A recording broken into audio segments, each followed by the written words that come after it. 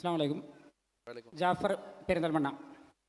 നമ്മൾ ഈ പ്രോഗ്രാമിൽ വഴിമാറുന്ന പ്രവാചക സ്നേഹം, മുജാഹിദ് ആദർശ മുഖാമുഖം. അപ്പോൾ ശരിക്കും ഇവിടെ വിശ്വാസത്തിൽ വഴിമാറിപ്പോകുന്നത് സ്വഹാബത്തിൻ്റെ വിശ്വാസത്തിൽ വഴിമാറിപ്പോകുന്നില്ല, അവർ അപ്ഡേഷൻ നടത്തുന്നില്ല. എന്നാൽ നമ്മുടെ ഇന്ന് കേരളത്തിലുള്ള വിശ്വാസങ്ങൾക്കാണ് അപ്ഡേഷൻ വരുന്നത് എന്നാണ് ഞാൻ മനസ്സിലാക്കിയത്. ഇപ്പോൾ ഞാൻ അതുമായി ബന്ധപ്പെട്ട്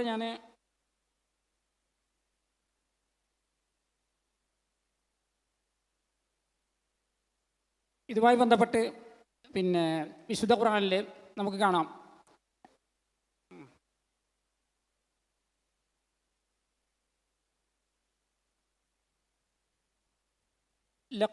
അഊദു ബില്ലാഹി മിനശ് ശൈത്വാനിർ റജീം. ബിസ്മില്ലാഹിർ റഹ്മാനിർ റഹീം.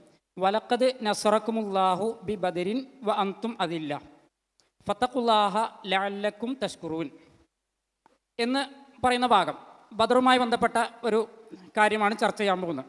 അപ്പോൾ ആ വിശ്വാസത്തിൽ പിന്നെ തുടർന്ന് അതിൻ്റെ രണ്ടാമത്തെ വരി തന്നെ അലം യക്ഫിയക്കും അൻയുമിദ്ദക്കും റബ്ബുക്കും ബി സലാസത്തി ആലാഫി മിനൽ മലായിക്കത്തി മുൻസലീൻ. ഈ ഭാഗം ഞങ്ങൾക്കൊക്കെ എല്ലാവർക്കും പരിചയമുള്ളതാണ്. ബദറുമായി ബന്ധപ്പെട്ടത് ഞാൻ പറയേണ്ട ഒരു ആവശ്യമല്ല ഈ ഒരു വേദിയിൽ. അപ്പോൾ ഇവിടെ മലക്കുകൾ അവിടെ ആ വിശ്വാസികളെ സഹായിച്ചു എന്ന് ഈ പരാമർശത്തിൻ്റെ ഉള്ളടക്കം ഞാൻ ചുരുക്കി പറയാണ്. കാരണം ഞാൻ പണ്ഡിതനൊന്നല്ല, ഞാൻ സാധാരണക്കാരനാണ്. കാരണം ഇത് നോക്കി വായിക്കാൻ തന്നെ പാടുപെടുന്നുണ്ട്. അപ്പോൾ ഇങ്ങനെ മലക്കുകളിൽ ആ സ്വഹാബത്ത് വിശ്വസിച്ചത് എന്തായിരുന്നു, മലക്കുകളിൽ നിന്ന് സ്വഹാബത്തിന് നേരിട്ട് സഹായം ലഭിച്ചു എന്നതാണ് ഞാൻ പറഞ്ഞുകൊണ്ടിരുന്ന ഭാഗം. അപ്പം അങ്ങനെ മലക്കുകളിൽ നിന്ന് സ്വഹാബത്തിന് നേരിട്ട് സഹായം ലഭിച്ച ആ സ്വഹാബത്ത് ഇത് മനസ്സിലാക്കിയ അനുഭവസ്ഥർ, ഇത് പ്രമാണങ്ങളിൽ നിന്ന് മനസ്സിലാക്കിയ അനുഭവസ്ഥർ എന്ത് ചെയ്തു? ആ സ്വഹാബത്താണ് അനുഭവസ്ഥർ. ഇവർ ഈ പ്രമാണങ്ങളൊക്കെ കണ്ടിട്ടും മനസ്സിലായിട്ടും മലക്കുകളോട് ശിർക്കല്ലാത്തൊരു സഹായത്തേട്ടമുണ്ട് എന്നോ അതിന് ഒരു പ്രമാണത്തെ അപ്ഡേറ്റ് ചെയ്യുകയോ അവർ ചെയ്തിട്ടില്ല. എന്നാൽ വിസ്ഡം ഇസ്ലാമിക് ഓർഗനൈസേഷൻ 2012 പ്രമാണം എന്തായിരുന്നു? ജിന്നുകളോട് ശിർക്കല്ലാത്തൊരു സഹായത്തേട്ടമുണ്ട്, അത് ശിർക്കായതും വസീലയായതുമുണ്ട്, എല്ലാം ഹറാമാകുന്നു എന്നായിരുന്നു. ഈ വാദം ശരിയല്ലേ? ഇത് ശരിയാണോ അല്ലേ എന്നുള്ളത് മൈക്ക് പോയിന്റിൽ നിൽക്കുന്ന ആൾ പറഞ്ഞു തരണം. അങ്ങനെ ഒരു വാദം ഉണ്ടായിരുന്നോ ഇല്ലേ? അല്ല, വിഷയം ഇത് സ്വഹാബത്തിന്റെ മാതൃകയിലാണോ എന്നാണ് ഞാൻ ചർച്ച ചെയ്യുന്നത്. അപ്പോൾ ഈ വിശ്വാസം നിങ്ങൾക്ക് ഉണ്ടായിരുന്നോ ഇല്ലയോ എങ്കിലേ നമ്മളെ ചോദ്യമുള്ളൂ. ഇല്ലെങ്കിൽ ഞാൻ ഇപ്പം മൈക്ക് വെച്ച് മടങ്ങി പോകണം. നിങ്ങൾക്ക് അങ്ങനെ വിശ്വാസം ഉണ്ടായിരുന്നോ ഇല്ലയോ എങ്കിലേ ഞാൻ അപ്ഡേഷനെ പറ്റി പറയാൻ പറ്റുള്ളൂ. ഞാൻ തുടക്കത്തിലേ പറഞ്ഞു ഇതൊരു വാദപ്രതിവാദം. ഇത് വാദപ്രതിവാദമല്ല. ഞാൻ പറയുന്നൊന്ന്, അതായത് നമ്മൾ പറഞ്ഞു ഇതൊരു വാദപ്രതിവാദത്തിന്റെ വേദിയല്ല. രണ്ട്, നമ്മുടെ വിഷയം എന്നുള്ളത് പ്രവാചക സ്നേഹവും അതുമായി ബന്ധപ്പെട്ട് നബിദിനാഘോഷവുമായി ബന്ധപ്പെട്ട വിഷയമാണ്. നമ്മൾ ആദ്യമേ പറഞ്ഞതാണ്, വിഷയസംബന്ധമല്ലാത്ത ചോദ്യങ്ങളാണ് ചോദിക്കുന്നത് എങ്കിൽ ഇവിടെ അതിന് ഇപ്പോൾ മറുപടി പറയുന്നതല്ല. എല്ലാ വിഷയവും നമുക്ക് എടുക്കാൻ പറ്റില്ല എന്ന് പറഞ്ഞു. അപ്പോൾ നിങ്ങൾ ഈ ചോദ്യം നബിദിനവുമായി ബന്ധപ്പെട്ട് എവിടെയാണ് വരുന്നതെന്ന് നിങ്ങൾക്ക് പറയാൻ പറ്റുന്നെങ്കിൽ നമുക്ക് ഈ ചോദ്യത്തിന് ഉത്തരം പറയാം. അതല്ല എങ്കിൽ ഈ വിഷയവുമായി ബന്ധപ്പെട്ട് ധാരാളം മുഖാമുഖങ്ങൾ കഴിഞ്ഞിട്ടുണ്ട്. വല്ലപ്പുഴയും മറ്റുമൊക്കെ നമ്മൾ ഈ വിഷയത്തിൽ നമ്മൾ മുഖാമുഖം നടത്തിയതാണ്. അതൊരു ആവർത്തി കേട്ട് കഴിഞ്ഞാൽ ആ വിഷയം നിങ്ങൾക്ക് മനസ്സിലാവും. എങ്കിൽ നമുക്കിത് വൈൻഡപ്പ് ചെയ്യാം. കാരണം എന്താ വെച്ചാൽ സ്വഹാബത്തിൻ്റെ വിശ്വാസം ഞാൻ പറഞ്ഞതെന്ന് വൈൻഡപ്പ് ചെയ്തൂടെ? സ്വഹാബത്തിൻ്റെ വിശ്വാസം മലക്കുകളോട് ശിർക്കല്ലാത്തൊരു സഹായത്തേട്ടം അങ്ങനെ ഇല്ല എന്നായിരുന്നു. എന്നാൽ അവരുടെ മരണം വരെയും ഏകദേശം നബി സല്ലല്ലാഹു അലൈഹി വസല്ലമയുടെ വഫാത്ത് വരക്ക് 100,000-ഓളം സ്വഹാബികൾ ഉണ്ടായിരുന്നു. അവർ ആ വിശ്വാസത്തിൽ തന്നെ തുടർന്ന് പോരുകയാണ് ഉണ്ടായത്. എന്നാൽ വിസ്ഡം ഇസ്ലാമിക് ഓർഗനൈസേഷന്റെ വിശ്വാസപ്രകാരം അല്ല, അത് പറഞ്ഞു വൈൻഡപ്പ് ചെയ്യണം. കാരണം ചോദ്യം അവരുടെയും പ്രവാചക ചര്യയും നമ്മളും തമ്മിലുള്ള വ്യത്യാസമാണ് പറഞ്ഞു വരുന്നത്. അല്ലല്ല, നമ്മൾ വിഷയം അതല്ലല്ലോ. നബി സല്ലല്ലാഹു അലൈഹി വസല്ലമയുടെ സഹാബത്ത് ഒരു മലക്കിനോടും പ്രാർത്ഥിച്ചിട്ടില്ല, ഒരു ജിന്നിനോടും പ്രാർത്ഥിച്ചിട്ടില്ല. അള്ളാഹുവിനോട് പ്രാർത്ഥിച്ചപ്പോൾ അള്ളാഹു സുബ്ഹാനഹു വതആല അള്ളാഹു കണക്കാക്കിയ സഹായം അള്ളാഹു നൽകി, അത്രേ ഉള്ളൂ. ഇത് നമ്മളെ സംബന്ധിച്ചിടത്തോളം ഇവിടെ ഒരു തർക്ക വിഷയമല്ല. നിങ്ങൾക്ക് നബിദിനവുമായി ബന്ധപ്പെട്ട വിഷയത്തിൽ വല്ലതും ചോദിക്കാനുണ്ടെങ്കിൽ ചോദിക്കാം, ഇല്ലെങ്കിൽ അടുത്താക്ക് മൈക്ക് കൈമാറാം. കാരണം ആ വിഷയവുമായി ബന്ധപ്പെട്ട് ചോദിക്കാൻ ധാരാളം ആളുകൾ പിറകിലുണ്ട്. അപ്പോൾ പ്രവാചക ചര്യയുമായിട്ട് തന്നെയാണ് ഞാൻ ചോദിച്ചത്. അവരുടെ വിശ്വാസത്തിൽ അപ്ഡേഷൻ നടന്നിട്ടില്ല. എന്നാൽ ഇപ്പോൾ വിസ്ഡം പറയുന്നത് ജിന്നുകളോട് പ്രാപഞ്ചിക വ്യവസ്ഥക്കുള്ളിൽ സഹായം ചോദിക്കാമെന്നാണ്.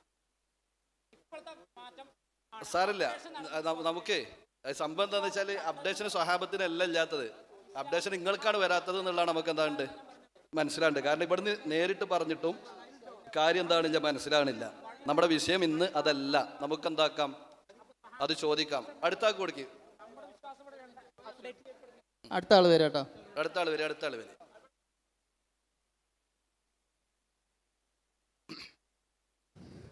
അസ്സലാമു അലൈക്കും. എൻ്റെ പേര് നൗഫൽ, സ്ഥലം പറവക്കൽ. നമ്മളിപ്പോൾ നബിദിനവുമായി ബന്ധപ്പെട്ടുള്ള കാര്യങ്ങളാണ് ചർച്ച ചെയ്തുകൊണ്ടിരിക്കുന്നത്. സമൂഹത്തിൽ ഇത് ചെയ്യണം എന്ന് പറയുന്ന ആളുകൾ ഖുർആൻ്റെ ആയത്തും ഹദീസുകളൊക്കെ വളച്ചൊടിക്കുന്നത് കാണുന്നുണ്ട്. അതിൽ പ്രധാനപ്പെട്ട ഒരു ആയത്താണ് സൂറത്തുൽ അഹ്സാബിലെ ഇന്നല്ലാഹ വ മലായികത്തുഹു യുസല്ലൂന അലൻ നബി യാ അയ്യുഹല്ലദീന ആമനു സ്വല്ലു അലൈഹി വസല്ലിമു തസ്ലീമ. സ്ഥിരമായി കേൾക്കുന്നതാണ്, അതിൻ്റെ അർത്ഥം എല്ലാവർക്കും അറിയാം. ഈ ആയത്തിനെ ഇതിന് തെളിവായിട്ടാണ് ഇവിടുത്തെ ബഹുഭൂരിഭാഗം വരുന്ന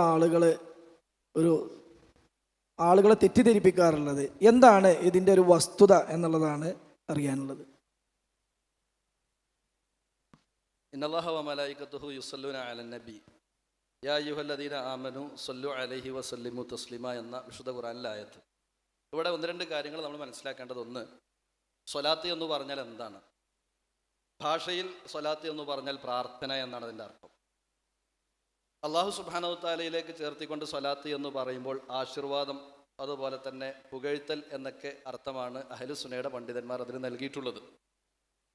മലക്കുകളിലേക്ക് ചേർത്തിക്കൊണ്ട് സ്വലാത്ത് എന്ന് പറയുമ്പോൾ അതിന് ഇസ്തിഗ്ഫാർ, പാപമോചനമെന്നും പണ്ഡിതന്മാർ പറഞ്ഞിട്ടുണ്ട്. ഇവിടെ നമ്മൾ ആലോചിച്ച് നോക്കുക, ഈ ആയത്ത് പ്രകടമായ നിലക്ക് തന്നെ അതിൻ്റെ അർത്ഥം പറഞ്ഞാൽ ഇന്നല്ലാഹ, തീർച്ചയായും അള്ളാഹു സുബ്ഹാനഹു തആല, ഇന്നല്ലാഹ, തീർച്ചയായും അള്ളാഹു സുബ്ഹാനഹു തആല, വ മലായികതഹു, അള്ളാഹുവിൻ്റെ മലക്കുകളും, യുസല്ലൂന അലൻ നബി, അള്ളാഹുവിൻ്റെ റസൂലിനെ പ്രകീർത്തിച്ചു കൊണ്ടിരിക്കുന്നു, അള്ളാഹുവിൻ്റെ റസൂലിന് വേണ്ടി പാപമോചനം തേടിക്കൊണ്ടിരിക്കുന്നു. മലക്കുകളാകുമ്പോൾ പാപമോചനം തേടുക, അള്ളാഹു ആകുമ്പോൾ നബി സല്ലല്ലാഹു അലൈഹി വസല്ലമയെ പുകഴ്ത്തിക്കൊണ്ടിരിക്കുന്നു എന്നതാണ്. അതുകൊണ്ട് തന്നെ യാ അയ്യുഹല്ലദീന ആമനു, വിശ്വസിച്ചവരെ, സല്ലു, നിങ്ങൾ എന്താക്കുക, സ്വലാത്ത് ചെല്ലുക, അഥവാ നബിക്ക് വേണ്ടി നിങ്ങൾ പ്രാർത്ഥിക്കുക എന്നാണ്. ഈ ആയത്ത് കേൾക്കുന്ന സമയത്ത് നമ്മൾ മനസ്സിലാക്കേണ്ടത് നബിയോട് പ്രാർത്ഥിക്കുക എന്നല്ല, നബിക്ക് വേണ്ടി പ്രാർത്ഥിക്കുക എന്നുള്ളതാണ്. എന്നാൽ ഈ പ്രവാചക സ്നേഹത്തിന്റെ പേരിലാണ് ഇന്ന് ഇവർ പാടിക്കൊണ്ടിരിക്കുന്നത് ഇർതകബതു അലൽ ഖതാ ഗൈറ ഹസിരിൻ വഅദദ് ലക അഷ്കൂ ഫീഹി യാ സയ്യിദി ഖൈറൻ നബി. ഈ ആയത്തും ഈ വരികളും എങ്ങനെയാണ് യോജിച്ചു പോകുക? അള്ളാഹു സുബ്ഹാനഹു തആല മുഹമ്മദ് മുസ്തഫ സല്ലല്ലാഹു അലൈഹി വസല്ലമക്ക് വേണ്ടി പ്രാർത്ഥിക്കാൻ നമ്മോട് ആവശ്യപ്പെടുമ്പോൾ ആളുകൾ നബിയോട് പ്രാർത്ഥിക്കുന്നു. തെറ്റെന്ന വാഹനമിൽ അറ്റമില്ല ഞാൻ കയറി അങ്ങയോടന്യായം യാ സയ്യിദി ഖൈറൻ നബി. ഇതാണ് ഇർതകബത്തുവിന്റെ അർത്ഥം. അള്ളാഹ് പറയുന്നു ഉദ്ഉനി അസ്തജിബ് ലക്കും, നിങ്ങൾ എന്നോട് പ്രാർത്ഥിക്കുവീൻ, ഞാൻ നിങ്ങൾക്ക് ഉത്തരം നൽകാമെന്ന്. മാത്രമല്ല, പാപമോചന പ്രാർത്ഥനകൾ നടത്തേണ്ടത് അള്ളാഹുവിനോടാണ്. എന്നിട്ട് നബിക്ക് വേണ്ടി പാപമോചനം നടത്തണമെന്ന് അള്ളാഹു വിശുദ്ധ ഖുർആനിലൂടെ പറഞ്ഞ ആയത്തിനെ നബിദിനാഘോഷത്തിന് തെളിവ് പിടിക്കുമ്പോൾ വിശുദ്ധ ഖുർആൻ ഏതൊരു ലക്ഷ്യത്തോടു കൂടിയാണോ അവതരിപ്പിക്കപ്പെട്ടിട്ടുള്ളത് അതിന് ഘടകവിരുദ്ധമായ രൂപത്തിലുള്ള പ്രവർത്തനമാണ് ഇതിലൂടെ നടക്കുന്നത് എന്നുള്ളത് ആർക്കും മനസ്സിലാക്കാൻ സാധിക്കുന്ന കാര്യമാണ്.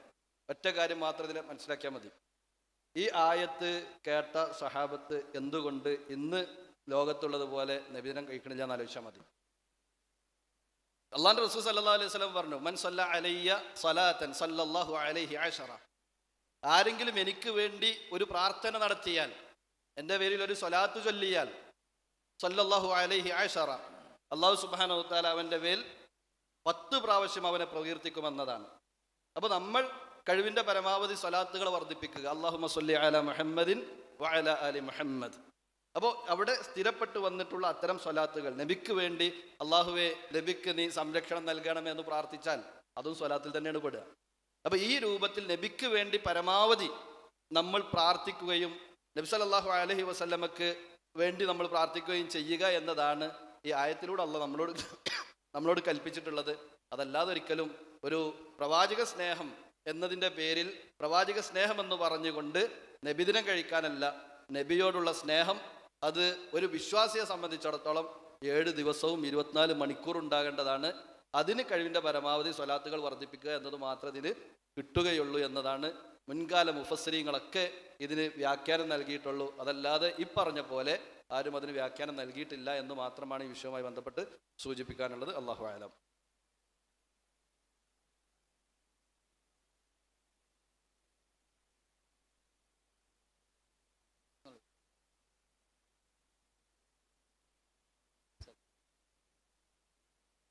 അസ്സലാമു അലൈക്കും.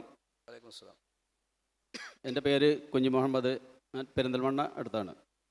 എനിക്ക് ചോദിക്കാനുള്ളത്, ഞാൻ വിഷയാവതരണം തുടങ്ങി കുറേ കഴിഞ്ഞ് ലാസ്റ്റായിട്ടാണ് വന്നിട്ടുള്ളത്. പക്ഷേ ചോദിക്കാനുള്ളത് നബിദിനവുമായി ബന്ധപ്പെട്ട് അഥവാ മങ്കൂസ് മൗലിദിലെ ചില വരികളെ പറ്റിയുള്ളൊരു സംശയമാണ്. അതിൽ പ്രവാചകൻ സല്ലല്ലാഹു അലൈഹി വസല്ലമ തങ്ങളുടെ പ്രകാശത്തെ പറ്റി നമ്മുടെ സമസ്ത പണ്ഡിതന്മാരൊക്കെ സാധാരണ പ്രസംഗത്തിൽ ഒരു ഹദീസ് ഓതാറുണ്ട്. അതായത് ഖാല റസൂലുള്ളാഹി സ്വല്ലല്ലാഹു അലൈഹി വസല്ലം യാ ജാബിർ അവ്വലുമാ ഖലഖല്ലാഹു തആല നൂരി എന്ന് പറഞ്ഞിട്ട്, അള്ളാഹു സുബ്ഹാനഹു വ തആല ആദ്യമായി സൃഷ്ടിച്ചത് എൻ്റെ പ്രകാശമാണ് ജാബിറെ എന്ന് പറയാറുണ്ടായിരുന്നു. അതുപോലെ എനിക്ക് മങ്കൂസ് മൗലിദിൻ്റെ ഒരു തർജ്ജമ കിട്ടി. അതിൽ ഞാൻ പിന്നെ സീറത്തുൽ ഹലബിയയിൽ നിന്ന് ഒരു ഇബാറത്തുണ്ട്. അതിൽ പറയുന്നത്, നബി സല്ലല്ലാഹു അലൈഹി വസല്ലമ തങ്ങൾ ജിബ്രീൽ എന്ന മലക്കിനോട് നിങ്ങളുടെ വയസ്സ് എത്രയാണെന്ന് ചോദിച്ചപ്പോൾ മലക്ക് മറുപടി പറയുന്നു, എൻ്റെ വയസ്സ് എത്രയാണെന്ന് എനിക്ക് ഓർമ്മയില്ല. പക്ഷേ ഞാൻ കുറേ കാലം മുമ്പ് 4-ാം ഹിജാബിൽ ഒരു നക്ഷത്രം ഉദിക്കുന്നതായി കാണാറുണ്ട്. 70,000 കൊല്ലത്തിൽ ഒരു പ്രാവശ്യം അത് ഉദിക്കും. ഇങ്ങനെ എൻ്റെ ജീവിതത്തിൽ ഞാൻ 72,000 പ്രാവശ്യം കണ്ടിരിക്കുന്നു. അപ്പോൾ നബി തങ്ങൾ ചോദിക്കുന്നു, ആ നക്ഷത്രം എന്താണെന്ന് അറിയുമോ? ജിബ്രീൽ പറഞ്ഞു, ഇല്ല. അപ്പോൾ നബി തങ്ങൾ പറയുന്നു, എൻ്റെ റബ്ബിൻ്റെ ഇസ്സത്തിനെ തന്നെയാണ്, അത് എൻ്റെ പ്രകാശമായിരുന്നു. അതാണ് പറഞ്ഞത്. എന്നിട്ട് അതിൻ്റെ അടിയിൽ ഒരു ബൈത്ത് കൊടുത്തിട്ടുണ്ട്. ഖദീമം ബറാഹുല്ലാഹു നൂറൻ ബിലാദമി അലാ നൂരിഹിൽ അംലാകു ലം തതഖാദമി വ അംലാകുഹു ഫളലൻ അലാ വഹുവ ആദമി ബദാ മജ്ദുഹു മിൻ ഖബലി നശ്അതി ആദമി എന്ന് പറയുന്ന ഒരു ബൈത്തുകളാണ്. അപ്പോൾ ഇതിൽ ഒരുപാട് വർഷങ്ങൾക്ക് മുമ്പാണ് നബിയുടെ പ്രകാശം സൃഷ്ടിച്ചതെന്നാണ് പറയുന്നത്. അതേ സ്ഥാനത്ത് മങ്കൂസ് മൗലിദിൽ മറ്റൊരിടത്ത് പറയുന്നുണ്ട്, വറുവിയ അനിൻ നബി സല്ലല്ലാഹു അലൈഹി വസല്ലം അന്നഹു ഖാല കുന്തു നൂറൻ ബൈന യദല്ലാഹി അസ്സ വജല്ല ഖബ്ല അൻ യഖ്ലുഖ ആദം അലൈഹിസ്സലാം ബി അൽഫി ആമിൻ. ആദം നബി അലൈഹിസ്സലാമിനെ സൃഷ്ടിക്കുന്നതിൻ്റെ 2000 വർഷം മുമ്പാണ് നബിയുടെ പ്രകാശം സൃഷ്ടിച്ചത് എന്ന്. അപ്പോൾ ഇത് രണ്ടും തമ്മിൽ വലിയ അന്തരമുണ്ട്. അപ്പോൾ ഇതിൻ്റെ യാഥാർത്ഥ്യം എന്താണെന്ന് അറിയാൻ ആഗ്രഹിക്കുന്നു.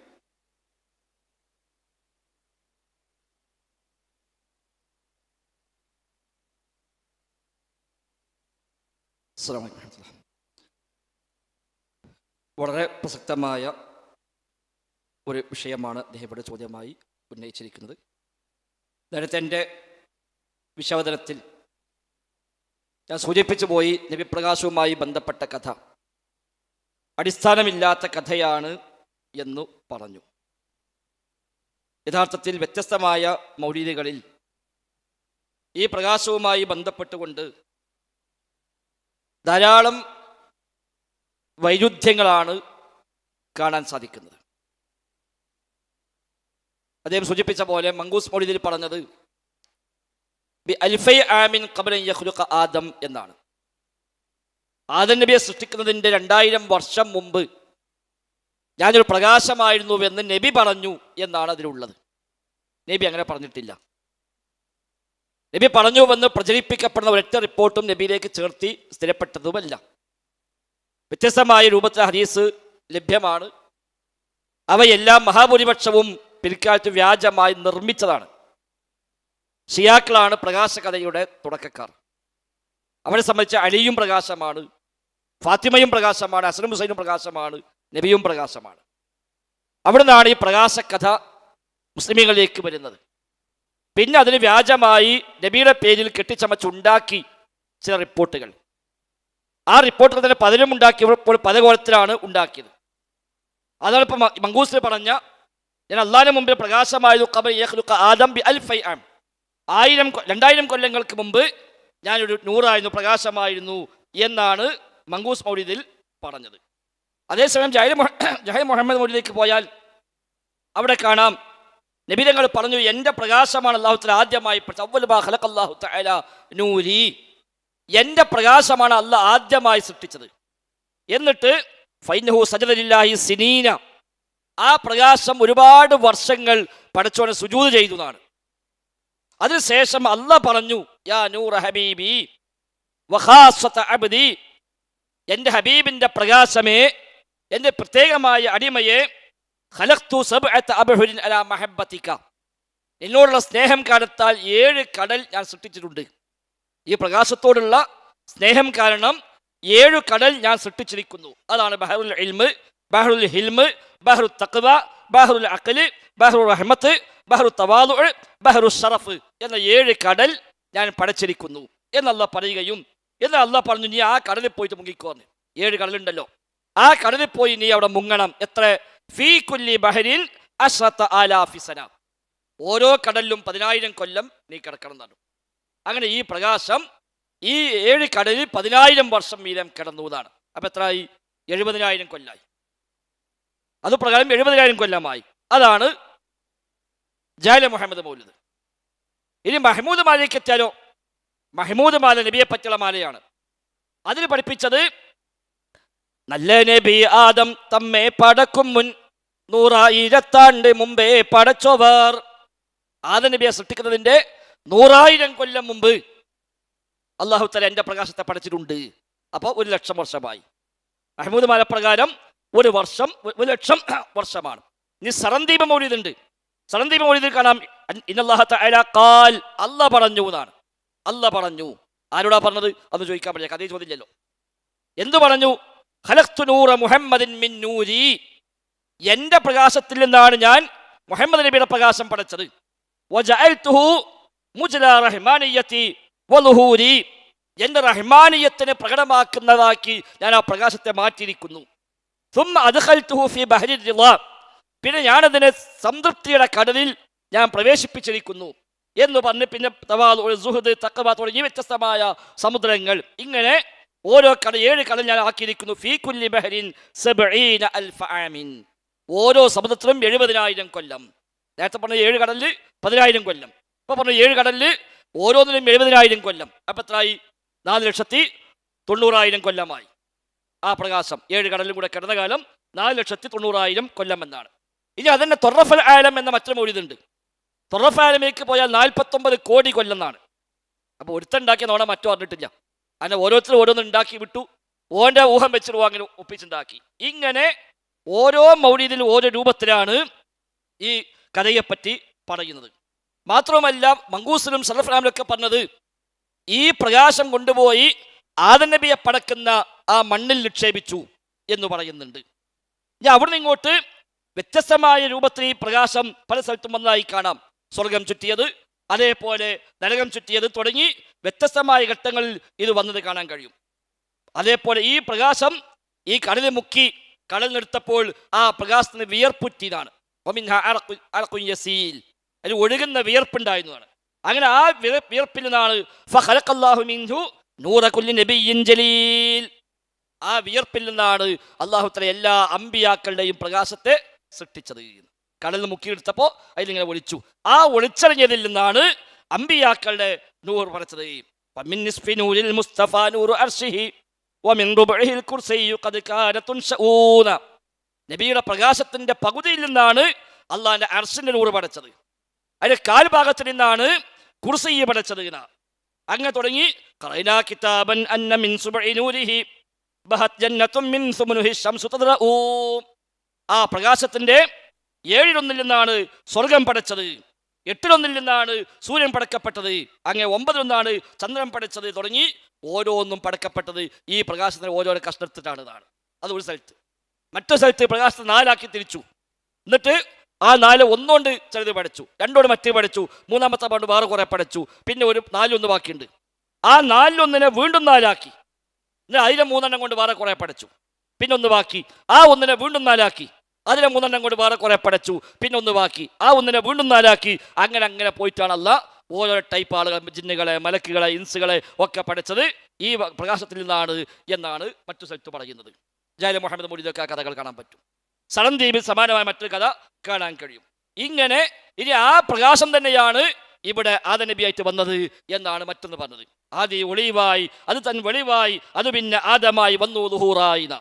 ആദ്യ ഒളിവായിരുന്നു, അത് പിന്നെ വെളിവായി, അതാണ് ആദം നബിയായിട്ട് വന്നത്. അംബിയ ഔലിയ ആയി വന്നു, അവസാനം മക്കത്ത് അത് തന്നെ വന്നു. ആ പ്രകാശം തന്നെയാണ് അമ്പിയാക്കളായും ഔലിയാക്കളായും എല്ലാം വന്നത്. അവസാനം മക്കത്ത് വന്നതും അത് തന്നെയാകുന്നു എന്നാണ്. ഇനിയും അത് വരുന്നതാണ്. നബിക്ക് ശേഷം വീണ്ടും അതെങ്ങനെ ഔലിയാക്കളായി വന്നുകൊണ്ടേയിരിക്കും. അവസാനം അത് നിലച്ചാൽ അന്ന് ഖിയാമത്തായി എന്നാണ് പഠിപ്പിക്കപ്പെടുന്നത്. ഇങ്ങനെ ഈ പ്രകാശവുമായി ബന്ധപ്പെട്ട് ഒട്ടനവധി കഥകളുണ്ട്. ആദ്യം പഠിച്ചത് നബി പ്രകാശമാണ് എന്നൊരു കഥ മാത്രമൊന്നുമല്ല. പലപ്പോഴും അതാണ് ഉസ്താദ്മാർ പറയാം. അതിനാ തെളിവുണ്ട്, സ്ഥാപിക്കാൻ ശ്രമിക്കാം. അപ്പൊ ആദ്യം പഠിച്ചത് പ്രകാശമാണ് എന്നൊരു കഥ മാത്രമല്ല, ആ പ്രകാശവുമായി ബന്ധപ്പെട്ട് ഒട്ടനവധി കള്ളക്കഥകൾ പ്രചരിപ്പിക്കപ്പെടുന്നുണ്ട്. അതിനൊന്നും യാതൊരു അടിസ്ഥാനവും ഇല്ല എന്ന് നമുക്ക് കാണാൻ കഴിയും. ഒക്കെ വ്യാജമായി പിൽക്കാലത്ത് നിർമ്മിക്കപ്പെട്ടവയാണ്. ഇനി അങ്ങനത്തെ ഉസ്താദ്മാർ പറയും, സുലകത്താവ് സൂചിപ്പിച്ച പോലെ ജാബിർ അനുഭവം നബി തങ്ങൾ പറഞ്ഞു എന്ന് പറയുന്നൊരു കഥയുണ്ട്. അവലുമാ ഖലഖല്ലാഹു തആല നൂറ നബിയിക യാ ജാബിർ എന്നും നൂരി യാ ജാബിർ എന്നൊക്കെയുള്ള പ്രയോഗങ്ങൾ. ആദ്യമായി പടക്കപ്പെട്ടത് എൻ്റെ പ്രകാശമാകുന്നു എന്ന് നബിതങ്ങൾ പറഞ്ഞു എന്നാണ് മറ്റു ചില ആളുകൾ കളവ് പറയാറുണ്ട്. നബിതങ്ങൾ അങ്ങനെ പറഞ്ഞിട്ടില്ല, അല്ലെ ഹദീസ് എവിടെയും സ്ഥിരപ്പെട്ടു വന്നിട്ടില്ല. കിതാബിൽ ഉണ്ടെന്നൊക്കെ പറയും, കിതാബിൽ കുറേ കാലം ഉസ്താദ്മാർ പറഞ്ഞിരുന്നു അത് ഇമാം അബ്ദുൾ റസാഖിൻ്റെ മുസന്നഫിലുണ്ട് എന്ന്. അപ്പോൾ ലോകത്തുള്ള മുസന്നഫിൻ്റെ എല്ലാ കോപ്പിയും കാണിച്ചു കൊടുത്താലും ഇതിൽ എവിടെ ഇല്ലല്ലോ. അപ്പം ചില ഉസ്താദ്മാർ പറഞ്ഞു അത് ഇന്നുള്ളത് കാണില്ല, പണ്ടുള്ളതിലുണ്ടായിരുന്നതാണ്. ഇപ്പോഴുള്ള മുസന്നഫിൽ കാണൂല, പണ്ടുള്ള മുസന്നഫിൽ അത് വഴിക്കുന്ന കൊയ്യാടിപ്പോയത്. എന്താ സ്വർണ്ണമാലറ്റ് കൊയ്യാടി പോവാൻ? പിന്നെ കുറച്ച് കാലം മുമ്പ് അലവിസക്ക വിവാഹം കിട്ടിയിട്ടുണ്ട്. അതായത് എവിടെ കൊയ്യാടിപ്പോയ ഹദീസ് പിന്നെ കിട്ടി, ഒരു കിതാബിന് ഹദീസ് കൊഴിഞ്ഞു പോവുക. പിന്നെ കുറച്ച് കഴിയുമ്പോൾ മർക്കസുകാർക്ക് അത് കിട്ടുക. അങ്ങനെ കിട്ടിയപ്പോൾ അതിനൊപ്പം വേറെയും കൂടെ ഹദീസ് കിട്ടി. അപ്പോൾ ലക്കടിച്ചു. ഒന്നാ പോയത്, പക്ഷെ കിട്ടിയപ്പോൾ ഒരു 10-15 കിട്ടി. അതൊക്കെ നമുക്ക് ആവശ്യമുള്ളത് കിട്ടിയതൊക്കെ അതുകൊണ്ടാണ്. ആ ടൈപ്പ് വേറെ ഒന്നിച്ച് ടീമായിട്ട് ഇങ്ങനെ മിസ്സായി പോയതായിരുന്നു. അത് ഒന്നിച്ച് അതിനെ കൂട്ടത്തോട് കണ്ടെടുത്തു. ഒരു ഹദീസ് പോയപ്പോൾ 10 ഫ്രീ എന്ന പോലെ ഒന്നാകെ ഒരു കൂട്ടത്തോടെ കിട്ടി. അങ്ങനെ അതൊക്കെ പടപ്പം ഒപ്പിച്ചുണ്ടാക്കി കിതാബാക്കിയിട്ട് പോലിപ്പോൾ കൊണ്ടെടുക്കുക. അത് ഇൻഷാല്ലാ നമ്മുടെ ആശിക്കും ഒരു വിശദമായി ഇവിടെ പറയും. മനസ്സിലാക്കണം, ആ രംഗത്ത് മുസ്ലിയാക്കന്മാരുടെ തട്ടിപ്പുകളുണ്ട്. ഇത് കിതാബിൽ ഉണ്ട് എന്ന് പറഞ്ഞിട്ട് ഒരു ഒപ്പിച്ച ചില തട്ടിപ്പ് കഥകളുണ്ട്. അതുകൂടി പറയുമ്പോഴാണ് ഈ ഉത്തരം പൂർത്തിയാവുക. ഇൻഷാല്ലാ അദ്ദേഹം അത് കൂട്ടിച്ചേർക്കും. അസ്സലാമു അലൈക്കും.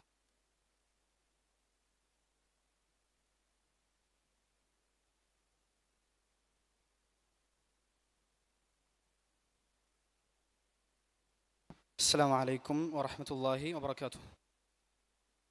നബി പ്രകാശവുമായി ബന്ധപ്പെട്ട ചോദ്യമാണ് ചോദിച്ചത്. അതിൽ ഈ ഒരു മുസന്നഫ് അബ്ദുർ റസാഖിൽ അങ്ങനെ ഒരു ഹദീസ് ഉണ്ട് എന്ന് പൊതുവെ പറഞ്ഞു നടക്കാറുണ്ട്. അപ്പോൾ ഈ അടുത്ത് കളഞ്ഞു കിട്ടിയെന്ന് പറഞ്ഞ ഹദീസുകൾ. അപ്പോൾ അതുമായി ബന്ധപ്പെട്ട് കുറച്ച് കാര്യങ്ങളാണ് സൂചിപ്പിക്കാനുള്ളത്. അപ്പോൾ ഇതാണ് നമ്മളൊക്കെ കണ്ട മുസന്നഫ് അബ്ദുർ റസാഖ്. ഈ കാണുന്നതാണ് മുസന്നഫ് അബ്ദുർ റസാഖ്. ഇതിൽ മഹാനായ ഇമാം അബ്ദുർ റസാഖ് റഹ്മത്തുള്ളാഹി അലൈഹിം അദ്ദേഹം പിന്നെ ഹിജറ 126 ജനിക്കുകയും ഹിജറ 211 മരണപ്പെടുകയും ചെയ്ത മഹാനായ ഹദീസ് പണ്ഡിതനാണ്. ഹിജറ 211 അദ്ദേഹം വഫാത്താകുന്നത്. ഈ കിതാബിനെ കുറിച്ച് ഇമാം ദഹബി പറഞ്ഞത് ഇത് ഖസാനത്തുൽ ഇൽമാണെന്നാണ്. എന്ന് പറഞ്ഞാൽ ഫീഹി ഖസാനത്തു ഇൽമിൻ, ഇതിൽ ഇൽമിൻ്റെ ഖജനാവ് ഉണ്ട് എന്നാണ്. അപ്പോൾ ഇൽമിൻ്റെ ഖജനാവുള്ള ഒരു ഹദീസിൻ്റെ കിതാബാണ്. നബി സല്ലല്ലാഹു അലൈഹി വസല്ലമയെ ഏറെ സ്നേഹിക്കുന്നവരാണ് മുഹദ്ദിസുകൾ. ഒരു വരി കൊണ്ടുപോലും നബിദിനത്തെ പ്രോത്സാഹിപ്പിക്കാത്തവരാണ് മുഹദ്ദിസുകൾ. ആ മുസന്നഫിൽ ഇബ്നു അബ്ദുർ റസാഖിൻ്റെ മുസന്നഫിൽ നബി സല്ലല്ലാഹു അലൈഹി വസല്ലമയുടെ പ്രകാശത്തെക്കുറിച്ച് ഈ പറയുന്ന ഹദീസിനെ കുറിച്ച് സൂചന ഉണ്ട് എന്നാണ് ഇവർ സൂചിപ്പിക്കുന്നത്. അപ്പം അതുമായി ബന്ധപ്പെട്ട് ഈ അടുത്ത കാലത്ത് ഏകദേശം 2005 ദുബായിൽ വെച്ച് ഒരു പ്രതി മുസന്നഫ് അബ്ദുർ റസാഖിൻ്റെ തുടക്ക ഭാഗത്ത്, ഇത് തുടങ്ങുന്നത് ഗസ്ലു ദിറാഇനി എന്നാണ് ബാബിൻ്റെ തുടക്കം. മുസന്നഫ് അബ്ദുർ റസാഖിൽ ആദ്യത്തെ ഹദീസ് പറയുന്നത് അതിൻ്റെ കൈമുട്ട് കഴുകുന്ന ഭാഗത്താണ് ഹദീസ് തുടങ്ങുന്നത്. അപ്പോൾ ചില ആളുകൾക്ക് തോന്നി അങ്ങനെ ഇപ്പോൾ ഒരു കിതാബ് തുടങ്ങൂലല്ലോ, അതിൻ്റെ ആദ്യ ഭാഗത്ത് എന്തോ മിസ്സായിട്ടുണ്ട്. അപ്പോൾ മിസ്സായ ഭാഗവും നമ്മുടെ ഇഷ്ടവും കൂട്ടിക്കലർത്തണം. അപ്പോൾ ഈ അടുത്ത കാലത്ത് 2005 എൻ്റെ ഓർമ്മ, ഒരു തൊബ അൽ ജുസ്ഉൽ മഫ്കൂദ്, കളഞ്ഞുപോയ ഭാഗം മിൻ മുസന്നഫി അബ്ദുർ റസാഖ്, അബ്ദുർ റസാഖിൻ്റെ മുസന്നഫിൽ നിന്ന് കളഞ്ഞു പോയൊരു ഭാഗം കളഞ്ഞു കിട്ടിയെന്നാണ്. അത് കിട്ടിയതൊരു ഖാദിരിയ ത്വരീഖത്തുകാരനാണ്, തഹ്ഖീഖ് നടത്തിയതൊരു സൂഫിയാണ്.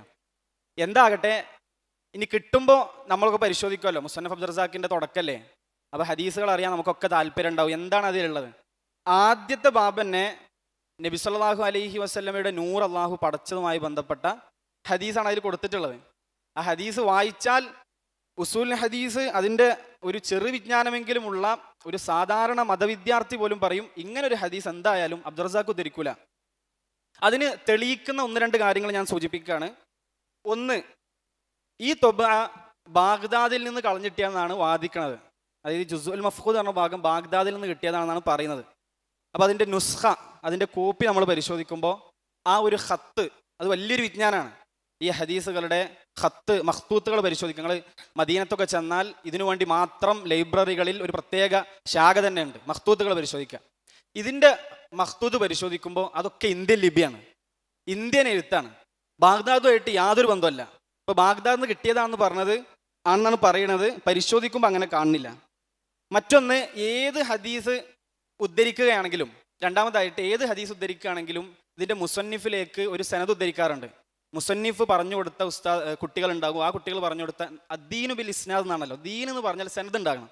ആരെങ്കിലും എന്തെങ്കിലും പറഞ്ഞാൽ ദീനാവില്ല. അപ്പം ഞാൻ വന്നിട്ട് നബിനെ കുറിച്ച് എന്തെങ്കിലും പറഞ്ഞാൽ ദീനാവില്ലല്ലോ, പറയണം. നബി സല്ലല്ലാഹു അലൈഹി വസല്ലമ ആർക്ക് പറഞ്ഞു കൊടുത്തു, അവരാർക്ക് പറഞ്ഞു കൊടുത്തു. അദ്ദീനു ബിൽ ഇസ്നാദ് വലൗലൽ ഇസ്നാദു ലഖാല മൻ ഷാ മാ ഷാ. ഈ സനദില്ലെങ്കിൽ തോന്നിയത് ദീനിൽ പറയൂലേ, അത് ദീൻ്റെ ഒരു അടിസ്ഥാനമാണ്. അപ്പോൾ ഇതിന് സനദും ഇല്ല. എവിടുന്ന് കിട്ടിയെന്നുള്ളത് മുസന്നഫ് അബ്ദുറസാഖിൽ എത്തുന്ന സനദില്ല. 2, 3 ഇതിലെ പദങ്ങൾ പരിശോധിച്ചാൽ, ഇപ്പോൾ ഉസ്താദ് ഇവിടെ പറഞ്ഞ പദങ്ങളാണ് അതിലുള്ളത്. 4 ഖിസ്മാക്കി, അതിൻ്റെ വിയർപ്പിൽ നിന്ന് ഇന്നത് സൃഷ്ടിച്ചു, അത് കണ്ട ആളെ ഇന്ന ആളാക്കി, അങ്ങനെ എന്തൊക്കെയോ പദങ്ങൾ കൂട്ടിക്കലർത്തി ഉണ്ടാക്കിയ ഒരു ഹദീസാണ്. പദങ്ങൾ പരിശോധിച്ചാൽ ഹദീസുമായിട്ട് ഹദീസ് പഠിക്കുന്ന വിദ്യാർത്ഥികൾക്ക് അറിയാം. ഞാനിവിടെ നിങ്ങൾക്ക് ഇമാം ഇബ്നുൽ ജൗസി തങ്ങളുടെ മൗദൂആത്തിൽ നിന്നൊരു ഉദ്ധരണി വായിച്ചു തരാം. അദ്ദേഹം പറയുന്നുണ്ട് ഈ ഹദീസിനെ പറ്റി, അൽ ഹദീസുൽ മുൻകർ, നിരാകരിക്കപ്പെടുന്ന ഹദീസുകൾ, യഖ്ശഇറു ലഹു ജിൽദു ത്വാലിബുൽ ഇൽം, മതവിദ്യാർത്ഥിയുടെ അറിവ് അന്വേഷിക്കുന്നവന്റെ തൊലി വിറകൊള്ളും ഇങ്ങനത്തെ മുൻകറായ ഹദീസ് കണ്ടാൽ. ആ ഒരു രൂപം ഈ ഹദീസിനുണ്ട്. ഫിൽ ഗാലിബ് അധികം അങ്ങനെയാണ് ഉണ്ടാവുക.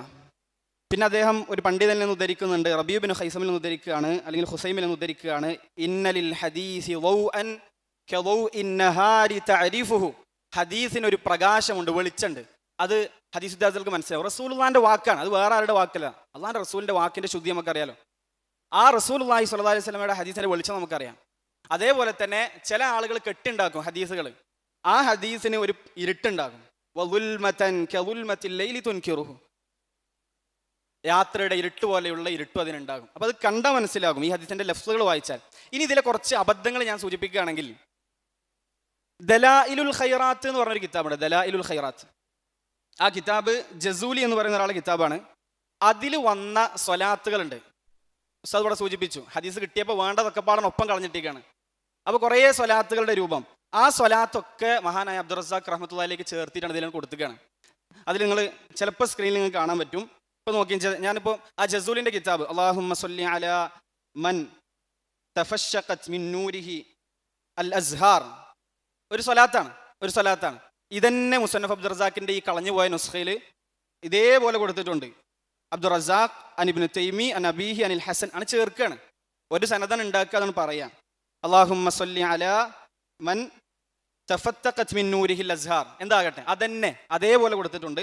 വേറൊന്ന്, അല്ലാഹുമ്മ സ്വല്ലി അലാ സയ്യിദിന മുഹമ്മദ് വഅലാ ആലി ബഹ്രി അൻവാരിക വഅലാ ആലിഹി ബഹ്രി അൻവാരിക വമഅദിനി അസ്റാരിക. ഇത് ജസൂലിന്റെ കിതാബിലുള്ള ഒരു പദമാണ്. അതേപോലെ അതിന് സനദ് ഉണ്ടാക്കിക്കുക.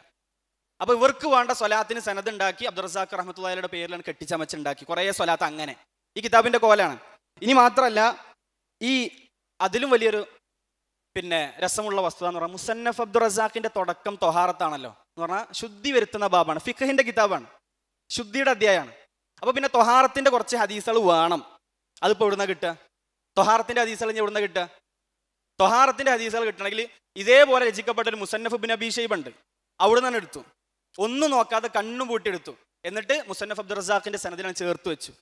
കടത്തി കൂട്ടാന്ന് മുസന്നഫ് അബ്ദുറസാഖിന്റെ പേരിലാണ് ചേർത്തു. അതിന് ഒരുപാട് ഉദാഹരണങ്ങളുണ്ട്. തൊഹാറത്തുമായി ഇബ്നു അബീ ശൈബയിൽ വന്ന ഹദീസ് നിങ്ങൾക്ക് നേരിട്ട് കാണാം. മുസന്നഫ്, അതായത് മുസന്നഫ് ഇബ്നു അബീ ശൈബയാണ് ഉദ്ദേശിച്ചത്. അതിൽ ബാബു തസ്മിയത്തി ഫിൽ വുളു, ഇതേ ഭാഗം ഈ ജുസുൽ മഫ്ഖൂദിൽ ബാബു തസ്മിയത്തി ഫിൽ വുളു അതേപോലെ കൊടുത്തിട്ടുണ്ട്. ഇനി വേറൊന്നുള്ളത്, അങ്ങനെ ഒരുപാട് ഹദീസുകൾ. ഇനി ആദ്യത്തെ ഹദീസ് തന്നെ ഈ ജുസുൽ മഫ്ഖൂദിൽ, അതായത് ഈ കളഞ്ഞു പോയ ജുസയിൽ, അത് ശരിക്കും ജുസുൽ മൗദു ആണ്. കെട്ടിണ്ടാക്കിയ ജുസാണ്. അതിൽ ആദ്യത്തെ ഹദീസ് തന്നെ അന്നത്തെ കാലത്ത് പരിചയമില്ലാത്ത ഒരുപാട് പദങ്ങൾ, ഒരിക്കലും റസൂലുള്ളാഹി സ്വല്ലല്ലാഹി അലൈഹി വസല്ലം പറയാൻ സാധ്യതയില്ലാത്ത ഒരുപാട് പദങ്ങൾ അതിൽ കടന്നുകൂടിയിട്ടുണ്ട്. ഒരുപാട് പദങ്ങളുണ്ട്, എല്ലാം ഇവിടെ പറയുന്നില്ല. ഇപ്പോൾ ഉദാഹരണത്തിന് സൊറാഫ്, തൊറാസ്, കയ്യാല്, ഈ പറയപ്പെട്ട സൊബ്ബാഗ് പൈൻ്റടിക്കാരൻ, ഈ പറയപ്പെട്ട പദങ്ങളൊക്കെ പിൽക്കാലത്ത് ഉണ്ടായ പദങ്ങളാണ്. ഇതൊക്കെ ആ ഹദീസിലാണ് കെട്ടിണ്ടാക്കിയിട്ടുണ്ട്. റസൂലുള്ള പറയാൻ ഒരിക്കലും ചാൻസ് ഇല്ലാത്ത പദങ്ങൾ അങ്ങനെ കെട്ടിണ്ടാക്കി. ഇനി മാത്രമല്ല, വേറൊരു രസം പറയുകയാണെങ്കിൽ അബ്ദുറസാഖ് റഹ്മത്തുള്ളാഹി അലൈഹി ഇമാം സുഹരിന്ന് ഉദ്ധരിക്കുന്നുണ്ട്. ഇമാം സുഹരിന്ന് ഒരുപാട് സനദുണ്ട്, എല്ലാം പറയാൻ സമയമില്ല. അബ്ദുറസാഖ് റഹ്മത്തുള്ളാഹി അലൈഹി ഇമാം സുഹരിന്ന് ഉദ്ധരിക്കുന്നുണ്ട്. അടുത്ത് അബ്ദുറസാഖ് റഹ്മത്തുള്ളാഹി ഇമാം സുഹരിന്ന് ഉദ്ധരിക്കുന്ന ഒരു ഭാഗം, ഇമാം സുഹരി റഹ്മത്തുള്ളാഹി അലൈഹി മരണപ്പെടുന്നത് ഹിജറ 124 അബ്ദുറസാഖ് റഹ്മത്തുള്ളാഹി ജനിക്കണേ 126. അതായത് താൻ ജനിക്കുന്നതിനും 2 വർഷം മുമ്പേ മരണപ്പെട്ടു പോയ ഇമാം സുഹരിയിൽ നിന്ന് ആര് ഹദീസ് ഉദ്ധരിച്ചു? അബ്ദുറസാഖ് റഹ്മത്തുള്ളാഹി അലൈഹി ഹദീസ് ഉദ്ധരിച്ചു. സംഭവം ഒന്നുമില്ല, അപ്പുറത്തെ കിതാബിൽ നിന്ന് കട്ടതാണ്, അതേപോലെ പറഞ്ഞപ്പോൾ പാളിപ്പോയതാണ്. ഇപ്പം നമ്മൾ പറയല്ലോ കക്കുമ്പോൾ നോക്കി കക്കണം എന്ന് പറയല്ലോ, അതേപോലെ കട്ടെടുത്തുണ്ടാക്കിയ ആ ഒരു ജുസ് ആണ് ഈ പറയപ്പെടുന്നത്. മുസന്നഫ് അബ്ദുറസാഖ് റഹ്മത്തുള്ളാഹിയുടെ പേരിൽ ഇമാം അബ്ദുറസാഖും ഇങ്ങനെ ഒരു ഹദീസ് പറഞ്ഞിട്ടില്ല, അദ്ദേഹത്തിന്റെ ഉസ്താദ് മഅമറും പറഞ്ഞിട്ടില്ല, ഇബ്നുൽ മുൻകദിറും പറഞ്ഞിട്ടില്ല, ജാബിർ റളിയല്ലാഹു പറഞ്ഞിട്ടില്ല. പിന്നെ ഈ പറയപ്പെട്ട സൂഫികൾക്ക് എവിടുന്നോ കിട്ടി, പറയപ്പെട്ട അലവി സഖാഫിക്ക് എവിടുന്നോ കളഞ്ഞു കിട്ടിയെന്നാണ്.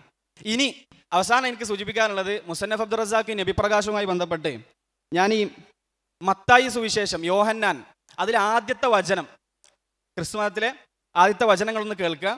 ആദിയിൽ വചനം ഉണ്ടായിരുന്നു, വചനം ദൈവത്തോടു കൂടെ ആയിരുന്നു, വചനം ദൈവമായിരുന്നു, അവൻ ആദിയിൽ ദൈവത്തോടു കൂടെ ആയിരുന്നു, സകലവും അവൻ മുഖാന്തരം ഉളവായതൊന്നും അവനെ കൂടാതെ ഉളവായതല്ല, അവനിൽ ജീവൻ ഉണ്ടായിരുന്നു, ജീവൻ മനുഷ്യരുടെ വെളിച്ചമായിരുന്നു. ഇങ്ങനെ മത്തായി സുവിശേഷത്തിൽ കാണാം.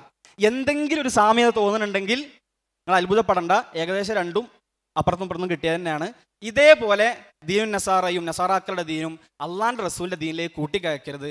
ഒരിക്കലും മുഹദ്ദീസീങ്ങളുടെ പേരില്ലാത്ത പറയുന്നു. മുസന്നഫ് അബ്ദുറസാഖ് എന്നൊക്കെ പറഞ്ഞാൽ അബ്ദുറസാഖ് റഹ്മത്തുള്ളാഹി എന്നൊക്കെ പറഞ്ഞാൽ ആരാണ്?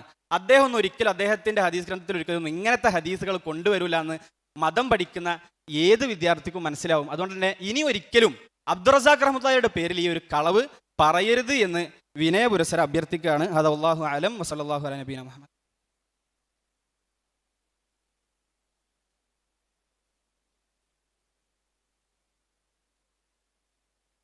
അദ്ദേഹത്തിന് ചോദ്യം ഉണ്ടെങ്കിൽ ഇനി കൊടുക്കാം.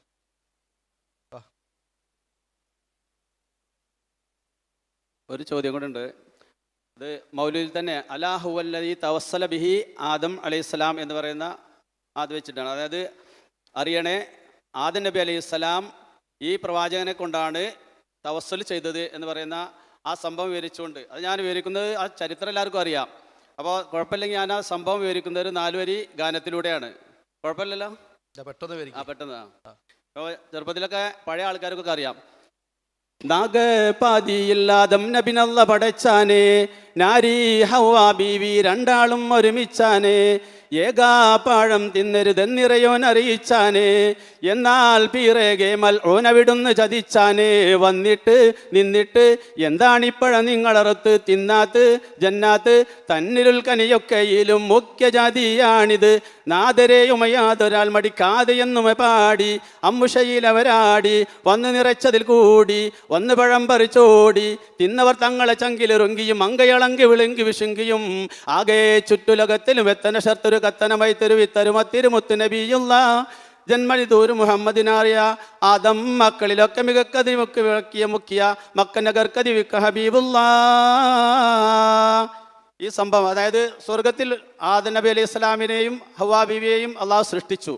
അങ്ങനെ അള്ളാഹു ആ സ്വർഗത്തിലെ ഒരു പ്രധാനപ്പെട്ട വൃക്ഷം കാണിച്ച ഒരു കനി ഉണ്ട്, അത് ഭക്ഷിക്കരുത് എന്ന് പറയുകയും അങ്ങനെ ശൈത്താൻ്റെ ഇബ്ലീസിൻ്റെ പ്രേരണയാൽ അവർ ആ പഴം അറുത്ത് ഭക്ഷിക്കുകയും ചെയ്തു. അത് കാരണം അള്ളാഹു വരെ സ്വർഗത്തിൽ നിന്ന് ആദം നബിയെയും ഹവ്വാ ബീവിയെയും സ്വർഗത്തിൽ നിന്ന് പുറത്താക്കി. ആ സംഭവമാണ് അതിൽ വിവരിക്കുന്നത്. പാട്ടിൽ പല തെറ്റുകളും ഉണ്ടാവും, ക്ഷമിക്കണം. അപ്പോൾ അങ്ങനെ മൗലിദിൽ പറയുന്നുണ്ട് എന്ത്, ആദം നബി അലൈഹി സ്വലാം പിന്നെ സ്വർഗത്തിൽ വസിക്കുന്ന സമയത്ത് അർഷിൻ്റെ തണ്ടങ്കാലിൽ ലാ ഇലാഹ ഇല്ലല്ലാഹ് മുഹമ്മദ് റസൂലുള്ളാഹ് എന്ന് എഴുതിയതായി കണ്ടു. അങ്ങനെ ആദം നബി അള്ളാഹുവിനോട് ചോദിച്ചു, മൻ കറന്തസ്മുഹു ബിസ്മിക, അള്ളാഹുവേ നീ നിൻ്റെ പേരിനോട് ചേർത്തി വെച്ചിരിക്കുന്ന ആ പേര് ആരുടേതാണ് എന്ന് ചോദിച്ചു. അപ്പോൾ അള്ളാഹു പറഞ്ഞു, നിൻ്റെ സന്താനങ്ങളിൽ അവസാനമായി വരുന്ന എൻ്റെ ഹബീബായ ഒരു പ്രവാചകൻ്റെ പേരാണ് എന്ന്. അങ്ങനെ ആദം നബി അലൈഹി ഇസ്ലാമിനെ സ്വർഗത്തിൽ നിന്ന് പുറത്താക്കിയതിന് ശേഷം ആദം നബിക്ക് ആ സംഭവം ഓർമ്മ വന്നു. അങ്ങനെ അവിടെ വെച്ചിട്ട് ആദം നബി അലൈഹി ഇസ്ലാം പിന്നെ പ്രാർത്ഥിച്ചു എന്നാണ്.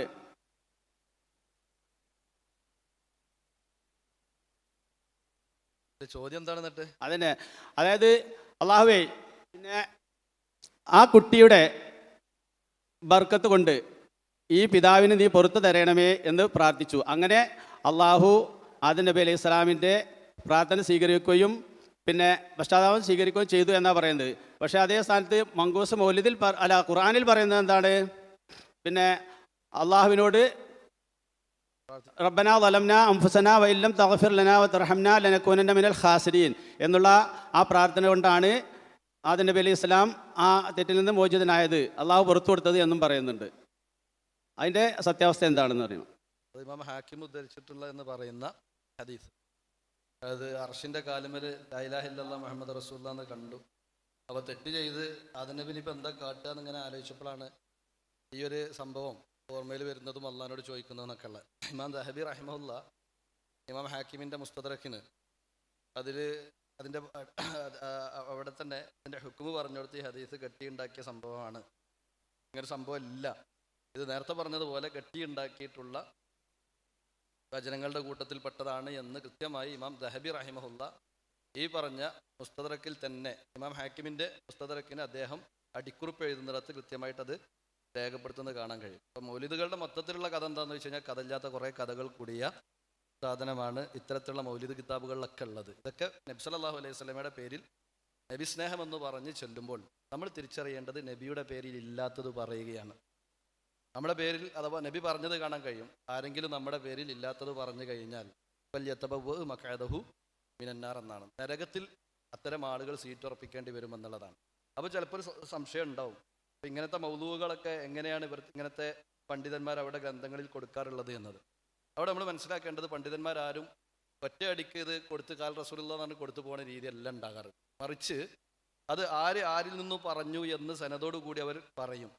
കാരണം ഇത് ഉള്ളതാണോ ഇല്ലാത്തതാണോ എന്നുള്ളത് കൃത്യമായി സനദുകളെക്കുറിച്ച് അറിയുന്ന മത്തനുകളെക്കുറിച്ച് അറിയുന്ന ആളുകൾക്ക് അത് അറിയാനും മറ്റും അതിലൂടെ എളുപ്പമാണ്. മാത്രവുമല്ല ഇനി ഇതേപോലെയുള്ള ആളുകൾ ആരത് ഉണ്ടാക്കി കൊണ്ടുവന്നാലും അത് പെട്ടെന്ന് തന്നെ കണ്ടെത്തി മറ്റുള്ള ആളുകൾക്ക് പറഞ്ഞു കൊടുക്കാനൊക്കെ കഴിയും. ഇപ്പോൾ നേരത്തെ ആഷിഖ് മൗലവി അദ്ദേഹം അവതരിപ്പിച്ചപ്പോൾ നമ്മൾ കണ്ടു, അതിൽ മൗലൂആത്ത് എന്ന് പറഞ്ഞ ഒരു കിതാബ് തന്നെയാണ്. മൗലൂആത്ത് എന്ന് പറഞ്ഞാൽ ഇതേപോലെ കുറേ കള്ളന്മാർ എഴുതിയുണ്ടാക്കിയ സാധനങ്ങളാണ്. അപ്പോൾ അതെല്ലാം കൂടിയിട്ട് അതിൽ അദ്ദേഹം ക്രോഡീകരിച്ചു വെച്ചു. കാരണം എന്താണെന്ന് വെച്ച് കഴിഞ്ഞാൽ ഇങ്ങനെ പറയുമ്പോൾ പെട്ടെന്ന് അതിൽ പോയി നോക്കിയാൽ മതി. അപ്പോൾ അതിലുണ്ടെന്നുണ്ടെങ്കിൽ ഉറപ്പായി ഇതെടുക്കാൻ പറ്റൂല എന്ന്. ഇങ്ങനത്തെ പല സേവനങ്ങളും പണ്ഡിതന്മാർ ചെയ്തു വെക്കും. അതിൻ്റെ ഭാഗമായിട്ടാണ് ഇത്തരം സംഭവങ്ങളൊക്കെ ഹദീസ് ഗ്രന്ഥങ്ങളിൽ വരാറുള്ളത് എന്നതാണ് അതുമായി ബന്ധപ്പെട്ടൊക്കെ നമ്മൾ ആ വിഷയത്തിൽ മനസ്സിലാക്കേണ്ടത്. ഇനി എന്തെങ്കിലും ഉണ്ടെങ്കിൽ അങ്ങനെ അകലാട് സംവാദത്തിൽ ഈ വിഷയം കൃത്യമായി പറയുന്നുണ്ട്. ബാക്കി അത് നിങ്ങൾ അകലാട് സംവാദവുമായി ബന്ധപ്പെട്ട് നമ്മൾ യൂട്യൂബിൽ നോക്കിക്കഴിഞ്ഞാൽ ആ കാര്യം വളരെ കൃത്യമായിട്ട് മനസ്സിലാവും. ഇനി അടുത്ത ചെറിയൊരു കാര്യം, ഈ അകലാട് സംവാദം എന്ന ഈ വിഷയത്തിൽ മാത്രം നടന്ന സംവാദമാണ്. ആദം നബിയുടെ തവസ്സുൽ എന്ന വിഷയത്തിൽ മാത്രമായി സഖാഫിമാരുമായി നമ്മൾ മുജാഹിദീങ്ങൾ നടത്തിയ സംവാദമാണ് അകലാട് സംവാദം. സെർച്ച് ചെയ്താൽ കിട്ടും. ചാവക്കാട് അപ്പുറത്ത് അകലാടിൻ്റെ സ്ഥലത്ത് വെച്ച് വർഷങ്ങൾക്ക് മുമ്പ് നടന്ന ഒരു നേക്കിതയുടെ സംവാദമാണ്. അത് വളരെ ദീർഘമായ മണിക്കൂറുകൾ ഈ ഹദീസിനെ എല്ലാ വശങ്ങളും വെച്ച് അത് എവിടെയാണ് വന്നത്, ഏത് കിതാബിലാണ് വന്നത്, എന്തുകൊണ്ട് സ്വഹീഹല്ല തുടങ്ങിയ എല്ലാ ചർച്ചകളും വന്ന ഒരു സംവാദമാണ്. ഈ വിഷയം കൂടുതൽ പഠിക്കാൻ താല്പര്യമുള്ള ആളുകൾക്ക് അതൊരു അവലംബമായി സ്വീകരിക്കാം. അകലാട് സംവാദം എന്ന് സെർച്ച് ചെയ്താൽ നിങ്ങൾക്കത് കിട്ടും.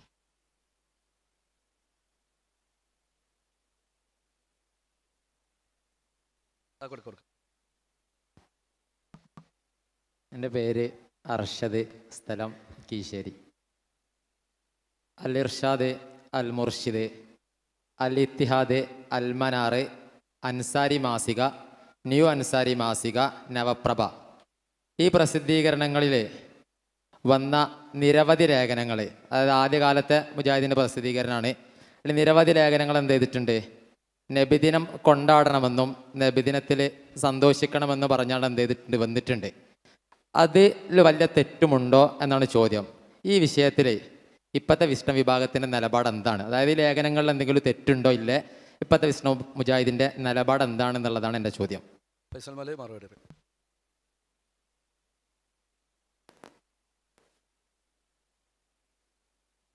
ഏതായാലും അൽഹംദുലില്ലാഹ് നമ്മുടെ അർഷദ് ഉസ്താദ് എല്ലാ മുജാഹിദ് പ്രസിദ്ധീനും വായിക്കുന്നുണ്ട്. അത് സമാധാനമുണ്ട്. സംഗതി ദുരുദ്ദേശത്തോടെ വായിക്കുകയാണെങ്കിലും ഏതെങ്കിലും നരമ്പുമ്പോൾ പിടിച്ചാൽ ചിലപ്പോൾ ഞങ്ങൾക്ക് രക്ഷപ്പെട്ടു കൂടാകില്ല. നമ്മളെ സംബന്ധിച്ച് ഏതിൽ വന്നാലും തെറ്റാണെങ്കിൽ തെറ്റ് തന്നെയാണ്. അതിപ്പോൾ അൽമുർഷിദ് മാത്രം നേർപ്പത്തിൽ വന്നാലും അങ്ങനെ തന്നെ. ഇനി സിറാജിലോ നിസാലിലോ വല്ല ശരി എപ്പോഴും വരികയാണെങ്കിലോ ആ ശരി നമ്മൾ സ്വീകരിക്കും ചെയ്യും. വരാത്തോടെ സ്വീകരിക്കാത്തത് വന്നാൽ സ്വീകരിക്കും ചെയ്യും.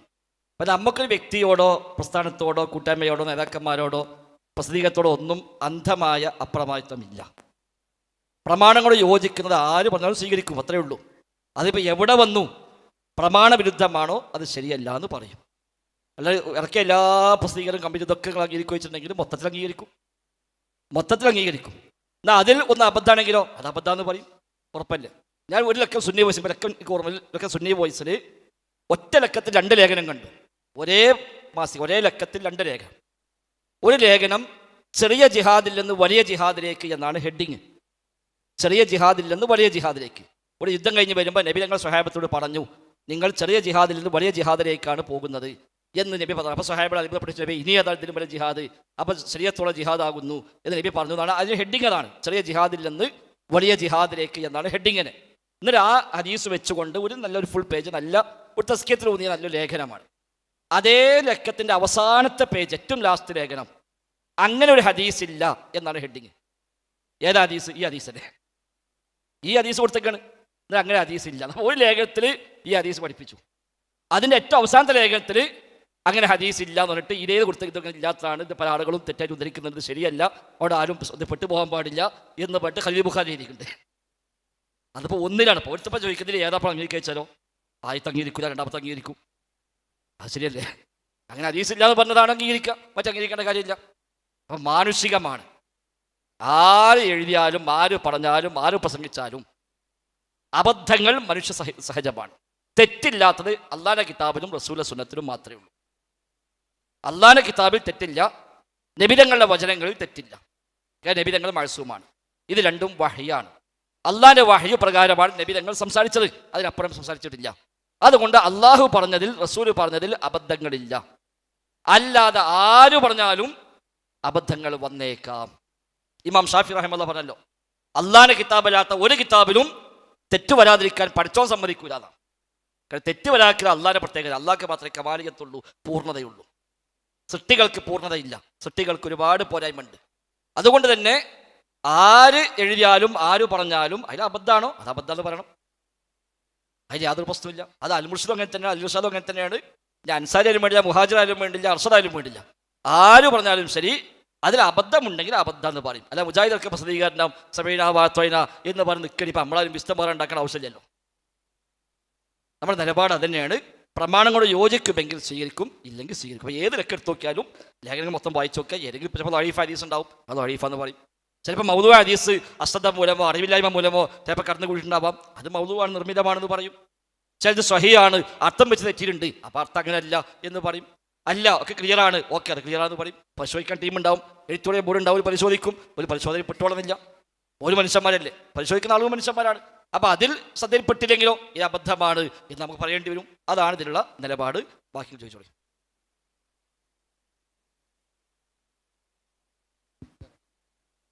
ഞാൻ നിങ്ങളെ മുമ്പത്തെ പല പ്രഭാഷണങ്ങളും കേട്ടോക്കിയപ്പം അതേപോലെ തന്നെ മുമ്പ് അൽ-ഇസ്ലാഹിൽ വന്ന ലേഖനമൊക്കെ ഞാൻ വായിച്ചു.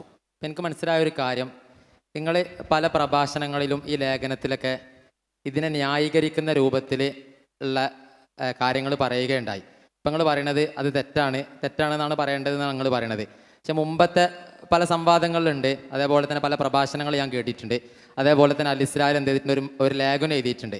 അതിൽ ഇതിന് ഘടകവിരുദ്ധമായ രൂപത്തിൽ ഇതിനെ ന്യായീകരിക്കുന്ന രൂപത്തിലാണ് നിങ്ങളെ ഇതുണ്ടായിട്ടുള്ളത്. ഞാൻ പറയാൻ കാരണം എന്താണെന്ന് വെച്ചാൽ, ഞാൻ ഒരു വിസ്ഡം മുജാഹിദായിട്ട് ഇങ്ങനെ സംസാരിച്ചപ്പോൾ അദ്ദേഹം ഏത് വിഷയം, നമ്മളെ ഇസ്തസ്കില്ല എന്നുള്ള ആ ഒരു വിഷയം ഉണ്ടല്ലോ, അതുമായി ബന്ധപ്പെട്ട് 2-3 മുജാഹിദിനടുത്ത് ഞാൻ സംസാരിച്ചു. അപ്പോൾ എന്നോട് ഷിർക്കാണെന്ന് പറഞ്ഞു, വേറൊരു മുജാഹിദ് അതിൽ ഷിർക്കില്ല എന്ന് പറഞ്ഞു, വേറെ മുജാഹിദ് ഷിർക്കാണോ ഷിർക്കല്ല എന്നുള്ളത് അറിയില്ല എന്ന് പറഞ്ഞു. പക്ഷേ ഏറ്റവും വലിയൊരു രസം എന്താണെന്ന് വെച്ചാൽ, ഇവർക്ക് 3 ആൾക്കും തെളിവ് ഫൈസൽ മൗലവിയാണ്. അതായത് ഷിർക്കാണെന്ന് പറയുന്ന ആൾക്കും തെളിവ് ഫൈസൽ മൗലവിയാണ്, ഷിർക്കല്ല എന്ന് പറയുന്ന ആൾക്കും തെളിവ് ഫൈസൽ മൗലവിയാണ്, ഷിർക്കാണോ ഷിർക്കല്ല എന്ന് പറയുന്ന ആളുണ്ട്, ഷിർക്കാണോ ഷിർക്കല്ല എന്ന് അറിയില്ല എന്ന് പറയുന്ന ആളെ അയാൾക്കും തെളിവ് ആരെന്നെയാണ് ഫൈസൽ മൗലവിയാണ്. അപ്പോൾ ഈ ഒരു വിഷയത്തിലും അങ്ങനെയാണ് ഞാൻ കണ്ടിട്ടുള്ളത്. നിങ്ങളെ മുൻപത്തെ പ്രഭാഷണത്തിൽ നിന്നൊക്കെ എനിക്ക് അങ്ങനെയാണ് മനസ്സിലായത്. അപ്പം ഞങ്ങൾ ഉടനെ പോയി പറഞ്ഞു കൊടുക്കുക ഫൈസൽ മൊഴി തെളിവാക്കാൻ പാടില്ല എന്ന്. തെളിവ് അല്ല പറഞ്ഞാണ്, റസൂൽ പറഞ്ഞാണ്. ഫൈസൽ മൊഴി പറഞ്ഞാൽ ദീനിൽ ഒരു അടിസ്ഥാനമില്ല, അതിന് യാതൊരു വിലയും അതിനില്ല. അതൊരു വാക്ക് മാത്രമേ ഉള്ളൂ. എത്ര വലിയ ആൾ പറഞ്ഞാലും അയാളുടെ വാക്ക് ദീനിൽ തെളിവല്ല. പിന്നെ അതിൻ്റെ ഫൈസൽ മൊഴി ഞാനെന്താ ഒന്നുമില്ലല്ലോ, ഞാനൊന്നുമല്ല. എത്രയോ വലിയ വലിയ മനുഷ്യന്മാർ പറഞ്ഞപ്പോൾ ദീനിൽ തെളിവല്ല. ഇമാം അഹമ്മദിനൊരാൾ ചോദിച്ചു ഒരു സംശയം തമത്തൊഴുമായി ബന്ധപ്പെട്ട്. ഇമാം അഹമ്മദ് ആരെ ഇമാം അഹ്ലുസുന്നയാണ്. ആ ഇമാം അഹമ്മദ് പറഞ്ഞു അത് നബി അംഗീകരിച്ച നബി ചെയ്ത കാര്യമാണ്, നല്ല കാര്യമാണ്. അപ്പൊ ചോദ്യകർത്താവിന് തിരിച്ചുള്ള ചോദ്യം, ഇന്ന ഇബ്നുൽ മുബാറക് ഖാല കദാ വകദാ, ഇബ്നു മുബാറക് ഇങ്ങനെ പറഞ്ഞിരിക്കുന്നുവല്ലോ എന്ന്. ഇമാം അഹമ്മദ് പറഞ്ഞു, ഇന്ന ഇബ്നുൽ മുബാറക് ലം യൻസിൽ മിനസ് സമാ, ഇബ്നു മുബാറക് ആകാശത്ത് നിന്ന് ഇറങ്ങിയിട്ടൊന്നുമില്ല എന്നാ. ഇബ്നു മുബാറക് ആരാ? മഹാനായ താബിഈ, എത്ര വലിയ ആര്യമാണ്. അദ്ദേഹത്തെ പറ്റി ഇമാം അഹമ്മദ് പറയാം, അദ്ദേഹം ആകാശത്ത് നിന്ന് ഇറങ്ങിയ ആളല്ല. ആകാശത്ത് നല്ല ഇറക്കിയിട്ട് ഇയാൾ പറഞ്ഞൊക്കെ സ്വീകരിച്ചോളി പറഞ്ഞതാണെങ്കിൽ ഓക്കെ, അങ്ങനെ വന്നതല്ലോ. അതുകൊണ്ട് ഇബ്നു മുബാറക് പറഞ്ഞാലും ശരി അംഗീകരിക്കാൻ പറ്റും, ഇമാം അഹമ്മദ് പറയാം. അപ്പൊ ചോദ്യകർത്താവ് വീണ്ടും ചോദിച്ചു, വൈന ഇബ്രാഹിമിൻ അദ്ഹം ഖാല കദാ വകദാ, ഇബ്നു മുബാറക് മാത്രമല്ല ഇബ്രാഹിമിൻ അദ്ഹമും ഇങ്ങനെ പറഞ്ഞിട്ടുണ്ടല്ലോ എന്ന്. അപ്പൊ ഇമാം അഹമ്മദ് പറഞ്ഞു, അലൈക്കും ബിൽ അസുൽ, നിങ്ങൾ അസുലാണ് സ്വീകരിക്കേണ്ടത്, അസുലാണ് സ്വീകരിക്കേണ്ടത്, വ്യക്തികളല്ല. കാരണം ഒരു ശരീഅത്തിൽ കാര്യം സ്ഥിരപ്പെട്ട് കഴിഞ്ഞാൽ അതൊരിക്കലും ഒഴിവാക്കാൻ പറ്റില്ല.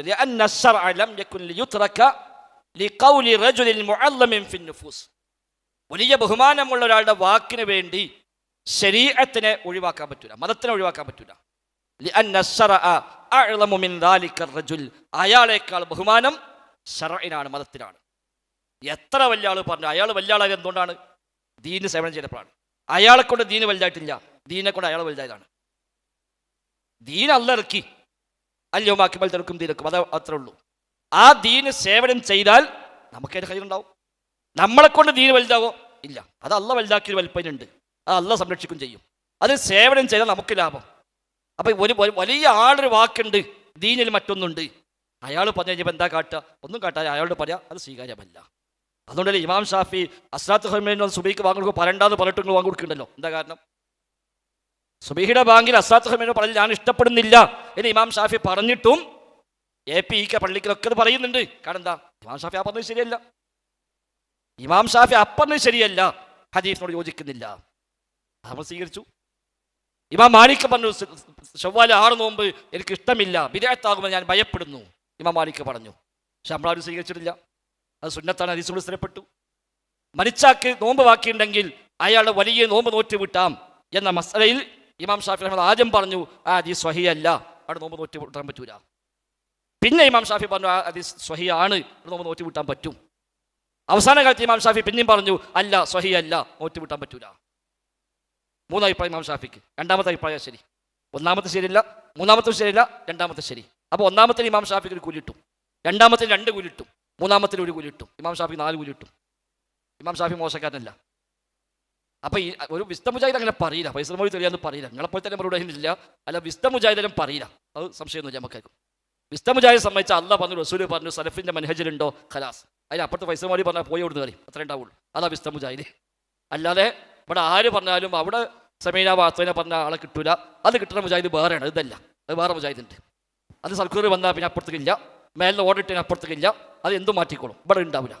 അപ്പോൾ ഏതായിരുന്നാലും അങ്ങനെ ആൾ പറയില്ല. ഞാൻ അങ്ങനെ ഉണ്ടെങ്കിൽ നിങ്ങളോട് പറഞ്ഞു കൊടുക്കുക, ഫൈസൽ മൊഴി തെളിവാക്കാൻ പാടില്ല, ഫൈസൽ മൊഴി പറഞ്ഞിട്ടുണ്ട് പറഞ്ഞു കൊടുക്കുക, അപ്പോൾ നമുക്ക് തെളിവാക്കിക്കോളും. ഏതായിരുന്നാലും നമ്മളെ സംബന്ധിച്ച പ്രമാണം എന്നുള്ളത് അള്ളാഹ് പറഞ്ഞു, റസൂൽ പറഞ്ഞു, മാ ഖാല അല്ലാഹ് വ മാ ഖാല റസൂലുള്ളാഹ്, അതാണ് തെളിവ്, അതിനപ്പുറത്തെ തെളിവില്ല. നിങ്ങളും അതിക്കെത്തുക, അപ്പോൾ ഇൻഷാ അല്ലാഹ് നമുക്ക് ഒന്നിച്ച് മുജാഹിദാവാം. ഓക്കെ, അൽഹംദുലില്ലാഹ്.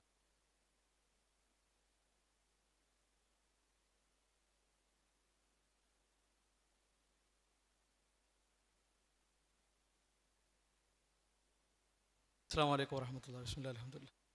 ഇവിടെ ചോദിക്കപ്പെട്ടതിൽ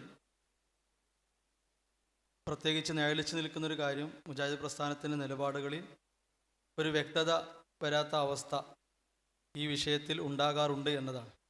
പലയിടങ്ങളിലും ഈ സംശയവുമായി ഇദ്ദേഹത്തെ പോലുള്ളവർ വരാറുണ്ട്. കഴിഞ്ഞ ചെറുവാടി മുഖാമുഖത്തിലും ഇതേ കാര്യവുമായി വന്നിരുന്നു. അപ്പോൾ ആ സമയത്ത് വിശ്വാസപരമായി തന്നെ സമസ്തക്കകത്തുള്ള വലിയ രൂപത്തിലുള്ള പൊട്ടിത്തെറികൾ, അതുപോലെ വ്യതിയാനങ്ങൾ, നിലപാടെടുക്കാൻ പറ്റാതെ അവർ കുഴഞ്ഞുകൊണ്ടിരിക്കുന്ന കാര്യങ്ങൾ, ആ കാര്യങ്ങളെ മുൻനിർത്തി ഇദ്ദേഹത്തോട് തന്നെ വളരെ ആത്മാർത്ഥമായി നിങ്ങളതൊന്ന് പഠന വിധേയമാക്കണം. കാരണം വിശ്വാസപരമായ കാര്യങ്ങളാണല്ലോ, പരലോകത്ത് ഏറ്റവും കൂടുതലായി ബാധിക്കുന്ന വിഷയമാണല്ലോ. അതുകൊണ്ട് അത്തരം തീരുമാനമാകാത്ത വിഷയങ്ങൾ പഠിച്ച് മനസ്സിലാക്കി അതിൻ്റെ ശരിയായ നിലപാട് നിങ്ങളുടെ അണികളോട് നിങ്ങൾ പറയണം എന്ന് നമ്മൾ പറഞ്ഞിരുന്നു. പക്ഷേ ഇവിടെ വീണ്ടും പ്രത്യേകമായ ഒരു ഉദ്ദേശത്തിൽ ആ ചോദ്യവുമായി വന്നതുകൊണ്ട് തന്നെ വളരെ പ്രധാനപ്പെട്ട ഒരു തെളിവ് കൂടി ആ വിഷയത്തിലേക്ക് നൽകാനാണ് ഈ സന്ദർഭത്തിൽ ഉദ്ദേശിക്കുന്നത്. ഇവിടെ നേരത്തെ ബഹുമാനനായ ഫൈസൽ മൗലവി മാലക്കിതാബുകളിൽ സമൂഹം പഠിപ്പിക്കപ്പെട്ടുകൊണ്ടിരിക്കുന്ന അള്ളാഹു അല്ലാത്തവരോടുള്ള പ്രാർത്ഥന, അതുപോലെ സഹായത്തേട്ടം തുടങ്ങിയ കാര്യങ്ങൾ, അതിനുവേണ്ടി ഒട്ടനവധി നിർമ്മിക്കപ്പെട്ട കഥകൾ, സ്വപ്ന കഥകൾ അത്തരം കിതാബുകളിൽ നിറഞ്ഞു നിൽക്കുന്നത് ഉദാഹരണമായി വായിച്ചു കേൾപ്പിച്ചു. ഇപ്പം ഈ സമയത്ത് സമസ്ത മുഷാവറയിൽ നേറിപ്പുകഞ്ഞുകൊണ്ടിരിക്കുന്ന വലിയ ഒരു തർക്കം എന്നത് ഇസ്തിഗാസ ഞങ്ങൾ നടത്തുന്നില്ല, ഇടതേട്ടം മാത്രമാണ് നടത്തുന്നത്. ഇസ്തിഗാസയായാലും ഇസ്തിഷ്ഫ ആയാലും അതുപോലെ തബറുക്കായാലും എന്തെന്നെയാണെങ്കിലും അതൊക്കെ തവസ്സുലാണ് എന്ന രൂപത്തിൽ പേരോട് അബ്ദുറഹ്മാൻ സഖാഫി അടക്കമുള്ളവർ, അദ്ദേഹത്തിൻ്റെ മകൻ കാന്തപുരം മുസ്ലിയാർ, ഇവരൊക്കെ ഇതിപ്പോൾ ഘോരഘോരം പ്രസംഗിച്ചുകൊണ്ടിരിക്കുകയാണ്. എന്നാൽ പൊന്മള അബ്ദുൽ ഖാദർ മുസ്ലിയാർ, അലവി സഖാഫി, സുലൈമാൻ സഖാഫി, നെല്ലിക്കുത്ത് ഇസ്മായിൽ മുസ്ലിയാർ പോലുള്ളവർ എഴുതി കൂട്ടിയ പുസ്തകങ്ങൾ ആയത്തുകളെ ദുർവ്യാഖ്യാനിച്ചത് മായ്ക്കപ്പെടാതെ അവിടെ കിടക്കുന്നു. എന്തിനാണ്? നബി സല്ലല്ലാഹു അലൈഹി വസല്ലമയോട് അവിടുന്ന് വിളിച്ച് യാ റസൂലല്ലാ, യാ ഹബീബല്ലാ എന്ന നിലക്ക് ഇസ്തിഗാസ വിബൽ ഘട്ടത്തിൽ ആവശ്യങ്ങൾ നിറവേറ്റി കിട്ടാൻ സഹായം തേടാം എന്ന് തന്നെയാണ്. അതിനുള്ള കഴിവ് അവർക്ക് കൊടുത്തിട്ടുണ്ട് എന്ന നിലക്ക് തന്നെ സൂറത്ത് മാഇദയിലെ ആയത്ത്, ഇവിടെ നേരത്തെ വീഡിയോ കാണിച്ചു, സൂറത്ത് നിസായിലെ ഇൽദലമു അൻഫുസഹും ജാഊക എന്ന ആയത്ത്, അതേപോലെ ഉള്ള ആയത്തുകളൊക്കെ ദുർവ്യാഖ്യാനിച്ച് ചെയ്ത കാര്യങ്ങൾ. ഇനി ഇവർക്കിടയിൽ ഇത്തരം കാര്യങ്ങൾ അഭിപ്രായമായി പറയുന്നവർ കപടന്മാരിൽപ്പെട്ടവരാണ് എന്ന് ആരാ പറയുന്നത് അറിയോ? ഇന്നും മർക്കസു സഖാഫത്തു സുന്നിയയിലെ പ്രധാന ഉസ്താദായിട്ടുള്ള ഒരു ബാക്കവിയാണ്. അദ്ദേഹം ഇപ്പോൾ ഈ പ്രശ്നം നടക്കുന്നതിനിടെ ഇറക്കിയ പുസ്തകമാണ് അഷ്റഫുൽ അൽവാൻ ഫി തഖരീബി മൗലി ഷറഫൽ അനാം. ഷറഫൽ അനാം ഏതാ? ഈ റബീഉൽ അവ്വലിൽ കാര്യമായി പാരായണം ചെയ്യപ്പെടേണ്ട മൗലിദിൽപ്പെട്ടതാണ് ഷറഫൽ അനാം.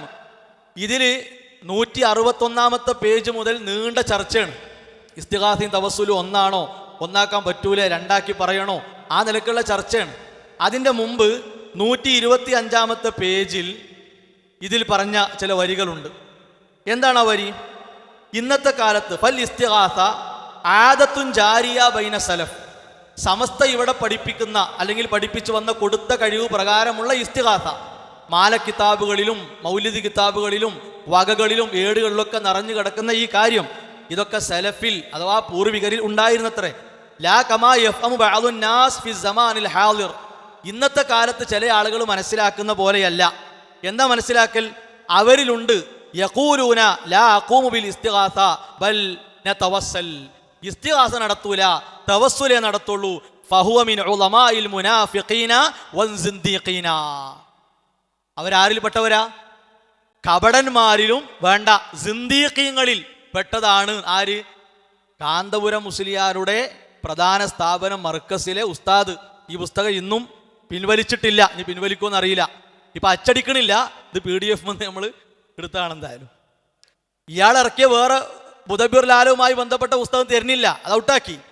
അത് ഉസ്താദ് പറഞ്ഞു കൊടുക്കരുത് എന്ന്, കാരണം അതിൽ പ്രശ്നമുണ്ട്. എന്നിട്ട് പറയാണ് ലിഅന്നൽ ഇസ്തിഗാസ വാജിബുൻ അലാ കുല്ലി മുസ്ലിം വമുസ്ലിമ 5 മറാത്ത് ഫി കുല്ലി യൗമിൻ വലൈല അലൽ അഖൽ, ചുരുങ്ങിയത് 5 തവണെങ്കിലും നിർബന്ധ ബാധ്യത എന്നാ.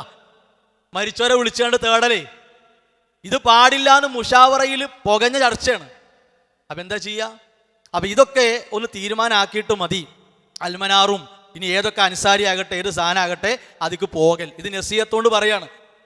സ്വന്തം പാളയത്തിൽ തന്നെ ശിർക്ക് തീരുമാനാകണില്ല. മുജാഹിദുകളെ സംബന്ധിച്ച് സലഫികളെ സംബന്ധിച്ചുള്ള ഷിർക്കിനെ പറ്റി ചിന്തിക്കണമെന്നല്ല. മനസ്സിലായല്ലോ? കാരണം അത് വൻ പാപമാണ്. അതുകൊണ്ട് അത്തരം തീരുമാനങ്ങൾ പെട്ടെന്ന് പറ്റപ്പോൾ ഉലമാ സമ്മേളനം നടത്തിയല്ലോ 2 വർഷപ്പുറം. പേരോട് മുസ്ലിയാരുടെ കീഴിലാണ് ഓരോ ജില്ലകളിൽ ഉലമാ സമ്മേളനം നടത്തിയത്. എന്തിനാ? CM മടവൂരിൻ്റെ വിഷയത്തിൽ അതിരുവിട്ട് പോയപ്പോഴാണ്. എന്തിനാ അങ്ങനെ നടത്തേണ്ടി വന്നത്? അപ്പം അത്തരം അടിസ്ഥാന വിഷയങ്ങൾ തീരുമാനമാക്കപ്പെടാതെ സമൂഹ മധ്യത്തിൽ എന്തോ ഒരു കുമിള വീർപ്പിച്ച് പറത്തുന്ന രീതി അതൊരിക്കലും പ്രിയ സുഹൃത്തുക്കൾ ചെയ്യരുത്. ബലില്ലദീന കഫറു ഫി ഇസ്സത്തിൻ വശിഖാഖ്. വിശുദ്ധ ഖുർആനിനെ ഉൾക്കൊള്ളാത്ത ആളുകളെ പറ്റി പറഞ്ഞതാണ്. അവർക്ക് എപ്പോഴും ഒരു ഇസ്സത്ത്, ഒരു പ്രതാപം, അവരിങ്ങനെ ഷിഖാഖ്, ഛിദ്രതയിലായിരിക്കും എന്ന് ഖുർആൻ വ്യക്തമാക്കി തന്ന കാര്യമാണ്. അതുകൊണ്ട് ആ ഗണത്തിലേക്ക് നമ്മൾ മാറ്റപ്പെടുന്നതിനെ പേടിക്കുക. അള്ളാഹു സത്യം മനസ്സിലാക്കി മുന്നോട്ട് പോകാൻ തൗഫീഖ് പ്രദാനം ചെയ്യുമാറാകട്ടെ.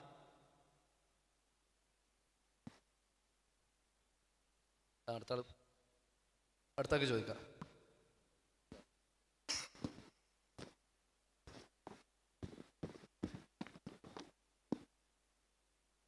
എൻ്റെ പേര് സൗബാൻ. എനിക്ക് ചോദിക്കാനുള്ള ചോദ്യം, നബിദിന ആഘോഷം ബിദഅത്താണെന്ന് തെളിയിക്കാൻ വേണ്ടി ഫൈസൽ മൗലവി പല വേദികളായി ഉദ്ധരിക്കുന്ന ഈ ഉദ്ധരണിയുണ്ട്. ഈ കഴിഞ്ഞ ചെറുവാടി മുഖാമുഖത്തിൽ പോലും അദ്ദേഹം ഉദ്ധരിച്ചിട്ടുണ്ട്. ഇമാം മാലിക് റഹിമഹുല്ലാഹ് പറയുന്നു എന്ന് പറയപ്പെടുന്ന ഈ ഉദ്ധരണിയാണ് അദ്ദേഹം ഇവിടെ ഉദ്ധരിക്കുന്നത്. മൻ ഇബ്തദഅ ഫിൽ ഇസ്ലാമി ബിദഅത്തൻ യറാഹ ഹസന ഫഖദ് സഅമ അന്ന മുഹമ്മദൻ സല്ലല്ലാഹു അലൈഹി വസല്ലം ഖാന റിസാല. ഏതെങ്കിലും ഒരാൾ ഇസ്ലാമിൽ ബിദഅത്തായ ഒരു പ്രവർത്തനം കൊണ്ടുവരികയും അത് ഹസനായി കാണുകയും ചെയ്താൽ ആ വ്യക്തി നബി സല്ലല്ലാഹു അലൈഹി വസല്ലം നബി സല്ലല്ലാഹു അലൈഹി വസല്ലം തങ്ങൾ റിസാലയിൽ വഞ്ചന നടത്തി എന്ന് പറയുന്ന ഒരു ഉദ്ധരണിയാണ് അദ്ദേഹം ഉദ്ധരിക്കുന്നത്. നമുക്കറിയാം മാലിക് റഹിമഹുല്ലാഹ്ക്ക് ഒരുപാട് കിതാബുണ്ട്, മുഅത്ത, മുദവ്വൻ, അങ്ങനെ ഒരുപാട് കിതാബ്. എൻ്റെ ആദ്യത്തെ ചോദ്യം, മാലിക് റഹിമഹുല്ലാഹ് ഈ ഉദ്ധരണി ഏത് കിതാബിലാണ് പറഞ്ഞത്? ഇൻഷാ അല്ലാഹ് അത് നോക്കിയിട്ട് പറയാം ഏത് കിതാബിലാണ് പറഞ്ഞതെന്നുള്ളത്.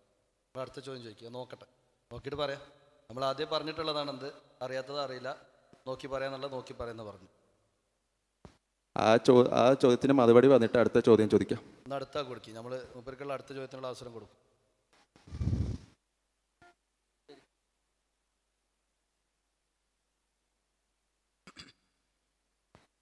ഇദ്ദേഹത്തിന് അതേ ചോദ്യം തന്നെയാണ്. എന്നാ ഞാൻ അടുത്താ കൊടുക്കി.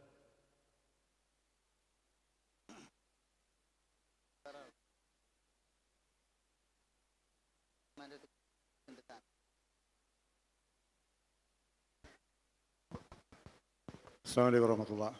എൻ്റെ പേര് സക്കീർ ഹുസൈൻ, ഇരുമ്പുഴയാണ്. എൻ്റെ ചോദ്യം, പ്രമുഖ സഹാബിവരനായ ഹസ്സാൻ ബിൻ സാബിത്ത് റളിയല്ലാഹു അൻഹു പ്രവാചകൻ സല്ലല്ലാഹു അലൈഹി വസല്ലമയുടെ ജീവിത കാലഘട്ടത്തിൽ തന്നെ മദീന പള്ളിയിൽ സഹാബിമാരെ ഒരുമിച്ച് കൂട്ടി വളരെ വിപുലമായ രീതിയിൽ മൗലിദ് നടത്തിയിരുന്നു എന്നുള്ളതും പ്രവാചകൻ സല്ലല്ലാഹു അലൈഹി വസല്ലമയുടെ വഫാത്തിന് ശേഷം പ്രഗത്ഭനായ സഹാബിയായ അബൂ ഹുറൈറ റളിയല്ലാഹു അൻഹു അടക്കമുള്ള സഹാബിമാരെ വിളിച്ചു ചേർത്തുകൊണ്ട് വഫാത്തിന് ശേഷവും മൗലിദ് നടത്തിയിരുന്നു എന്ന രീതിയിലുള്ള ക്ലിപ്പുകളൊക്കെ പ്രചരിപ്പിക്കപ്പെടുന്നുണ്ട്. അസ്ഹാബിൻ സാബിത്ത് റളിയല്ലാഹു അൻഹു പ്രഗത്ഭനായ ഒരു കവിയായിരുന്നു. റസൂലുള്ളാഹിക്കെതിരെയുള്ള വിമർശനങ്ങൾക്ക് കവിതയുടെ മറുപടി പറയുകയും അതുപോലെ തന്നെ റസൂലുള്ളാഹിൻ്റെ മഹത്വങ്ങൾ വർണ്ണിക്കുകയും ചെയ്തിരുന്ന ഒരു കവിയായിരുന്നു എന്നാണ് ഞാൻ മനസ്സിലാക്കിയിട്ടുള്ളത്. അദ്ദേഹം വന്ന ആ രീതിയിലുള്ള പദ്യഗദ്യങ്ങൾ അവതരിപ്പിച്ചിട്ടുണ്ടെങ്കിൽ ഇന്ന് കാണുന്ന മൗലിദിലുള്ള രീതിയിലുള്ള വരികൾ അതിലുണ്ടായിരുന്നോ? ഇർതകബത്തു അലൽ ഖത്വ, അതുപോലെ തന്നെ അബ്ദുക്കൽ മിസ്കീൻ തുടങ്ങിയ ശിർക്കൻ വരികൾ അന്ന് ഹസ്സാൻ ബിൻ സാബിത്ത് റളിയല്ലാഹു അൻഹു അദ്ദേഹത്തിൻ്റെ കവിതയിൽ ഉൾപ്പെടുത്തിയിരുന്നു എന്നാണ് ഒരു ചോദ്യം. അതുപോലെ തന്നെ 4 ഖുലഫാഉർ റാഷിദീങ്ങൾ ഈ മൗലിദിന് പല രീതിയിൽ പ്രോത്സാഹനം നൽകിയിട്ടുണ്ട് എന്നുള്ള കഥകളും പ്രചരിക്കുന്നുണ്ട്. ഇതിന് ഒരു വിശദീകരണം.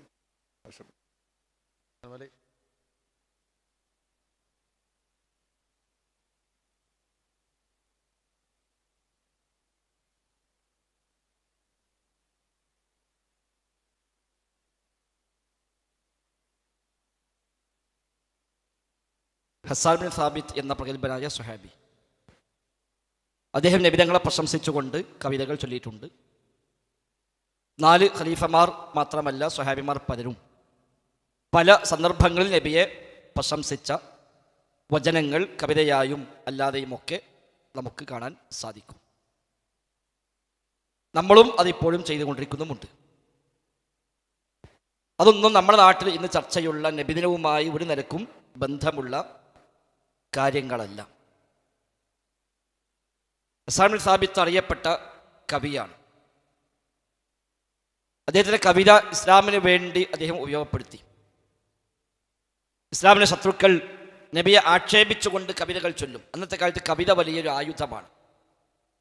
അന്ന് ഏതാണ്ട് പ്രധാനപ്പെട്ട കുടുംബങ്ങൾക്കെല്ലാം, തറവാട്ടുകാർക്കെല്ലാം തറവാട്ട് കവികൾ അവർക്കുണ്ടായിരുന്നു. തീറ്റി പോറ്റി കൊണ്ടടക്കും. ഈ തറവാട്ടുകാരെ മദഹ് പോലെ അങ്ങനെ പാടി പറഞ്ഞ് നടക്കും.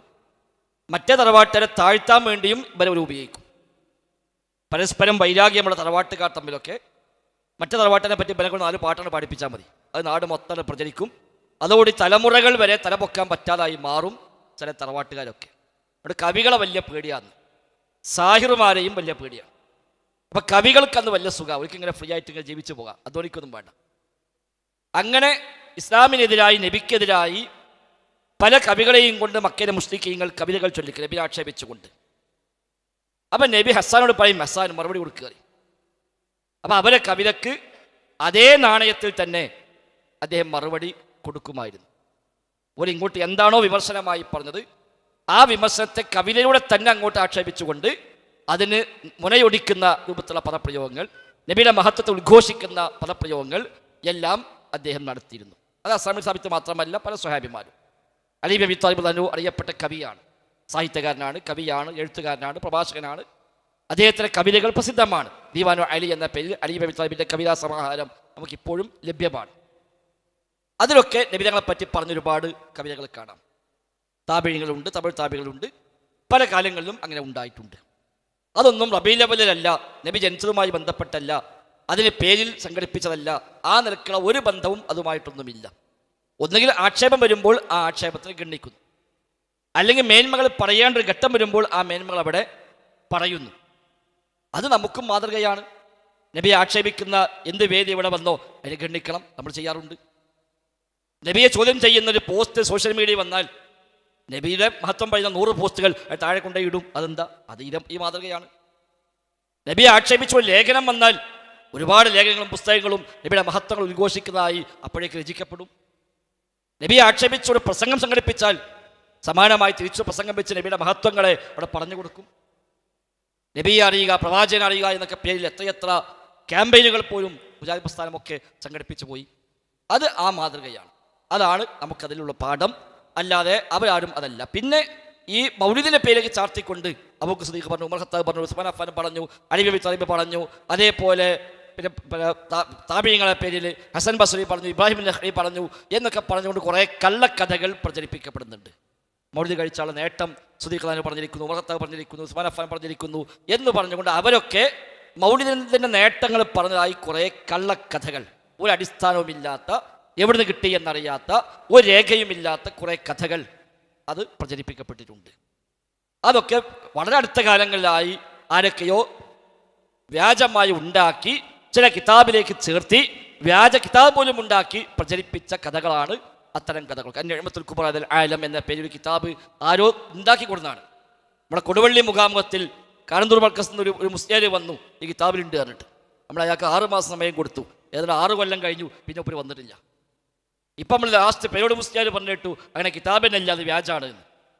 പേരോട് മുസ്ലിയാർ വരെ പ്രസംഗിച്ചു, ആ കിതാബില്ല, അത് വ്യാജമായി ഉണ്ടാക്കിയതാണ് എന്ന് അദ്ദേഹം പോലും പ്രസംഗിക്കുന്നിടത്തേക്ക് ഇപ്പം കാര്യങ്ങൾ എത്തി. അത്തരം ചില കിതാബിലൊക്കെ ആരോ വ്യാജമായി കടത്തിക്കൂട്ടി ചില കഥകൾ എന്നല്ലാതെ ആ കഥകൾക്കൊന്നും യാതൊരു അടിസ്ഥാനവുമില്ല എന്നാണ് സൂചിപ്പിക്കാനുള്ളത്. നേരത്തെ ഞാൻ ചോദിച്ചത് നോക്കുന്നുണ്ട്, അത് ഇമാം മാലിക്കിൻ്റെ കിതാബിൽ വന്നു ചോദിച്ചുകൊണ്ടാണ്. ഇമാം മാലിക്കിൻ്റെ പേര് അറിയപ്പെട്ട ഉദ്ധരണിയാണത്, ഒരുപാട് ഗ്രന്ഥങ്ങൾ ഉദ്ധരിക്കപ്പെട്ടതാണ്. അത് ഇമാം മാലിക്കിൻ്റെ കിതാബിൽ എവിടെ വന്നു എന്നുള്ളത് നമുക്ക് നോക്കിയിട്ടേ പറയാൻ കഴിയുള്ളൂ. എല്ലാ കിതാബും കടപ്പാടാക്കിയൊന്നുമല്ലോ. ഇമാം മാലിക് റഹ്മത്തുള്ളാഹി പറഞ്ഞതായിട്ട് അത് ഒരു ഒട്ടനവധി ഗ്രന്ഥങ്ങൾ ഉദ്ധരിക്കപ്പെടുന്നു. മാലിക് മദ്ഹബുകാരനായ ഇമാം അബൂ ഇസ്ഹാഖ് ഷാത്തിബി റഹ്മത്തുള്ളാഹിയുടെ കിതാബ് ഇത്തിസാമിൽ ആവർത്തിച്ച് അദ്ദേഹം ഉദ്ധരിച്ച് മാലിക് ചേർത്തിക്കൊണ്ട്, അതേപോലെ ഇബ്നു റജബ് ഹംബലി റഹിമഹുല്ലാഹ് അദ്ദേഹം ഇമാം മാലിക് ചേർത്തിക്കൊണ്ട് ധാരാളമായി ഉദ്ധരിച്ചിട്ടുണ്ട്. ഷെയ്ഖ് അബ്ദുൽ ഖാദിർ ജിലാനി അദ്ദേഹത്തിന്റെ ഗ്രന്ഥങ്ങളിൽ പലതവണ ഇമാം മാലിക്കിനെ പേരിൽ ചേർത്തിക്കൊണ്ട് ഇത് ഉദ്ധരിച്ചിട്ടുണ്ട്. തഫ്സീറുകളിൽ ഇമാം ഖുർത്തുബി, ഇമാം ഇബ്നു കസീർ അടക്കമുള്ള മുഫസ്സിറുകൾ ഒരു തഫ്സീറുകളിൽ ഈ അൽ-യൗമ അക്മൽതു ലക്കും ദീനക്കും എന്ന ആയത്ത് വ്യാഖ്യാനിക്കുമ്പോൾ അവിടെ അത് ഉദ്ധരിച്ചിട്ടുണ്ട്. ഇങ്ങനെ വിശ്വപ്രസിദ്ധമായ ഒട്ടനവധി ഗ്രന്ഥങ്ങളിൽ ഇമാം മാലിക് റഹ്മത്തുള്ളാഹിയുടെ വചനമായി ചേർക്കപ്പെട്ട് വന്ന ഒരു വചനമാണ് അത്. മൻ ഇബ്തദഅ ഫിൽ ഇസ്ലാമി ബിദ്അതൻ യറാഹ ഹസനതൻ ഫഖദ് സഅമ അന്ന മുഹമ്മദൻ സ്വല്ലല്ലാഹു അലൈഹി വസല്ലം ഖാന റിസാല എന്നത് അങ്ങനെ ഇമാം മാലിക് റഹ്മത്തുള്ളാഹി പറഞ്ഞതായി തർക്കമില്ലാത്ത വിധം മുസ്ലിം ലോകത്തെ ഏതാണ്ട് 4 മദ്ഹബുകാരും, ഷാഫി മദ്ഹബുകാരും, ഹനഫി മദ്ഹബുകാരും, ഹംബലികളും, മാലിക്കുകളും എല്ലാവരും വ്യാപകമായി ഉദ്ധരിച്ചു പോകുന്ന ഒരു ഉദ്ധരണിയാണ്. ഇമാം മാലിക്കിന്റെ ഒരു കിതാബിൽ വന്നു എന്ന് ചോദിച്ചുകൊണ്ടാണ് അത് നോക്കണം എന്ന് പറഞ്ഞത്. ആ ഉദ്ധരണി അറിയപ്പെട്ടതാണ് മുതവാത്തിർ എന്ന് വേണേൽ നമുക്ക് നമ്മളെ ഭാഷയിൽ പറയാം. ആ നിലക്ക് വ്യാപകമായി ഒട്ടുമിക്ക ഹദീസ് ഗ്രന്ഥങ്ങളും തഫ്സീർ ഗ്രന്ഥങ്ങളും അഖീദ ഗ്രന്ഥങ്ങളും ഫിഖ് ഗ്രന്ഥങ്ങളിൽ വരെ അതൊരു അടിസ്ഥാനമായി പഠിപ്പിച്ചിട്ടുണ്ട്. മറ്റു ഇൻഷാ അല്ലാഹ് കിട്ടുന്നവർക്ക് പറഞ്ഞു തരാം.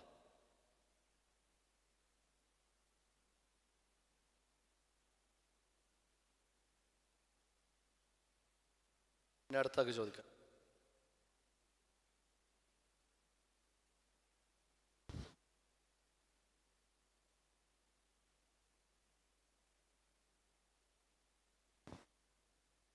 അസ്സലാമു അലൈക്കും. എൻ്റെ പേര് മുഹമ്മദ് ഫയ്യാസ്.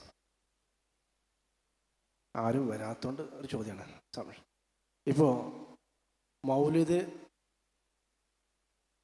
അതിൻ്റെ ഒരു അടിസ്ഥാന രൂപം പറയുന്നത് യഥാർത്ഥത്തിൽ ഇമാം സുയൂത്തി റഹിമഹുള്ളയുടെ പല വാക്കുകളും അദ്ദേഹത്തിൻ്റെ പ്രസ്താവനകളുമാണ്.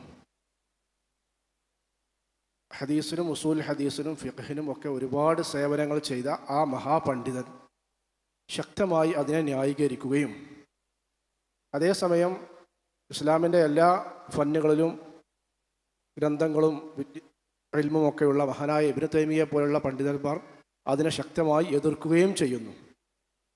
നമുക്ക് രണ്ടിനെയും മധ്യത്തിൽ നിന്നുകൊണ്ട് ഇജ്തിഹാദിൽ ഒരു പണ്ഡിതന് തെറ്റ് പറ്റിയാൽ അദ്ദേഹത്തിന് ഒരു കൂലിയും, ഒരു പണ്ഡിതന് ഇജ്തിഹാദിൽ ശരി സംഭവിച്ചാൽ അദ്ദേഹത്തിന് 2 കൂലിയുമായിരിക്കും. അത് ആ പണ്ഡിതന്മാരുടെ മസ്അലയിലെ പ്രശ്നങ്ങളായി നമുക്ക് വിട്ടുകൂടെ? അസ്സലാമു അലൈക്കും. അത് മറുപടി പറയും. അമലുൽ മൗലിദും അതുപോലെ തന്നെ ഈദുൽ മൗലിദും തമ്മിലുള്ള വ്യത്യാസമാണ് ചോദ്യവുമായി ബന്ധപ്പെട്ട് അടിസ്ഥാനപരമായി മനസ്സിലാക്കേണ്ടത്. ഇമാം സുയൂത്തി എന്തുകൊണ്ടാണ് ഇതിന് ഇങ്ങനെ പറഞ്ഞത്? ഇതൊരു ജിഹാദി മസ്അലയായിക്കൊണ്ട് അത് കണ്ടാൽ പോരെ എന്നതാണ് ചോദ്യം.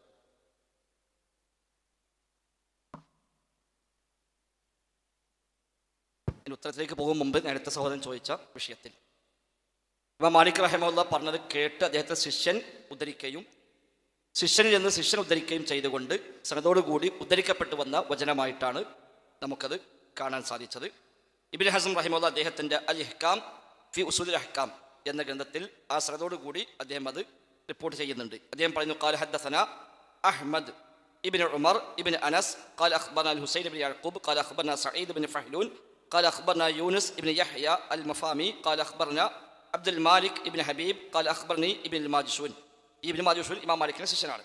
അദ്ദേഹം പറഞ്ഞു ഖാല മാലിക് ഇബ്നു അനസ്. ഇമാം മാലിക് റഹിമഹുല്ലാഹ് പറഞ്ഞിരിക്കുന്നു. അപ്പോൾ ഇമാം മാലിക് പറഞ്ഞത് അദ്ദേഹം ശിഷ്യൻ കേട്ടു, ശിഷ്യൻ തൻ്റെ ശിഷ്യനോട് പറഞ്ഞു, ശിഷ്യൻ തൻ്റെ ശിഷ്യനോട് പറഞ്ഞു. അതിൽ നിന്നാണ് പിന്നീട് ഉദ്ധരിക്കപ്പെട്ട് പോകുന്നത്. ഇമാം മാലിക് റഹിമഹുല്ലാഹ് എഴുതി വെച്ചതല്ല, ഇമാം മാലിക്കിന്റെ ഗ്രന്ഥം അദ്ദേഹം എഴുതി വെച്ചതല്ല, അദ്ദേഹം പറഞ്ഞ വചനം, അദ്ദേഹം ധാരാളമായി പറഞ്ഞ വചനമാണ്. അത് അദ്ദേഹത്തെ ശിഷ്യന്മാർ കേൾക്കുന്നു, ശിഷ്യന്മാർക്ക് പറഞ്ഞു കൊടുക്കുന്നു, അവർ അവിടെ ശിഷ്യന്മാർ കൈമാറുന്ന സനദോടുകൂടി കൈമാറി വന്ന വാചകമാണ്. നേരത്തെ പറഞ്ഞ പോലെ തഫ്സീർ ഖുർത്തുബിയിലുണ്ട്, തഫ്സീർ ഇബ്നു കസീറിലുണ്ട്, അതേപോലെ പിന്നെ ഇബ്നു റജബ് അൽ ഹംബലി ഉദ്ധരിച്ചിട്ടുണ്ട്, ഷെയ്ഖ് അബ്ദുൽ ഖാദിർ ജിലാനി ഉദ്ധരിച്ചിട്ടുണ്ട്, മാലിക്കി മദ്ഹബുകാരനായ ഇമാം ഷാത്തിബി റഹിമഹുല്ലാഹ് അദ്ദേഹത്തെ കിതാബ് ഇത്തിസാമിൽ ഉദ്ധരിച്ചിട്ടുണ്ട്. ഇങ്ങനെ ലോകപ്രസിദ്ധമായ ധാരാളം ഗ്രന്ഥങ്ങളിൽ ഇമാം മാലിക്കിന്റെ വചനമായി അത് അറിയപ്പെട്ട കാര്യമാണ്. ഇമാം മാലിക്കിലേക്ക് മാത്രമല്ല മറ്റു പലർക്കും ചേർത്തിക്കൊണ്ടും ആ വചനം അതേപടി ഉദ്ധരിക്കപ്പെട്ടത് കാണാൻ കഴിയുന്നു. അല്ലാഹു അഅലം. മാത്രമല്ല ഇമാം മാലിക്കിന്റെ കാലത്ത് രചനകളല്ല, അത് കൂടുതൽ അന്ന് റിവായത്തുകളാണ് കൂടുതലുള്ളത്. അവരൊക്കെ ഹദീസ് റിപ്പോർട്ട് ചെയ്ത ആളുകളാണ്. അവരുടെ ഉദ്ധരണികൾ റിവായത്തുകളായിക്കൊണ്ടാണ് അന്നൊക്കെ കുറച്ചുകൂടെ വന്നത്. ഇമാം അബൂ ഹനീഫയുടെ, ഇമാം മാലിക്കിലൊക്കെ അങ്ങനെയാണ് വന്നിട്ടുള്ളത്. കുറച്ചുകൂടെ കാലം ഇങ്ങോട്ട് പോരുമ്പോഴാണ് തദ്വീൻ, ഇത് ക്രോഡീകരിക്കുക, രചനയാക്കുക എന്ന സമ്പ്രദായം കുറച്ചുകൂടെ വ്യാപകമായി വന്നത് പിന്നീടുള്ള കാലത്താണ്. അതുകൊണ്ടായിരിക്കാം ഒരു പക്ഷേ രേഖപ്പെട്ട് വരാത്തത്. അല്ലാഹു അഅലം. ഏതായിരുന്നാലും നമുക്ക് കിട്ടിയത് പറഞ്ഞു, ബാക്കി അല്ല. ഇവിടെ ചോദിച്ചത് അമലുൽ മൗലിദുമായി ബന്ധപ്പെട്ട വിഷയമാണ്. അതിൽ ആദ്യകാലത്ത് ഈ മൗലിദാഘോഷവുമായി ബന്ധപ്പെട്ട അഥവാ ഹിജ്റ 600-കൾക്ക് ശേഷം ഇത് പുനഃസ്ഥാപിക്കപ്പെട്ടപ്പോൾ, നേരത്തെ ഇവിടെ ഷുറൈ സലഫിയുടെ അവതരണത്തിൽ പറഞ്ഞുവല്ലോ, ഫാത്തിമിയാക്കൾ, ഉബൈദികൾ എന്ന് പറയുന്ന ഷിയാക്കളാണ് തുടങ്ങി വെച്ചത് ഹിജ്റ 300-കളിൽ. പിന്നീട് അത് നിലച്ചുപോയി. ഏതാണ്ട് 150 കൊല്ലം ഉണ്ടായിരുന്നില്ല. 150 കൊല്ലം നബിദിനാഘോഷം ലോകത്തില്ലാതായിപ്പോയി. ആളുകളത് മറന്നുപോയി എന്ന് വരെ രേഖപ്പെടുത്തി കാണാൻ പറ്റും. അങ്ങനെ സംബോധന മറന്നുപോയി എന്നാണ്. അതിന് ശേഷമാണ് പിന്നെ മുളഫർ രാജാവ് അത് രണ്ടാമത് പുനഃസ്ഥാപിക്കുന്നത്. ആ കാലത്ത് ശേഷമുള്ള പണ്ഡിതന്മാരിൽ വ്യത്യസ്തമായ നിലപാടുകാരെ കാണാൻ കഴിയും. അനുകൂലിച്ചവരും പ്രതികൂലിച്ചവരുമെല്ലാം നമുക്ക് കാണാൻ സാധിക്കുന്നുണ്ട്. അന്ന് യഥാർത്ഥത്തിൽ ഒരു ഭരണ പരിഷ്കാരം എന്ന രൂപത്തിലാണ് യഥാർത്ഥത്തിൽ വന്നിട്ടുള്ളത്. ഒരു രാജാവ് നടപ്പാക്കിയ ഒരു നാട്ടിലെ ഒരു ഭരണപരിഷ്കാരം, ആളുകൾക്ക് തൻ്റെ ഭരണത്തിലേക്ക് അടുപ്പിക്കാൻ, തന്നെപ്പറ്റി നല്ല മതിപ്പുണ്ടാക്കാനൊക്കെ വേണ്ടി ഒരു രാജാവ് നടപ്പാക്കിയ ഭരണത്തിൻ്റെ ഭാഗമായി വന്നൊരു കാര്യമാണ്. നമ്മുടെ നാട്ടിൽ കണ്ട ഇലക്ഷൻ അടുപ്പിച്ചാകുമ്പോൾ കിറ്റ് കൊടുക്കണേ എന്ന മാറ്റൊരു ഏർപ്പാടായിരുന്നു യഥാർത്ഥത്തിൽ അതൊക്കെ. അപ്പം അങ്ങനെ ഒപ്പിച്ചൊരു പരിപാടിയാണിത്. ആളുകൾക്കിടയിൽ സൽപ്പേരുണ്ടാക്കാൻ വേണ്ടി ചെയ്ത പണിയാണ് അന്ന് ഈ വക ആഘോഷങ്ങൾ. അല്ല അതൊരു വിവാദത്തായിക്കൊണ്ടോ അത് പ്രത്യേകമായ ഒരു സുന്നത്തായ കാര്യമായിക്കൊണ്ടോ അത് ലളിതക്കാൾ പുണ്യമുള്ള കാര്യമായിക്കൊണ്ടോ ഒന്നും അന്ന് വന്നിട്ടില്ല. ഒരു രാജാവ് സംഗതി നടപ്പാക്കി, അതിൻ്റെ പേരിൽ കുറേ ആളുകൾക്ക് ഭക്ഷണം കിട്ടി, കുറേ ആൾ കുറേ പൈസ കിട്ടി, ഒരുപാട് പാവങ്ങൾക്ക് കുറേ ആശ്വാസം കിട്ടി. അപ്പം നാട്ടിൽ പൊതുവെ തരക്കേടില്ല എന്നൊരു അഭിപ്രായം വന്നു. അതാണ് ഇപ്പം അന്നുള്ളത്. അത് നമ്മൾ ഇബ്നു കസീർ അഹ്മദ് അൽ ബിദായത്ത് വന്നിഹായിൽ മുദഫർ രാജാവിൻ്റെ അന്നത്തെ മൗലിദാഘോഷം വിശദമായി പറയുന്നുണ്ട്. താഴ്വ മുഹമ്മദ് കുഞ്ഞു മുസ്ലിയാൽ മവാഹിബ് ജലിയയിൽ പറഞ്ഞു, അന്നത്തെ മൗലിദ് എന്താ അദ്ദേഹം പറഞ്ഞു, മൗലിദ് കഴിക്കുന്നന്ന് ആട് 5000, പൊരിക്കുന്നതാണ് കോഴിയും 10000, കൂടാതെ 1,30,000 പാത്രങ്ങളിൽ ഹലുവായുമുണ്ട് ഓരോ തരം എന്ന് പറഞ്ഞ 5000 കോഴി 5000 ആട് 10000 കോഴി 1,30,000 പാത്രങ്ങളിൽ മധുരപലഹാരങ്ങൾ ഇതെല്ലാം വെച്ച് എല്ലാ മനുഷ്യന്മാരും വിളിച്ച് നല്ല സുഭിക്ഷമായ ഭക്ഷണം കൊടുക്കുന്നു. ചുരുക്കി പറഞ്ഞാൽ 3 ലക്ഷം പൊന്ന പ്രതിവർഷവും മൗലിദ് കഴിക്കാൻ എന്നാണ്. 3 ലക്ഷം സ്വർണ്ണമാണ് ഖജനാബ് പാസ്സാക്കി മൗലിദിന് വേണ്ടി. അതാണ് അന്നത്തെ മൗലിദ്. അന്ന് അതിന് ഖുർആനിൽ തെളിവുണ്ട്, ഹദീസിൽ തെളിവുണ്ടെന്നും ആരും പറഞ്ഞിട്ടില്ല. അത് സ്വഹാബികളെ പതിവാന്ന് പറഞ്ഞിട്ടില്ല. അത് ഹസൻ ബസ്രി പറഞ്ഞിരിക്കുന്നു എന്ന് കള്ളക്കഥ അന്ന് പ്രചരിപ്പിച്ചിട്ടില്ല. അത് ഇങ്ങനത്തെ ഈ വക കെട്ടുകളൊന്നും പാടുന്ന ഏർപ്പാടുമില്ല.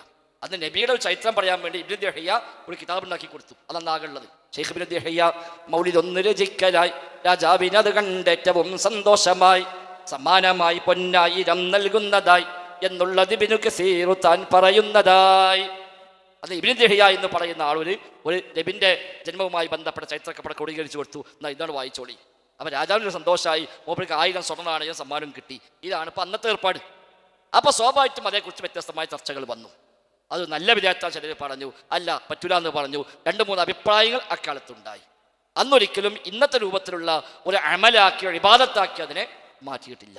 ഇന്ന് അവിടെയൊക്കെ മാറി. നമ്മൾ നേരത്തെ അവിടെ കേട്ടല്ലോ, ഡോക്ടർ ഷുഹൈബ് സലഫിയുടെ സംസാരിച്ച് അദ്ദേഹം പറഞ്ഞു, ഇത് 2023 എഴുതി വിട്ടത് ഇത് പ്രത്യേകമായ പുണ്യമുള്ള ഒരു ഇബാദത്താണ് എന്ന് തന്നെ പ്രത്യേകമായി ഇവർ എഴുതി വെച്ചത് പറഞ്ഞു. അങ്ങനെ വരുമ്പോൾ പിന്നെ അവരൊക്കെ പറഞ്ഞ ആ ന്യായീകരണങ്ങളൊന്നും ഇതിന് ബാധകമേ അല്ല.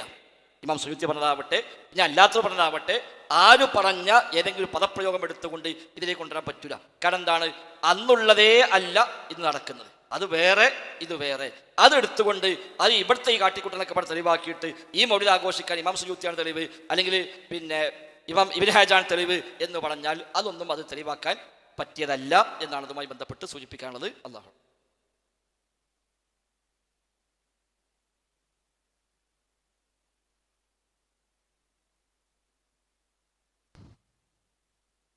സൗബാൻ ചോദിക്കും. ഫൈസൽ മൗലവി ആ ഉദ്ധരിച്ച സനദും ആ ഉദ്ധരണി ഒന്നും കൂടെ ഒന്ന് വായിക്കോ?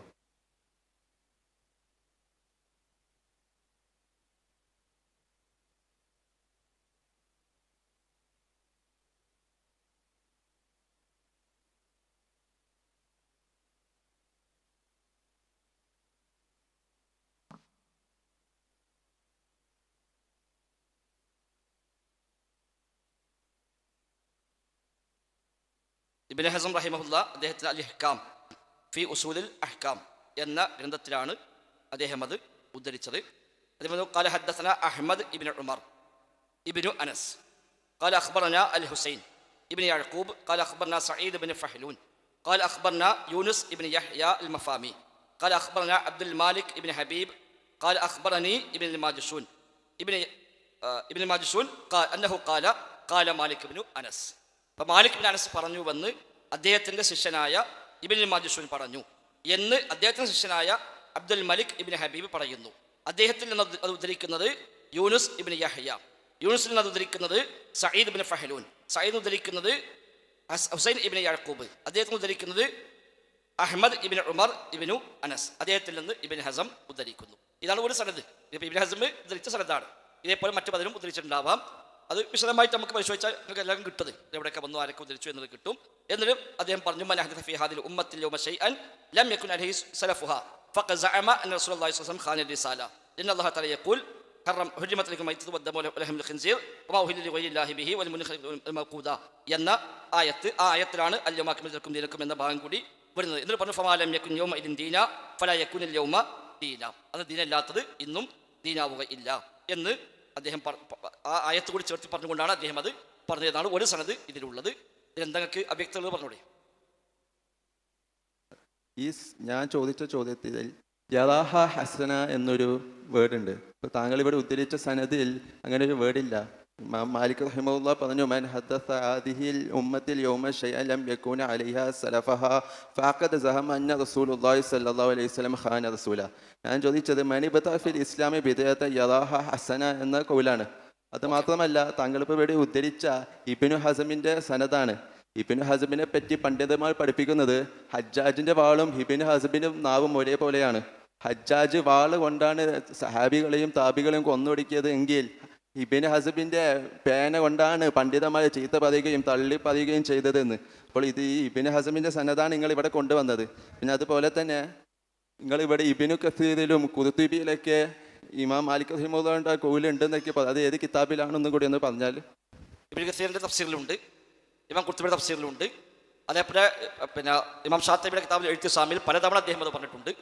പിന്നെ ഇബ്നു റജബുൽ ഹംബലി ഏതിലോ ഉദ്ധരിച്ച് നോക്കിയിട്ട് വേണം, അദ്ദേഹം ഉദ്ധരിച്ചിട്ടുണ്ട്. ഷെയ്ഖ് അബ്ദുൽ ഖാദിർ ജീലാനി അദ്ദേഹം ഉദ്ധരിച്ചിട്ടുണ്ട്.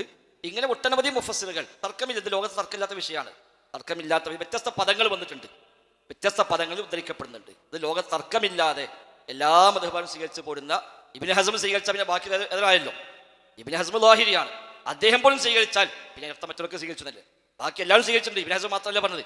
ഇത് ഒരു സ്ഥലത്ത് കിട്ടി പറഞ്ഞതേ ഉള്ളൂ. ഇബ്നു ഹസ്ം മാത്രമല്ല, 4 മദ്ഹബിന്റെയും ഇമാമുമാർ തർക്കമില്ലാത്ത വിധം പറഞ്ഞു പോകും. ഇബ്നു റജബ് അദ്ദേഹം ഹംബലിയാണ്. അതേപോലെ ഷെയ്ഖ് ജിലാനി അദ്ദേഹം ആദ്യം ഷാഫി ആയിരുന്നു, പിന്നെ മാലിക്കിക്ക് മാറിയ ആളാണ്, അവർ രണ്ടുമായി. അതേപോലെ ഇബ്നു കസീർ അദ്ദേഹം ഷാഫിയാണ്. അതേപോലെ ഇമാം ഷാത്തബി അദ്ദേഹം മാലിക്കിയാണ്. അപ്പോൾ എല്ലാവരും ഇത് അംഗീകരിച്ചു പോന്ന തർക്കമില്ലാത്തൊരു കാര്യമാണ്. മുസ്ലിം ലോകത്ത് പൊതുവെ അംഗീകരിക്കപ്പെട്ട ഇമാം മാലിക്കിന്റെ വചനമായി അറിയപ്പെട്ട കാര്യമാണ്. അത് വ്യത്യസ്ത സ്ഥലത്തിൽ വ്യത്യസ്ത പദങ്ങളിൽ ഉദ്ധരിക്കപ്പെടുന്നുണ്ട്. അതിൽപ്പെട്ട ഒരു പദമാണ് എന്നുള്ളത്. ഞാൻ വായിച്ചോട്ടുന്നതാണ്, അതുമില്ല.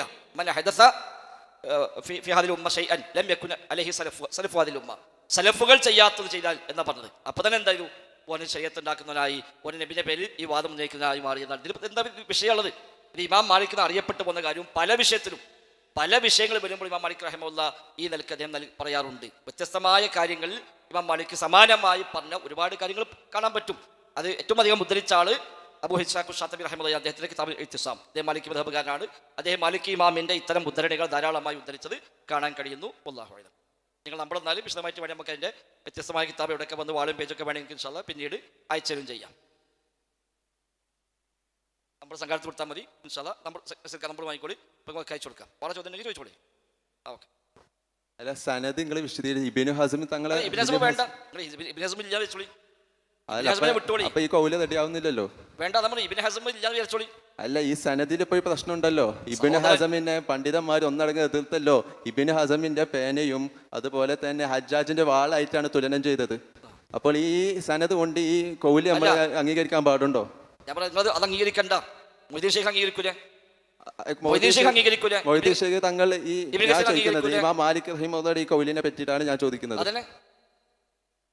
അതിനാണ് മൊയ്തീൻ ഷെയ്ഖ് ഉദ്ധരിച്ചു വന്നത്. ഇബ്നു കസീർ ഉദ്ധരിച്ചു, ഇമാം ഖുർത്തുബി ഉദ്ധരിച്ചു, ഇമാം ഷാത്തിബി ഉദ്ധരിച്ചു. ഒലക്കെ അതേപോലെയല്ലോ. നീ ഇബ്നു ഹസ്മിനെ മൊത്തത്തിൽ തള്ളിയതാണോ? അല്ലല്ലോ. ഇബ്നു ഹസ്ം ലാഹിരിയ മദ്ഹബാണ്. ഫിഖ്ഹിൽ ഇബ്നു ഹസ്മിന്റെ മൊയ്തീൻ ഷെയ്ഖ് തങ്ങൾ ഏത് കിതാബിലാണ് പറഞ്ഞത്? ഏത് ഉദ്ധരണിയാലൊന്ന് പറഞ്ഞത്? തർക്കത്തിന്റെ വിഷയമല്ലോ. അതെല്ലാം പറഞ്ഞ നമ്പർ കൊടുത്തോളി. സനദിലൊന്ന് വിശദീകരണം നൽകണം. കാരണം ഇബ്നു ഹസ്മിന്റെ ആ സനദിൽ ഒരു വിശദീകരണം നൽകണം. നിങ്ങൾ ഇപ്പോൾ ഈ കൊണ്ടുവന്ന് ഞാൻ ചോദിക്കട്ടെ, നിങ്ങളിപ്പോൾ സനദില്ലാതെയാണ് ഇപ്പോൾ ഇമാം മാലിക് റഹിമഹുല്ലാഹുവിന്റെ ഈ കൗല് നിങ്ങൾ ഇവിടെ പ്രചരിപ്പിച്ചുകൊണ്ടിരിക്കുന്നത്. കാരണം ഇമാം ഷാത്തിബി ജീവിക്കുന്നത് ഹിജ്റ 8-ാം നൂറ്റാണ്ടിലും ഇമാം മാലിക് റഹിമഹുല്ലാഹ് ജീവിക്കുന്നത് ഹിജ്റ 2-ാം നൂറ്റാണ്ടിലുമാണ്. അപ്പോൾ ഷാത്തിബിയുടെ ഈ നിങ്ങൾ കൊണ്ടുവന്ന ഒന്നാമത് ആ സനദിലുള്ള പ്രശ്നം എന്നുള്ളത് യദാ ഹസന എന്നുള്ള ഒന്നാമത്തെ പ്രശ്നം. രണ്ടാമത്തെ പ്രശ്നം എന്നുള്ളത് ആ സനദ് ഇബ്നു ഹസമിന്റെ സനദാണ്. ഞാൻ പറഞ്ഞില്ല, ഇബ്നു ഹസമിനെ പണ്ഡിതന്മാർ ഒന്നടങ്കം തള്ളിയ പണ്ഡിതനാണ് ഇബ്നു ഹസം. നിങ്ങൾ ഈ കാര്യത്തിൽ സുഹൃത്തുക്കളെ പറഞ്ഞത് നമ്മൾ പറഞ്ഞ ഇബ്നു ഹസ്മിന്റെ ഫിഖ്ഹിലെ ചില വീക്ഷണത്തിൽ മാത്രമാണ് വിയോജിപ്പുള്ളത്. ഇബ്നു ഹസ്ം അങ്ങനെ മൊത്തം തള്ളപ്പെട്ട ആളൊന്നുമല്ല. ഇബ്നു ഹസ്ം ലാഹിരിയ മദ്ഹബുകാരനാണ്, ഖിയാസ് സ്വീകരിക്കാത്ത ആളാണ്. അതുകൊണ്ട് ഫിഖ്ഹിലെ ചില വിഷയങ്ങളിൽ ഇബ്നു ഹസ്മിനോട് വിയോജിപ്പുണ്ട്. എന്നാൽ ഇബ്നു ഹസ്മിന്റെ അൽ മുഹല്ല ലോകപ്രസിദ്ധമായ ഗ്രന്ഥമാണ്. ഫിഖ്ഹ് പഠിക്കുന്ന ഒരു വിദ്യാർത്ഥി പഠിക്കാതിരിക്കാൻ പറ്റാത്ത കിതാബ് എന്നാണ് മുഹല്ലയെ പറ്റി നിങ്ങൾക്കറിയാലോ. 17 വാള്യമുള്ള മുഹല്ല, ഇബ്നു ഹസ്മിന്റെ മുഹല്ല, അത് മതവിദ്യാർത്ഥികൾ വായിച്ചേ പറ്റൂ എന്ന് രേഖപ്പെടുത്തപ്പെട്ട കിതാബാണ്. ഇബ്നു ഹസ്മിനോട് ലോകത്തെ അഹ്ലുസുന്ന പണ്ഡിതന്മാർ മൊത്തത്തിൽ പുറത്ത് നിന്നിട്ടില്ല. അദ്ദേഹത്തോട് ആകെ വിയോജിപ്പുള്ളത് ഫിഖ്ഹിലെ ചില മസ്അലകളിൽ മാത്രമാണ്. അതേ 4 മദ്ഹബിനെ പുറത്തേക്ക് പോയി ലാഹിരിയ മദ്ഹബ് എന്ന പുതിയ നിലപാട് സ്വീകരിച്ചു. ഖിയാസ് പ്രമാണമല്ല എന്ന് പറഞ്ഞു. അതുമായി ബന്ധപ്പെട്ട് ചില മസ്അലകളിൽ അദ്ദേഹത്തിന് ചില പ്രയാസങ്ങൾ, മറ്റുള്ളവർ കൂടെ പറഞ്ഞെത്താൻ കഴിയാത്ത ചില പ്രയാസങ്ങളുടെ തകല്ലുഫുകൾ അദ്ദേഹത്തിന് ചെയ്യേണ്ടി വന്നു എന്നിടത്താണ് ഇബ്നു ഹസ്ം ആക്ഷേപിക്കപ്പെട്ടത്. ഇബ്നു ഹസ്ം ഇല്ലാന്ന് വിചാരിച്ചോളി, നമ്മൾ ഇബ്നു ഹസ്ം ഇല്ലാന്ന് വിചാരിച്ചോളി. ഇമാം മാലിക് റഹ്മത്തുള്ളാഹി വചനമായി വ്യാപകമായി ധാരാളം തഫ്സീറുകളിൽ, ധാരാളം ഗ്രന്ഥങ്ങളിൽ വ്യാപകമായി ഉദ്ധരിച്ചു പോകുന്നതാണ്. അല്ലാതെ ഫൈസൽ മൗലവി കണ്ടുപിടിച്ചാണ്ട് ഇവർ പറഞ്ഞൊന്നുമല്ല. ഒരുപാട് തഫ്സീർ ഗ്രന്ഥങ്ങൾ നിങ്ങൾ ഈ ആയത്തിൻ്റെ തഫ്സീർ മൊത്തം വായിച്ചു നോക്കിയാൽ മതി. അല്ലുമാക്കിബൽ ദിനക്കും ദീനക്കും എന്ന ആയത്തിന് ലഭ്യമായ തഫ്സീർ ഒക്കെ വായിച്ചു നോക്കി. പല മുഫസ്സിറുകളും ഈ ആയത്ത് തഫ്സീർ ചെയ്യുമ്പോൾ ഇമാം മാലിക്കിനെ വചനമായി എടുത്തു കൊടുത്തിട്ടുണ്ട്. അഖീദ ഗ്രന്ഥങ്ങളിൽ ഒരുപാട് അഖീദ പഠിപ്പിച്ച പണ്ഡിതന്മാർ അവിടെ ഇതൊക്കെ എടുത്തു കൊടുത്തിട്ടുണ്ട്. അതിന് ഏതൊക്കെ കിതാബിൽ എവിടെയൊക്കെ വന്നു, ഏതൊക്കെ സനദാണെന്നാണെങ്കിൽ അത് ഇൻഷാ അല്ലാഹ് നമുക്ക് പറഞ്ഞുതരാം. അതിനെ പറഞ്ഞു നിങ്ങൾ അതിൽ ഇൻഷാല്ലാഹ് നമ്പർ കൊടുത്തോളി. അതൊക്കെ ഇൻഷാല്ലാഹ് നാളെ മറ്റന്നൊക്കെ ആയിട്ട് ഇൻഷാല്ലാഹ് നമുക്ക് എല്ലാം അയച്ചു തരാം. ഒരു പ്രശ്നമില്ല. എവിടെയൊക്കെ വന്നു, ഏതൊക്കെ കിതാബിലുണ്ട്, പേജും നാളും നമ്പറും അത് വേണേൽ അതിൻ്റെ കോപ്പി അടക്കം എടുത്ത് നിങ്ങൾക്ക് അയച്ചു തരാം. അതാ പറഞ്ഞത്.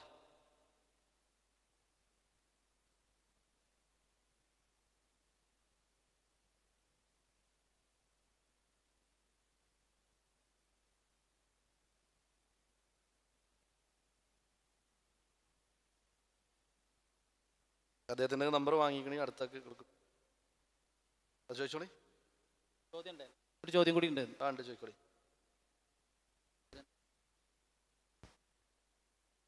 ഇപ്പോൾ ഇവിടെ ഇപ്പം നിങ്ങൾ കൊണ്ടുവന്ന ഈ സനദിൽ വേറെ പ്രശ്നം കൂടി ഞാൻ കണ്ടിട്ടുണ്ട്. ഇവിടെ കൊണ്ടുവന്നത് ഇബിനു മാജിഷൂനിനെ, ഇമാം മാലിക് റഹ്മത്തുള്ളാഹിയുടെ ശിഷ്യനായ ഇബിനു മാജിഷൂനിയാണ് നിങ്ങൾ ഇവിടെ കൊണ്ടുവന്നത്.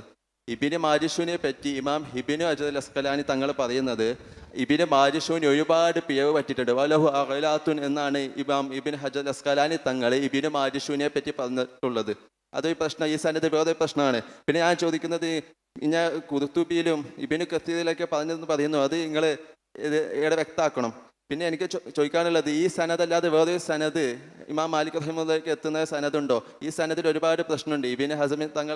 ഇബിന് ഹസമിനെ എതിർത്ത് ഒരുപാട് പണ്ഡിതന്മാരുണ്ട്. ഫിഖീഹിന്റെ കാര്യത്തിൽ മാത്രമല്ല, മറ്റു പല വിഷയത്തിലും ഇമാമാരെ പല ഇമാമുകളെ പച്ചക്ക് തെറി വിളിച്ചു ഇബിന് ഹസം എന്ന് പറഞ്ഞിട്ട് പല ഉദ്ധരണികളും കാണാം. അങ്ങനെ ഫിഖീഹിന്റെ വിഷയത്തിൽ മാത്രമല്ല, പല വിഷയത്തിലും അദ്ദേഹത്തെ എതിർത്തിട്ടുണ്ട് എന്ന് പണ്ഡിതന്മാർ പഠിപ്പിക്കുന്നുണ്ട്. ചോദ്യം ഇത് നിങ്ങൾ ഈ കാര്യം ഒന്ന് വ്യക്തമാക്കണോ? അത് നിങ്ങൾക്ക് അയച്ചു തരുന്നു പറഞ്ഞല്ലോ. നമ്പർ വാങ്ങിക്കണം. നമ്പർ വാങ്ങിയിട്ടുണ്ട്. അടുത്ത ആൾക്ക് കൊടുക്കും. അസ്സലാമു അലൈക്കും വറഹ്മത്തുള്ളാഹി. ഇവിടെ ഇമാം മാലിക്കിൻ്റെ കൗല് ഇവിടെ പറഞ്ഞ പോലെ പണ്ഡിതന്മാരൊക്കെ വളരെയധികം ഉദ്ധരിക്കാനുള്ള കൗലാണ്. ഈ പറഞ്ഞ ഇബ്നുൽ മാജിഷൂൻ ആയിക്കോട്ടെ, അദ്ദേഹത്തിൽ ഉദ്ധരിക്കുന്ന അബ്ദുൽ മലിക് ഇബ്നു ഹബീബ് ആയിക്കോട്ടെ, മാലിക്കി മദ്ഹബിൻ്റെ റിവായത്തിൻ്റെ വിഷയത്തിൽ ഏറ്റവും അവലംബനീയരായ പണ്ഡിതന്മാരാണ്. ഹദീസ് ഉദ്ധരിക്കുമ്പോൾ റസൂലുള്ളാഹി സ്വല്ലല്ലാഹു അലൈഹി വസല്ലം ഹദീസിൻ്റെ ഒരു സൂക്ഷ്മതയുടെ ഭാഗമായി തിഖത്തു ദഈഫ് എന്ന് പറഞ്ഞ പണ്ഡിതന്മാർ റാവിമാരെ തരംതിരിക്കാറുണ്ട്. ആ ഹുക്കുമല്ല, അതായത് റിപ്പോർട്ടർമാരെ സംബന്ധിച്ചിടത്തോളം ആ വിധിയല്ല ഇവിടെ സ്വീകരിക്കേണ്ടത്. ഇവിടെ മാലിക്കി മദ്ഹബിലെ ഇമാം മാലിക്കിൻ്റെ കൗലുകളെ കുറിച്ച് ഏറ്റവും കൂടുതൽ അറിയുന്ന റിപ്പോർട്ടർമാർ, ഇമാം മാലിക്കിൻ്റെ നേരെ ശിഷ്യനായ ഏറ്റവും പ്രഗത്ഭനായ ശിഷ്യനാണ് ഇബ്നുൽ മാജിഷൂൻ. അദ്ദേഹത്തിൻ്റെ ഏറ്റവും പ്രഗത്ഭരായ ശിഷ്യന്മാരെ കൂട്ടത്തിൽപ്പെട്ടാണ് അബ്ദുൽ മലിക് ഇബ്നു ഹബീബ്. അവരൊക്കെ ഉദ്ധരിച്ചു പോകുന്ന റിപ്പോർട്ടാണത്. ഇനി ആ റിപ്പോർട്ട് പിന്നെ ഈ പറഞ്ഞ പോലെ മാലിക്കി മദ്ഹബിൽ തന്നെ വളരെ പ്രഗത്ഭരായ പണ്ഡിതന്മാരൊക്കെ ഉദ്ധരിച്ചു പോകുകയും ചെയ്തു. പിന്നെ ഇനിയിപ്പോൾ ഇമാം മാലിക്കിനെ സംബന്ധിച്ചിടത്തോളം ഒരു കൗല് പറയാൻ അതിനേക്കാളും കൂടുതൽ ഒരു ആധികാരികത വേറൊന്നും ആവശ്യമില്ല എന്നുള്ളതാണ് ആവശ്യത്തിന് മനസ്സിലാക്കേണ്ടത്. അല്ലാഹു അലം.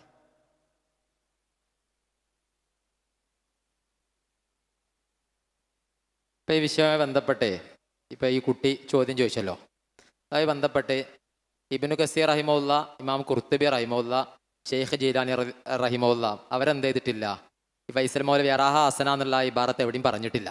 ഒരു വിഷയം. രണ്ടാമത് പറയാനുള്ളത് എന്താണെന്ന് വെച്ചാൽ, ഇമാം ഷാത്തിബി റഹിമഹുല്ല ഏത് നൂറ്റാണ്ടാന്നുള്ളത് നമുക്കറിയാം. അപ്പോൾ പറഞ്ഞു 8-ാം നൂറ്റാണ്ടിലാണ്, 2-ാം നൂറ്റാണ്ടിലാണ് ഇമാം മാലിക് റഹിമഹുല്ല വരുന്നത്. അവരിലേക്ക് എത്തുന്ന ഒരു സനത് എവിടെയും ഉദ്ധരിക്കപ്പെട്ടിട്ടില്ല. പിന്നെ മൂന്നാമത് ഇബ്നു ഹസ്മിനെ കുറിച്ച് എന്താണ് പണ്ഡിതന്മാർ പറഞ്ഞത് എന്നുള്ളത് നമുക്കെല്ലാവർക്കും അറിയുന്ന കാര്യമാണ്. അപ്പോൾ എല്ലാ മുഖാമുഖത്തിലും പറയുന്നൊരു വിഷയമാണ് എന്ത്, ഇങ്ങനൊരു മാലിക് ഇമാമിൽ നിന്ന് ഇങ്ങനൊരു വാക്കുണ്ട് എന്ന് എല്ലാ മുഖാമുഖത്തിലും എന്ത് ചെയ്യാറുണ്ട്, പറയാറുണ്ട്. അപ്പോൾ അതുമായി ബന്ധപ്പെട്ടാണ് ചോദ്യം. അപ്പോൾ ജീലാൻ റളിയല്ലാഹുവിൻ്റെ പേര്, ഇവരെ പേരൊക്കെ പറഞ്ഞു. അപ്പോൾ ഇവർ ഏത് കിതാബിലാണ് ഉദ്ധരിച്ചത്, ആ ഉദ്ധരണം എന്ത് ചെയ്താൽ മതി, അവിടെ ഹാജരാക്കിയാൽ മതി. ഇബ്നു കസീർ റഹിമഹുല്ലയുടെ ഇബാറത്തൊക്കെ ഉണ്ടെന്ന് പറഞ്ഞത്, അത് ഹാജരാക്കിയ പ്രശ്നം കഴിഞ്ഞു. അങ്ങനെ ഒരു ഇബാറത്തില്ല. പിന്നെ ഉദ്ധരിച്ചത് ആരാണ്, ഷാത്തിബി ഇമാം ഉദ്ധരിച്ചിട്ടുണ്ട് എന്നുള്ളത് നമ്മൾ അംഗീകരിച്ചു. അത് കിതാബുൽ ഇത്തിസാമിലുണ്ട്, സംഗതി ശരി തന്നെയാണ്. പക്ഷെ അവിടെ എന്തില്ല, സനതുമില്ല. 8-ാം നൂറ്റാണ്ടിൽ വന്ന ആള് 2-ാം നൂറ്റാണ്ടിലുള്ള ആളെ പറ്റി പറയുമ്പോൾ സനത് വേണമല്ലോ. കാരണം നേരത്തെ പറഞ്ഞു ദീൻ എന്ന് പറഞ്ഞാൽ തന്നെ സനത് കൊണ്ടാണ്. നേരത്തെ ആരാന്ന് എനിക്ക് ഓർമ്മയില്ല, അവിടെ പ്രസംഗിച്ചപ്പോൾ എന്ത് ചെയ്തു, അവിടെ പറഞ്ഞു. അപ്പോൾ അതിനെന്തില്ല, സനദില്ല. സനത് ഉണ്ടെങ്കിലേ മുജാഹിദീങ്ങൾക്ക് അംഗീകരിക്കാൻ പറ്റുള്ളൂ. അപ്പോൾ സനത് ഒന്നുകിൽ സനത് ഹാജരാക്കുക, അല്ലെങ്കിൽ ജീലാൻ റളിയല്ലാഹു ഇബ്നു കസീർ റഹിമഹുല്ലാഹ്, ഖുർത്തുബി ഇമാമോ ഇവരെ ഉദ്ധരണം എന്തെങ്കിലും അതൊന്ന് വായിച്ചാൽ മതി. ഈ അർഷദ് സംസാരത്തിന്റെ ഇടയിൽ പറഞ്ഞു സനത് ഉണ്ടെങ്കിലേ മുജാഹിദീങ്ങൾക്ക് അംഗീകരിക്കാൻ പറ്റുള്ളൂ. അപ്പോൾ നിങ്ങൾക്ക് അംഗീകരിക്കാൻ പറ്റുമോ സനദില്ലാത്തത്? കാരണം എന്താണെന്ന് വെച്ചാൽ ഇപ്പോൾ ഈ നമ്മൾ ഓതിയ മൗലിദ് കിതാബിലുള്ളതൊക്കെ ഇപ്പോൾ സനത് ഉണ്ടായിട്ടാണ് ഇപ്പോൾ നിങ്ങൾ അംഗീകരിക്കേണ്ടത്. ഇവിടെ യാസീൻ അദ്ദേഹത്തിൻ്റെ സംസാരത്തിൽ പറഞ്ഞു ഇമാം മാലിക്കിൽ നിന്നും അദ്ദേഹത്തിൻ്റെ ശിഷ്യന്മാരെന്നുള്ള നിലയ്ക്ക് ഫിഖ് ഉദ്ധരിക്കുക എന്ന വിഷയത്തിൽ ഈ പറഞ്ഞ സനദിലുള്ള ആർക്കും പ്രശ്നമുള്ളതല്ല. പിന്നെ വയറാഹ ഹസന എന്നുള്ള പദപ്രയോഗം നമ്മളെന്ത് പറഞ്ഞു, ഇൻഷാ അല്ലാഹ് അത് നോക്കിയിട്ട് പറഞ്ഞു തരാമെന്ന് പറഞ്ഞു. നമ്മളെല്ലാ മുഖാമുഖത്തിലും തുടക്കത്തിലേ പറയേണ്ടതാണ് എല്ലാം അറിഞ്ഞിട്ടിരിക്കുന്നവരല്ല. ചോദിക്കുന്ന വിഷയത്തിൽ അറിയാത്തതാണെങ്കിൽ അറിയില്ല എന്ന് പറയും.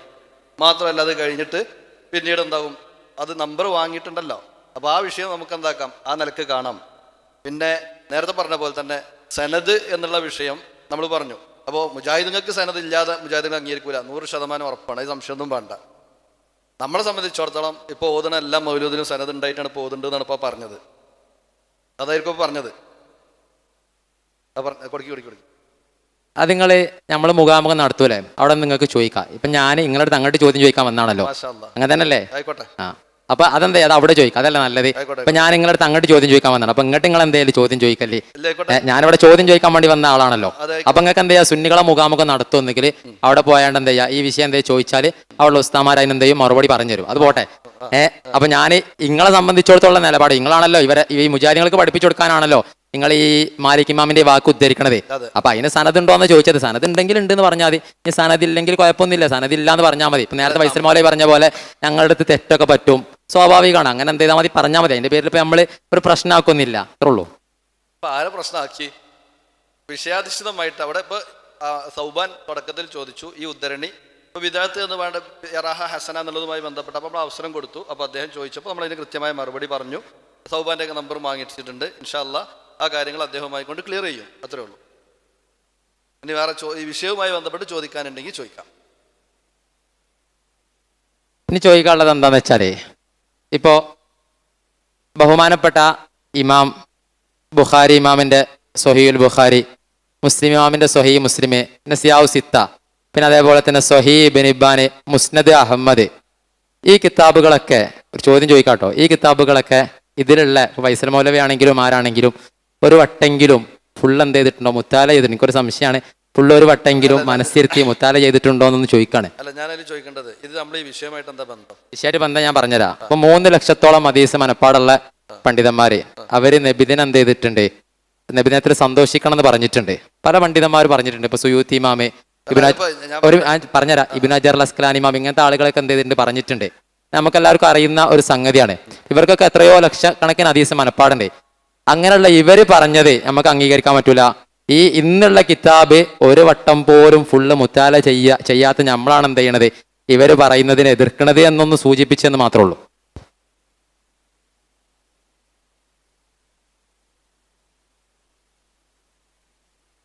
ഓക്കെ, അൽഹംദുലില്ലാഹ്, നല്ല കാഴ്ചപ്പാട് നൽകാൻ പറ്റുന്ന നിർദ്ദേശം അദ്ദേഹം വെച്ച് നമുക്ക് അംഗീകരിക്കുന്നു. നമ്മളാരും ഈ ഹദീസുകളെല്ലാം വായിച്ചവരല്ല, ഹദീസുകളെല്ലാം വായിച്ചവരല്ല നമ്മളാരും. അവിടെ നമ്മളാരും മുഹദ്ദിസീങ്ങളല്ല, താരും മുജ്തഹിദീങ്ങളുമല്ല, മുഹദ്ദിസീങ്ങളുമല്ല. ഇതെല്ലാം വായിച്ചവർ അവിടെ ഗ്രന്ഥങ്ങളിൽ രേഖപ്പെടുത്തി വെച്ച കാര്യങ്ങളെ അത് വായിച്ചും പഠിച്ചും അതിൽ നിന്ന് മനസ്സിലായ കാര്യങ്ങളാണ് നമ്മൾ പറയുന്നത്. നമ്മളാരും സ്വയം വായിച്ച് ഇജ്തിഹാദ് ചെയ്ത് അങ്ങനെ ഒരു വിധി കണ്ടെത്തി പറയുന്നവരല്ല, ഉള്ള യോഗ്യത നമുക്കാർക്കും ഇല്ല. നമ്മളാരും മുജ്തഹിദല്ല, മുഖല്ലിദുമല്ല, മുത്തബഈങ്ങളാണ്.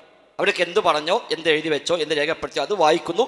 അതിൽ നിന്ന് പർവ്വതസമാനായ ആലിമ്യങ്ങൾ രേഖപ്പെടുത്തി വെച്ചതൊക്കെ നോക്കി ആ അടിസ്ഥാനത്തിൽ പറയുന്നു, അത് മാത്രമേ ഉള്ളൂ. അല്ലാതെ നമ്മളാരും ഇമാം സുയൂത്തിനെ മേലെ പോകാനോ അല്ലെങ്കിൽ ഇമാം അസ്ഖറിനെ മേലെ പോകാനോ അവരെ ഒരു 4 പോലും പോകാനുള്ള ഒരു യോഗ്യതയും നമുക്കാർക്കും ഇല്ല. നമ്മളൊക്കെ മതവിദ്യാർത്ഥികൾ മാത്രമാണ്, പണ്ഡിതന്മാരുമല്ല. പിന്നെ സ്വാഗതം പറഞ്ഞ മനുഷ്യന്മാർ മഹാപണ്ഡിതൻ പറയുന്നല്ലാതെ എന്ന് വൃത്തില്ല. നമ്മളാരും പണ്ഡിതന്മാരേ അല്ല, ദീന് പഠിക്കുന്ന മതവിദ്യാർത്ഥികൾ എന്ന് മതങ്ങളൊക്കെ ഇപ്പോഴും പഠിച്ചുകൊണ്ടേയിരിക്കണം. നമ്മൾ പഠിച്ചുകൊണ്ടേയിരിക്കണം. നമ്മളാരും ഇതെല്ലാം വായിച്ചത് അതൊക്കെ വായിച്ച ആളുകൾ ഉണ്ടാവാം, സ്വാഭാവികം. നമ്മുടെ ജാമ്യയിലൊക്കെ ഉണ്ട്. ഇപ്പം നമ്മുടെ കൂട്ടത്തിൽ വരേണ്ട അബ്ദുൽ മാലിക് സലഫി, അദ്ദേഹം സ്വഹീഹ് ബുഖാരിക്ക് സനദുള്ള ആളാണ്, സ്വഹീഹ് മുസ്ലിമിന് സനദുള്ള ആളാണ്, അതേപോലെ അബൂദാവൂദിന് സനദുള്ള ആളാണ്. അപ്പം അങ്ങനത്തെ ആളുകളുണ്ട്.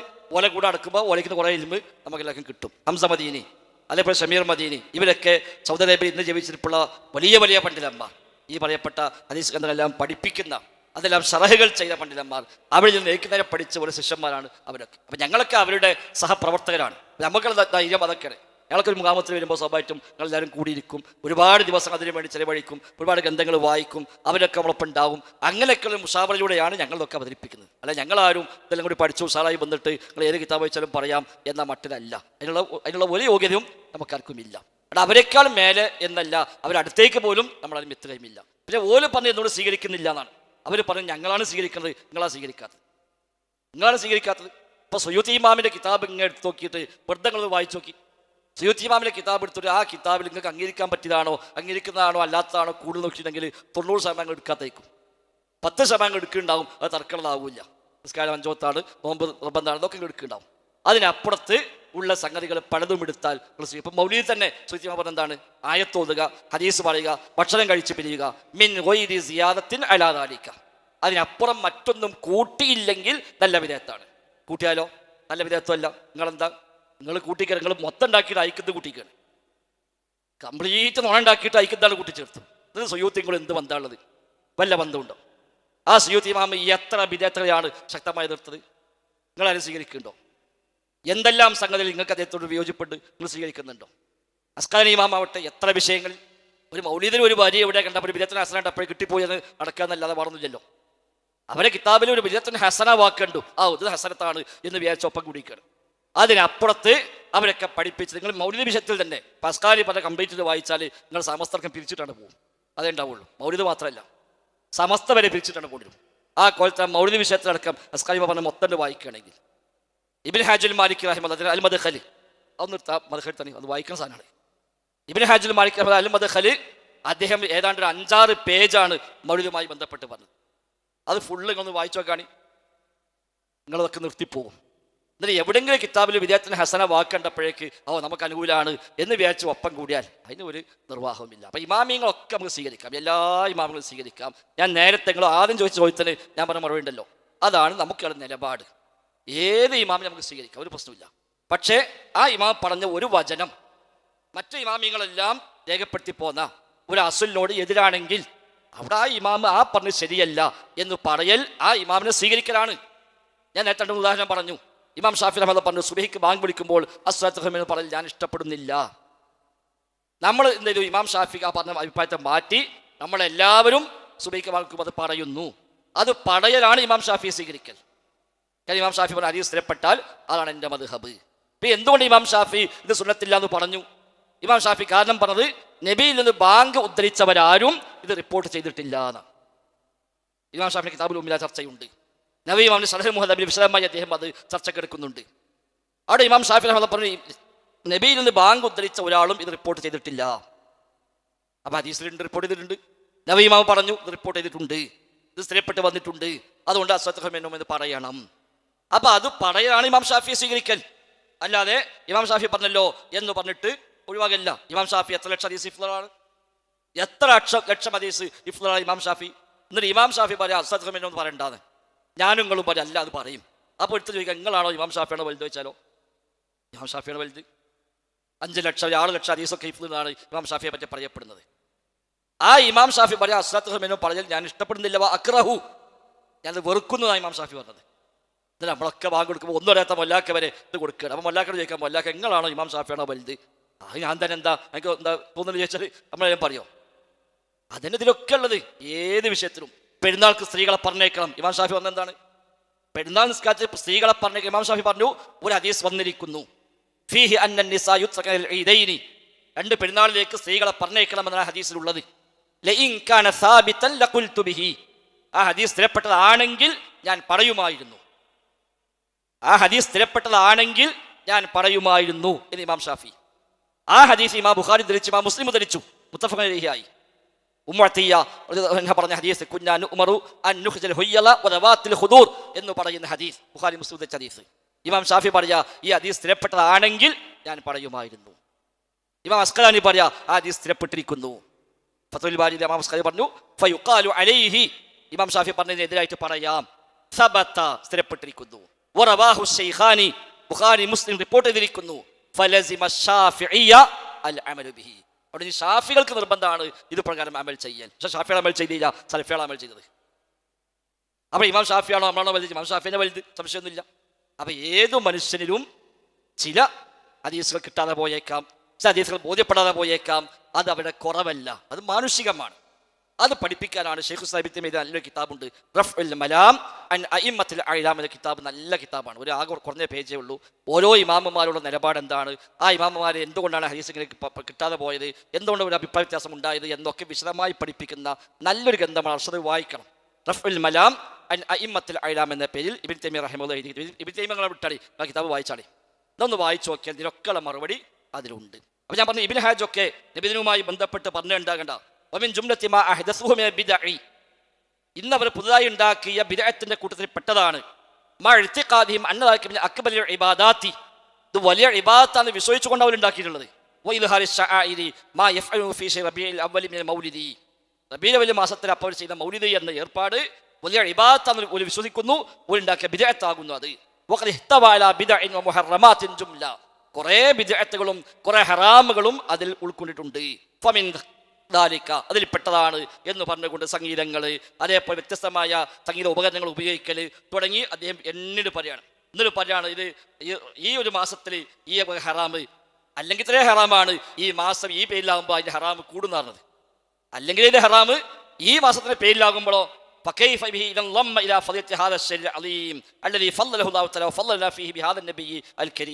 ഈ നബിയെ കൊണ്ട് അള്ളാഹു നമുക്ക് ഔദാര്യം ചെയ്ത ഈ മാസത്തിലേക്ക് ഈ ഹറാമ് ചേർത്താൽ എത്രമാത്രം ഗൗരവമായിരിക്കും എന്ന് അദ്ദേഹം പറയാം. എന്നിട്ട് പിന്നെ അദ്ദേഹം അതിൻ്റെ ഹുക്കുമൊക്കെ പറഞ്ഞു. ശേഷം അദ്ദേഹം പറയുകയാണെങ്കിൽ അത് മാത്രമല്ല, അതിൻ്റെ ഭാഗമായി വരുന്ന ഒരുപാട് വേണ്ടാത്ത അദ്ദേഹം പറയാണ്. ഇവിടെ ആണും പെണ്ണും ഒരുമിച്ച് കൂടലുണ്ട്. അദ്ദേഹം പറയാം, ജാഥ പോകുമ്പോൾ പെണ്ണുങ്ങളൊക്കെ മേലെ കയറി നോക്കുന്നതേ പറഞ്ഞു. ചില ആളുകൾ ഈ മാസം വന്നാൽ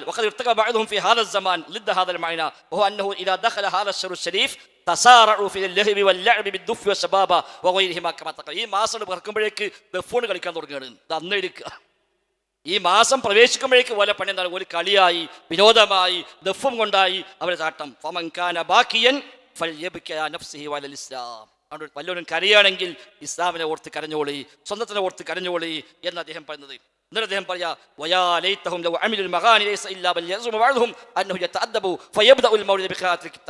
ഇത് മാത്രമാണെങ്കിൽ തിരക്കിടില്ല.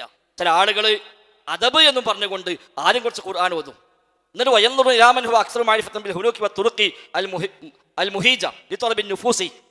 ആളുകളെ ആകർഷിക്കാൻ പറ്റിയ ആരാ നോക്കും കൂട്ടത്തിൽ. വലിയ ആൾക്കാർ നിരോധിച്ച് പോലെ കുപ്പിയിലാക്കാൻ പറ്റിയ ആരാ നോക്കും. എന്നിട്ട് ഓനെ കൊണ്ട് ഓതിപ്പിക്കും. അപ്പോൾ ഓതും. അതിൽ ഒരുപാട് മഫ്സത്തുകൾ വേറെ ഉണ്ട് എന്ന് പറഞ്ഞിട്ടുണ്ട്. അങ്ങനെ അദ്ദേഹം ഓരോന്നെണ്ണി പറയാണ്. ഇനി മാത്രമല്ല അദ്ദേഹം പറയാണ്, ചിലപ്പോൾ ഈ നബിദിനത്തിന്റെ പേരും പറഞ്ഞിങ്ങനെ പോകുമ്പോൾ അവിടെ കാണാം ചിലപ്പോൾ സ്ത്രീകളൊക്കെ പടങ്ങനെ മേലെ കയറി നോക്കി നിൽക്കും. എന്നിട്ട് അദ്ദേഹം പറയും, ആണുങ്ങളെ നോക്കിയിട്ട് പറയും, ഹാദാ സൗജത്തു ഫുലാൻ, ഹാദാ ബിന്തു ഫുലാൻ, ഇത് മറ്റോൻ്റെ ഭാര്യയാണ്, ഇത് എൻ്റെ മോളാണ് എന്ന് പറഞ്ഞിട്ട് ഓളെ പറ്റിയായി പിന്നെ വർത്താനം, ഈ വക ഹറാമിനെതിരെ പിന്നെ നടക്കുന്നുണ്ട് എന്ന് പറഞ്ഞ് അദ്ദേഹം ഇനി പറയാത്തൊന്നുമില്ല. അവസാനം അദ്ദേഹം പറയാ,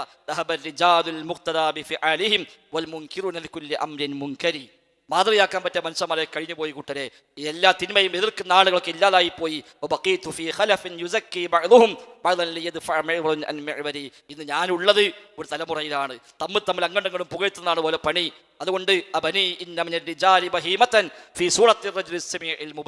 മോനേജ് മനസ്സിലാക്കിക്കോ, ചില മനുഷ്യന്മാരുണ്ട്, കണ്ട മനുഷ്യനാണ്, സംഗതി മൃഗമാണ്. അങ്ങനത്തെ ചില ആളുകൾ ഇപ്പം ഉണ്ട്. കേൾവിയും കാഴ്ചക്കളും മനുഷ്യനായിട്ട് ഇങ്ങനെ കാണും, സംഗതി ബഹീമത്താണ്. അതുകൊണ്ട് നീ അതൊന്നും പെട്ടുപോണ്ട, അതുകൊണ്ട് ഇതൊക്കെ നീ ഒഴിവായി പോയിക്കോ എന്ന് പറഞ്ഞ ഉപദേശം വരെ അദ്ദേഹം അതിൽ കൊടുക്കുന്നുണ്ട്. ഏതായിരുന്നാലും ഇതൊക്കെ ഇമാമികൾ വിധിച്ചതാണ്. അപ്പം നിങ്ങൾക്ക് മൗലിദ് തെളിവ് പറഞ്ഞിട്ട് ഇബ്നു ഹാജറിനെ കൊണ്ടുവരുമ്പോൾ, ഇസ്തിഹാസ തെളിവായി ഇബ്നു ഹാജറിനെ കൊണ്ടുവരുമ്പോൾ അതേ ഇബ്നു ഹാജറിന്റെ കിതാബിൽ ഇതുണ്ട്. അപ്പോൾ ഒരു കിതാബിലെ എല്ലാ സംഗതിയും എല്ലാം സ്വീകരിക്കണമെന്നില്ല. നേരെ മറിച്ച് ആ കിതാബുകളിൽ പ്രമാണങ്ങളോട് യോജിക്കുന്ന, അസുലിനോട് യോജിക്കുന്നതാണോ നമുക്ക് സ്വീകരിക്കാം. ഇല്ലേ, അത് അദ്ദേഹത്തെ പറ്റി അബദ്ധമായിരിക്കാം, അശ്രദ്ധയായിരിക്കാം, ഒരു പക്ഷെ ആ സമയത്ത് അദ്ദേഹത്തിന്റെ അറിവിൽ അത് വന്നിട്ടില്ലായിരിക്കാം, പിന്നീട് വന്നിട്ടുണ്ടാവാം എന്ന് മനസ്സിലാക്കി ഇമാം ഷാഫിക്ക് പഴയ കൗലും പുതിയ കൗലും ഉണ്ടായത് അങ്ങനെയല്ലേ? അത് ഇമാം ഷാഫി നമ്മൾ ആക്ഷേപിക്കലുണ്ടോ? അവിടെ ഏത് വിഷയത്തിലും അതാണ് നമ്മുടെ നിലപാട്. ഇമാം സുയൂത്തി പറഞ്ഞാലും ഇമാം അസ്കലാനി പറഞ്ഞാലും ആര് പറഞ്ഞാലും ശരിയാണോ, പ്രമാണങ്ങൾ യോജിക്കുന്നതാണോ നമുക്ക് സ്വീകരിക്കാം. അതിന് വല്ല അബദ്ധങ്ങളും ഉണ്ടോ, അത് അബദ്ധം നമ്മൾ കണ്ടുപിടിക്കില്ല. നമ്മൾ ഇമാം സുയൂത്തിക്ക് തെറ്റുപറ്റിയെന്ന് പറയില്ല. നേരെ മറിച്ച് മറ്റേ ഇമാമിമാർ പറഞ്ഞോട് യോജിക്കുന്നില്ല, അസ്ലിനോട് യോജിക്കുന്നില്ല, മറ്റു പദങ്ങൾ എടുത്തു പറയുകയും ചെയ്തിരിക്കുന്നു. അത് വെച്ച് നോക്കുമ്പോൾ അതിൽ അവർ തെളിവ് പറയുന്നു, മറ്റു ന്യായം പറയുന്നു. അത് പ്രകാരമാണ് പറയുന്നത് എന്നാണ് അതുമായി ബന്ധപ്പെട്ട് സൂചിപ്പിക്കാനുള്ളത്. ചെറിയ കാര്യം അറിയിക്കാൻ 2 വയസ്സുള്ള ഒരു പെൺകുട്ടി കോടിയുടെ മുകളിൽ നിന്ന് തലയടിച്ച് വീണ് ഹോസ്പിറ്റലിൽ കൊണ്ടുപോയിട്ടുണ്ടെന്നാണ്. അല്ലാഹു സുബ്ഹാനഹു വ തആല അവർക്ക് ശിഫ നൽകി അനുഗ്രഹിക്കുമാറാവട്ടെ. വലിയ പ്രയാസങ്ങളില്ലാതെ ഏറ്റവും നല്ല ആരോഗ്യാവസ്ഥയ്ക്ക് തിരിച്ചു വരാൻ അല്ലാഹു സുബ്ഹാനഹു വ തആല തൗഫീഖ് നൽകി അനുഗ്രഹിക്കുമാറാവട്ടെ. ആമീൻ.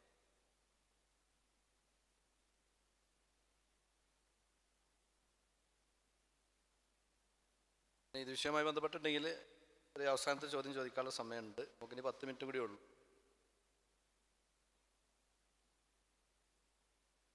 ഇപ്പോൾ അവിടെ പറഞ്ഞത് ആകപ്പാടെ ഞാൻ അതിൻ്റെ ഒരു കൺക്ലൂഷൻ എന്ന് പറഞ്ഞാൽ ഏത് കിതാബിൽ വന്നു കഴിഞ്ഞാലും അത് പ്രമാണത്തോട് യോജിക്കുന്നുണ്ടെങ്കിൽ സ്വീകരിക്കുക എന്നുള്ളതാണ് അതിൻ്റെ ഒരു കൺക്ലൂഷൻ അല്ലേ? അപ്പം അങ്ങനെയാണെങ്കിൽ ഇപ്പോൾ ഈ ഖുതുബയിൽ വെള്ളിയാഴ്ചത്തെ ഖുതുബയിൽ നമ്മൾ സലാത്ത് അല്ലല്ലോ മുജാഹിദുകൾ ചെല്ലാറുണ്ട്. അല്ല, ഞാൻ വിഷയം പറഞ്ഞുതരാം. സലാത്ത് ചെല്ലാറുണ്ട്. ആ സലാത്തെല്ലാം നിർബന്ധമാണെന്നുള്ളതാണ് മുജാഹിദ് പ്രസ്ഥാനം എന്ത് ചെയ്തത് അവരെ മദ്രസ പാഠപുസ്തകത്തിൽ പഠിപ്പിച്ചിട്ടുള്ളത്. അപ്പോൾ ഈ വിഷയത്തിൽ ഖുർആാനോ ഇനി അതല്ലെങ്കിൽ ഹദീസോ ഇജ്മാവോ ഖിയാസോ, അതായത് ചോദ്യം എന്ന് പറഞ്ഞു കഴിഞ്ഞാൽ നിർബന്ധമാണെന്നുള്ള ഇജ്മാ കേട്ടോ. ഇപ്പോൾ സുന്നത്താന്നുണ്ടാകും, അതല്ല നിങ്ങൾ നിർബന്ധമാണെന്നാണ് പഠിപ്പിക്കുന്നത്. അപ്പോൾ നിർബന്ധമാണെന്നുള്ളതിന് ഖുർആാനോ ഹദീസോ ഇജ്മാവോ ഖിയാസോ ഏതെങ്കിലും ഉണ്ടോ? അത് ചോദിക്കാനുള്ള കാരണം ഇവിടെ പല ആളുകൾക്കും ഒരു തെറ്റിദ്ധാരണ ഉണ്ട്. മുജാഹിദ് പ്രസ്ഥാനം എന്ന് പറഞ്ഞാൽ പ്രമാണങ്ങളോട് യോജിച്ചത് മാത്രമേ സ്വീകരിക്കുള്ളൂ എന്നുള്ളൊരു തെറ്റിദ്ധാരണ പല ആളുകൾക്കുണ്ട്. അപ്പം അങ്ങനെ എല്ലാം ഒന്ന് ബോധ്യപ്പെടുത്താൻ വേണ്ടി ഒന്ന് ചോദിക്കണമെന്നുള്ളൂ. നമ്മളെ വിഷയം നമ്മൾ പറഞ്ഞല്ലോ, നിങ്ങൾക്ക് ചോദിക്കാണ്ട് ചോദിക്കാം. മുഖാമുഖം നമ്മളെ വിഷയം എന്താ? അതായത് നമ്മുടെ നബിദിനവും അതുമായി ബന്ധപ്പെട്ട കാര്യങ്ങളാണ്. കർമ്മശാസ്ത്രപരമായിട്ടുള്ള വിഷയങ്ങൾ ചോദിക്കണം ഇഷ്ടംപോലെ വേറെയുണ്ട്. അപ്പോൾ അതുകൊണ്ട് നമ്മൾ പറഞ്ഞത് നബിദിനവുമായി ബന്ധപ്പെട്ട വിഷയത്തിലാണെങ്കിൽ നമുക്ക് ചോദ്യം ചോദിക്കാമെന്നാണ്. ഇത് വേറെ വിഷയമാണല്ലോ. അപ്പോൾ ഏതായിരുന്നാലും ഇപ്പോൾ നമ്മൾ ഇതിൽ മനസ്സിലാക്കേണ്ടതെന്ന് വെച്ചാൽ, അതായത് സ്വലാത്തിൻ്റെ വിഷയത്തിലല്ല. അപ്പോൾ പലപ്പോഴും ഇവിടെ ഇമാം മാലിക് റഹിമഹുല്ലയുമായി ബന്ധപ്പെട്ട വിഷയത്തിൽ വന്ന ഈ സംസാരം ഫയറാഹ ഹസന എന്ന് പറഞ്ഞ പദപ്രയോഗവുമായി ബന്ധപ്പെട്ട വിഷയത്തിൽ ചില ആളുകളെങ്കിലും തെറ്റിദ്ധരിച്ചത് ഇമാം മാലിക്കിൻ്റെ ഈ കൗലുണ്ടായതുകൊണ്ടാണ് നബിദിനം ബിദഅത്ത് എന്നാണ്. അതൊരിക്കലും അല്ല. നബിദിനം ബിദഅത്താകാനുള്ള കാരണം നബി സല്ലല്ലാഹു അലൈഹി വസല്ലമയും സ്വഹാബത്തും അത് പഠിപ്പിച്ചു തന്നില്ല എന്നുള്ളതാണ്. ഇമാം മാലിക് റഹിമഹുല്ലയുടെ കൗല്, ആ കൗല് എന്നുള്ളത് പ്രമാണങ്ങളോട് എതിരാകാത്ത കൗലായതുകൊണ്ടും മുൻഗാമികളായ പണ്ഡിതന്മാർ അത് കൃത്യമായി എടുത്ത് ഉദ്ധരിക്കുന്നത് കൊണ്ടുമാണ് സാധാരണഗതിയിൽ അത് ഉദ്ധരിക്കാറുള്ളത്. പിന്നെ അതിൻ്റെ സനതുമായി ബന്ധപ്പെട്ട ചോദ്യങ്ങൾ വന്നപ്പോൾ അതുമായി ബന്ധപ്പെട്ട കാര്യങ്ങൾ നമ്മൾ സൂചിപ്പിക്കുകയും ചെയ്തു. അപ്പോൾ ഏതായിരുന്നാലും നമുക്ക് അനുവദിക്കപ്പെട്ട സമയം ഇവിടെ അവസാനിച്ചിരിക്കുകയാണ്. ഏറ്റവും അവസാനമായി കൊണ്ട് ഇതിൻ്റെ സമാപന സംസാരത്തിൽ ഫൈസൽ മലിക് എന്തൊരു കാര്യം പറയണം.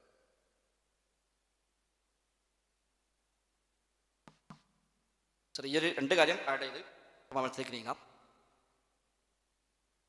നമ്മൾ സ്വലാത്തുമായി ബന്ധപ്പെട്ട വിഷയം ഒന്ന് വിശുദ്ധ ഖുർആൻ പൊതുവായി പറഞ്ഞു, സല്ലു അലൈഹി വസല്ലമു തസ്ലീമ എന്ന് പറഞ്ഞു. അത് ആമാണ്, പൊതുവായി എല്ലാ സ്ഥലത്തേക്കും അഥവാ എപ്പോഴും അത് പറ്റും. 2 സ്വഹാബിമാർ ചെയ്തു മാതൃക കാണിച്ചു. ഖുതുബയിൽ സ്വഹാബിമാർ നബിയുടെ പേര് സ്വലാത്ത് ചൊല്ലിയത് പ്രത്യേകമായി സ്ഥിരപ്പെട്ട് വന്നിട്ടുണ്ട്. അലി ഇബ്നു അബി ത്വാലിബിൽ നിന്ന് ഇബ്നു മസ്ഊദിൽ നിന്നൊക്കെ അവർ ഖുതുബയിൽ നബിയുടെ പേര് സ്വലാത്ത് ചൊല്ലിയതായിട്ട് പ്രത്യേകം സ്ഥിരപ്പെട്ട് വന്നിട്ടുണ്ട്. അപ്പോൾ സ്വഹാബത്ത് ഈ ആയത്തും ഹദീസൊക്കെ പ്രകാരം അവർ മനസ്സിലാക്കിയ ഒരു അമൽ ചെയ്തത് അങ്ങനെയാണ്. ഇബ്നു ഖയ്യിമിന്റെ ജലാഉൽ അഫ്ഹാം എന്ന ഗ്രന്ഥത്തിൽ അദ്ദേഹം സ്വലാത്ത് പ്രത്യേകം സുന്നത്തുള്ള സ്ഥലങ്ങൾ പറയുന്നിടത്ത് ഈ വിഷയം പറയുകയും അത് സ്വഹാബത്തെ ചേർത്ത് ഉദ്ധരിക്കുകയും ചെയ്യുന്നുണ്ട്.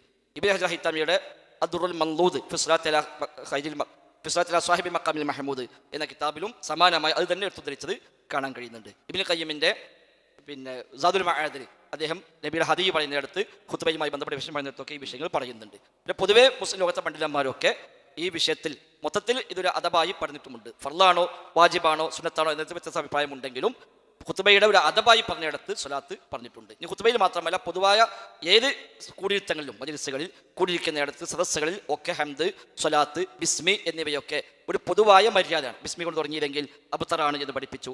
ഹംദ് കൊണ്ട് ആരംഭിക്കാൻ പ്രത്യേകമായി പറഞ്ഞു. സ്വലാത്തില്ലെങ്കിൽ അവർക്ക് തിറത്ത്, അത് ഖേദമായി മാറും എന്ന് ഹദീസിൽ വന്നു. അതെല്ലാം വെച്ചുകൊണ്ട് ഏതു സദസ്സിലും, അതോടൊപ്പം നമ്മൾ ഇവിടെ മുഖാമ തുടങ്ങുമ്പോഴും ഹംദും സ്വലാത്തും ചൊല്ലിയിട്ടാണ് തുടങ്ങിയത്. ഖുർആൻ ക്ലാസ് ആരംഭിക്കണം ഹംദും സ്വലാത്തും ചൊല്ലിയിട്ടാണ് തുടങ്ങുക. ഏത് ഉപദേശം ആരംഭിക്കണം ഹംദും സ്വലാത്തും ചൊല്ലിയിട്ടാണ് തുടങ്ങുക.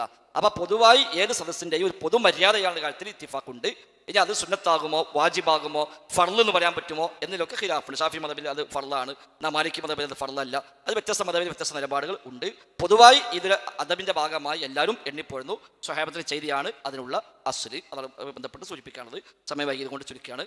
മറ്റൊന്ന് നേരത്തെ ഒരു ചോദ്യകർത്താവിടെ പറഞ്ഞിരുന്നു, ഒരു അപ്ഡേഷനുമായി ബന്ധപ്പെട്ട്. അത് അപ്ഡേഷൻ കൊടുത്തില്ലെങ്കിൽ ഇനിയിപ്പോൾ അതിൽ വേറെ പ്രശ്നം ഉണ്ടാക്കേണ്ടെന്ന് ലൈക്കാണ്. എന്താണെങ്കിലും സ്വഹാബത്തിന്റെ വിശ്വാസം എന്താണോ, താബികളുടെ വിശ്വാസം എന്താണോ, അതാണ് ഖിയാമത്ത് വരെയും സ്വീകരിക്കേണ്ടുന്ന വിശ്വാസം. ഫൈൻ ആമനു ബിമിസ്ലി മാ ആമൻതും ബിഹി ഫഖദ് ഇഹ്തദൗ. സ്വഹാബത്ത് വിശ്വസിച്ച പോലെ വിശ്വസിച്ചാൽ ഇവിടെ ഹിദായത്തിലായി എന്ന് പറഞ്ഞു. ആ സ്വഹാബത്ത് ആരും ഒരു നേട്ടം മനുഷ്യനോടായ ശിർക്കല്ല ജിന്നോടായ ശിർക്കായി എന്ന് ഒരു സ്വഹാബിയും എവിടെയും പറഞ്ഞിട്ടില്ല. മനുഷ്യനോടായ ശിർക്കല്ല മലക്കിനോടായ ശിർക്കായി എന്ന് പറഞ്ഞിട്ടില്ല. ഇനി അദ്ദേഹം തന്നെ പറഞ്ഞ ഉദാഹരണം, ബദറിൽ അള്ളാഹു മലക്കളെ അയക്കാം എന്ന് പറഞ്ഞു. അപ്പോൾ എന്തുകൊണ്ടാണ് അള്ളാഹു മലക്കളെ അയക്കാമെന്ന് പറഞ്ഞത്? അങ്ങനെ സിസ്റ്റം ഉണ്ടായതുകൊണ്ടാണല്ലോ. ഞാൻ മരിച്ചുപോയ ഇബ്രാഹിം നബിയാണ് പറഞ്ഞയക്കാന്ന് അള്ളാഹു പറഞ്ഞിട്ടില്ലല്ലോ. ബദറുണ്ടായപ്പോൾ ഞാൻ ഇബ്രാഹിം നബീൻ്റെ നേതൃത്വത്തിൽ കുറച്ച് അമ്പിയാക്കളോട് പറഞ്ഞയക്കുന്നുണ്ട് എന്ന് അള്ളാഹ് പറഞ്ഞിട്ടില്ല. അങ്ങനെ സിസ്റ്റം ഇല്ല. മരിച്ചു പോയവർ ഇങ്ങോട്ട് വരൂല, പോലും മറ്റൊരു ലോകത്തേക്ക് പോയി. അവർ ഇവിടെ വന്ന് സഹായിക്കുകയോ ഉപദ്രവിക്കുകയോ ചെയ്യുന്ന ഒരു സിസ്റ്റം ഇല്ല. അതുകൊണ്ട് ബദറിലോ ഉഹദിലോ ഒന്നും അല്ല അങ്ങനെ ഓഫർ കൊടുത്തില്ല. എല്ലാ അമ്പിയാക്കളെയും ഒന്നിച്ചങ്ങ് പറഞ്ഞയച്ചു തരാം എന്ന് കൊടുത്തിട്ടില്ല. പിന്നെ മിറാജ് യാത്രയിലാണ് നബിൻ്റെ മുമ്പിൽ ഓരോ ജീവനോടെ രണ്ടാമത് ഹയാത്താക്കി കൊടുന്ന് ഹാജരാക്കി കൊടുക്കുകയാണ്. അപ്പോൾ ഒരു വർത്താനം പറഞ്ഞു, ഒരു നിസ്കരിച്ചു, സലാം ചൊല്ലി എന്നൊക്കെ ഉണ്ടായി. അല്ലാതെ ഒരു ഘട്ടത്തിൽ ഉണ്ടായിട്ടില്ല. എന്നാൽ മലക്കളതല്ല, മലക്കൾ അല്ലാഹു തആല നിയോഗിക്കുന്നു. അപ്പോൾ റബ്ബ് സഹായിക്കുന്നു. ആ റബ്ബ് ചിലപ്പോൾ മനുഷ്യനെ വിട്ട് സഹായിക്കും, ചിലപ്പോൾ ജിന്നിനെ വിട്ട് സഹായിക്കും, ചിലപ്പോൾ മലക്കിനെ വിട്ട് സഹായിക്കും, ചിലപ്പോൾ കാഫിനെ വിട്ട് സഹായിക്കും, ചിലപ്പോൾ മറ്റു ജീവിയെ കൊണ്ട് സഹായിക്കും. അത് എങ്ങനെ നമുക്കറിയില്ല. സഹായം നൽകുന്ന അള്ളയാണ്, സഹായം തേടേണ്ടതും അള്ളാഹിനോടാണ്. പക്ഷേ ഒറ്റ ചോദ്യം, അത് മനുഷ്യനോടാണെങ്കിൽ ശിർക്കല്ല, മലക്കായ ശിർക്കായി ജിന്നായ ശിർക്കായി എന്നതാണ് അപ്ഡേഷൻ. അത് 2012 വരെ മുജാഹിദ് പ്രസ്ഥാനം പറയാത്തതാണ്. 2012 ശേഷം ചില മനുഷ്യന്മാർ അത് മാറ്റി. അപ്പം നമുക്ക് എതിർക്കേണ്ടി വന്നു, ശരിയല്ല എന്ന് പറയേണ്ടി വന്നു. 2007 ഫെബ്രുവരി വിചിന്തനവും 2012 ഫെബ്രുവരി വിചിന്തനവും വായിച്ചാൽ തന്നെ ക്ലിയറാണ്. ചോദ്യകർത്താവിനും അറിയാം. 2007 പറഞ്ഞു, ഇത് നേരെ വിരുദ്ധം 2012 ഫെബ്രുവരിയിലെ വിചിന്തനത്തിൽ വന്നു. അവിടെയാണ് മാറ്റം വന്നത്. പിന്നെ അത് ആളുകളെ പൊട്ടീസാക്കാൻ വേണ്ടി നിങ്ങൾ പിന്നെ വിശ്വത്തിന് വിശ്വാസം ഇതാണെന്നൊക്കെ പറയുമ്പോൾ അവർക്ക് എന്തോ ഒരു ജിന്നുമായി എന്തോ ബന്ധമുണ്ട് തോന്നും. നമുക്ക് ജിന്നുമായും ബന്ധമില്ല, മറ്റു ഒരു പടപ്പുമായും ബന്ധമില്ല. ഇൻസുമായി തന്നെ നമുക്ക് പ്രത്യേകിച്ച് അങ്ങനെ ആശ്രയിക്കാതെ നമ്മൾ ആശ്രയം ഒരു ഇൻസിനോട് വേണ്ട, ഒരു മഖ്ലൂഖിനോടും വേണ്ട, പഠിച്ചവനോട് പറയുക, അല്ല തന്നത് സ്വീകരിക്കുക. അതാണ് നമ്മളെ ആശ്രയം. പിന്നെ അല്ലെ ജിന്ന് മനുഷ്യന്മാരോട് വരെ പരമാവധി ചോദിക്കാതൊക്കെ, മനുഷ്യന്മാരോട് വരെ പരമാവധി ചോദിക്കാതിരിക്കുക. ഇനി അനുവദനീയമായ കാര്യം, ഹലാലായ കാര്യം, ശിർക്കൊന്നും വേണ്ട, ഹലാലായ കാര്യം എന്നാലും പരമാവധി ഒരാളത്തേക്ക് പോകാതെക്കുക, ഓനോട് കൈ കിട്ടാതെക്കുക, ഓനോട് ചോദിക്കാതിരിക്കുക. ഇതാണ് നമ്മളെ ആശ്രയം. അത് അലീബ പഠിപ്പിച്ച ആശ്രയമാണ്.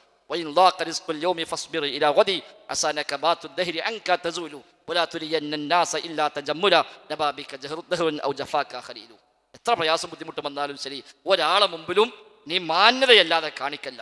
ബുദ്ധിമുട്ടുന്നുണ്ടെങ്കിൽ നാളെ തീർന്നോളും, പഠിച്ചവനക്ക് വഴിയുണ്ടാക്കി തന്നോളും. നീ സ്വബറോടുകൂടി തജമ്മുലോടുകൂടി മാന്യമായി നിന്നോ, അതാ നല്ലത് എന്ന് അലി അബി ത്വാലിബ് തന്നൊരു ഉപദേശമുണ്ട്. അതാണ് നമ്മൾ ആശ്രയം. അപ്പം ഇൻസിനോട് വരെ ഹലാലായ കാര്യത്തിൽ വരെ പരമാവധി ചോദിക്കാതെക്കുക. അതാണ് നമ്മളൊക്കെ പഠിച്ച. ഒരാളിങ്ങനെ ഒരു ഒഴിഞ്ഞ വണ്ടി പോകണ്ടാൽ പോലും പരമാവധി കൈയാട്ടൂല. KSRTC കൈയാട്ടുക, അല്ലെങ്കിൽ ടാക്സി കൈയാട്ടുക, അല്ലെങ്കിൽ ഒപ്പിച്ച് പോണ വണ്ടി കൈയാട്ടുക എന്നല്ലാതെ അല്ലാത്തടുത്ത് പോകാൻ ഫ്രീ കൊണ്ടായാലോ എന്ന് വിചാരിച്ച് പോകാൻ കൈയാട്ടുന്ന വരെ നമുക്ക് മടിയാണ്. അത് വേണ്ട, അങ്ങനെ ഒരാളെ ആശ്രയം നമുക്ക് വേണ്ട, ഒരാൾ ഔദാര്യം നമുക്ക് വേണ്ട. നമ്മൾ എന്തെങ്കിലും ചെയ്യുക, കനാഅത്ത് ഉള്ളതിൽ തൃപ്തിപ്പെടുക, ബാക്കി അല്ല. ഇതാണ് നമ്മളൊക്കെ ആശ്രയിക്കുക. ഇന്നലെ വരെ പണിക്ക് പോവുക, കിട്ടണോണ്ട് ഓഫീസിൽ ജീവിക്കുക. കമ്മി ഉണ്ടെങ്കിൽ ഒരാളോട് പറയണില്ല, അല്ലാണ്ട് പറയാം, പഠിച്ചോ തന്നെങ്കിൽ അൽഹംദുലില്ലാ, തന്നില്ലെങ്കിലോ അൽഹംദുലില്ലാ, അതിൽ ഖൈറുണ്ടാവും. ഇതാണ് നമ്മൾ സ്വീകരിക്കുന്ന ആശ്രയം. അവിടെ ജിന്നും ഇല്ല, മലക്കും ഇല്ല, ഒരു പടപ്പിനോടും ഇല്ല, മനുഷ്യന്മാരോട് വരെ പരമാവധി ചോദിക്കാതൊക്കെ എന്നുള്ളതാണ് ആശ്രയം. തൗഹീദിനെതിരായ ശിർക്കായ ചോദ്യമാണെങ്കിലോ അത് ജിന്നായാലും ശിർക്ക്, മലക്കായാലും ശിർക്ക്, ഇൻസായാലും ശിർക്ക്, മരിച്ചാലും ശിർക്ക്, ജനിച്ചാലും ശിർക്ക്, എവിടെയായാലും ശിർക്ക് എന്നാണ് നമ്മുടെ ആശ്രയം. അല്ലാതെ ഒരേ ചോദ്യം മനുഷ്യന്മാരായ തൗഹീദ്, ജിന്നിനോടായ ശിർക്ക്, അല്ലെങ്കിൽ മരിച്ചവരുടെ തൗഹീദ്, ജീവിച്ചവരുടെ ശിർക്ക്, ആ വക വ്യത്യാസമൊന്നുമില്ല. അത് ഏത് കാര്യം എപ്പോഴാണോ ശിർക്ക് വരിക അത് എവിടേക്കായാലും ശിർക്കാണ്. ശിർക്കല്ലാത്ത ചോദ്യം അത് എവിടെയായാലും ശിർക്കല്ലതാനും. എന്നാൽ ചിലപ്പോൾ ഹറാമായിരിക്കും, ചിലപ്പോൾ കറാഹത്തായിരിക്കും, ചിലപ്പോൾ അനുവദനീയമായിരിക്കും. ഞാൻ അനുവദനീയമായാലും കറാഹത്തായാലും ഹറാമായാലും അതൊക്കെ ഉപയോഗിക്കാതിരിക്കുക എന്നതാണ് ഏറ്റവും പ്രോത്സാഹിപ്പിക്കപ്പെട്ട കാര്യം. ഇല്ല അന്ന സുആലൽ മഖ്ലൂഖി മദ്മൂമുൻ എന്നാണ് ഇബ്നു ഹജർ ഹൈത്തമി പറഞ്ഞത്. ജനങ്ങളോട് ചോദിക്കൽ തന്നെ മദ്മൂമാണ്, ആക്ഷേപിക്കപ്പെട്ട കാര്യമാണ് എന്ന ഒരു അസുലാണ് പൊതുവേ നമ്മൾ സ്വീകരിക്കുന്നത്. ഏതായിരുന്നാലും അൽഹംദുലില്ലാഹ് ഒരുപാട് കാര്യങ്ങൾ പറഞ്ഞു. പടച്ച റബ്ബ് നമ്മിൽ നിന്ന് കബൂലാക്കുമാറാവട്ടെ.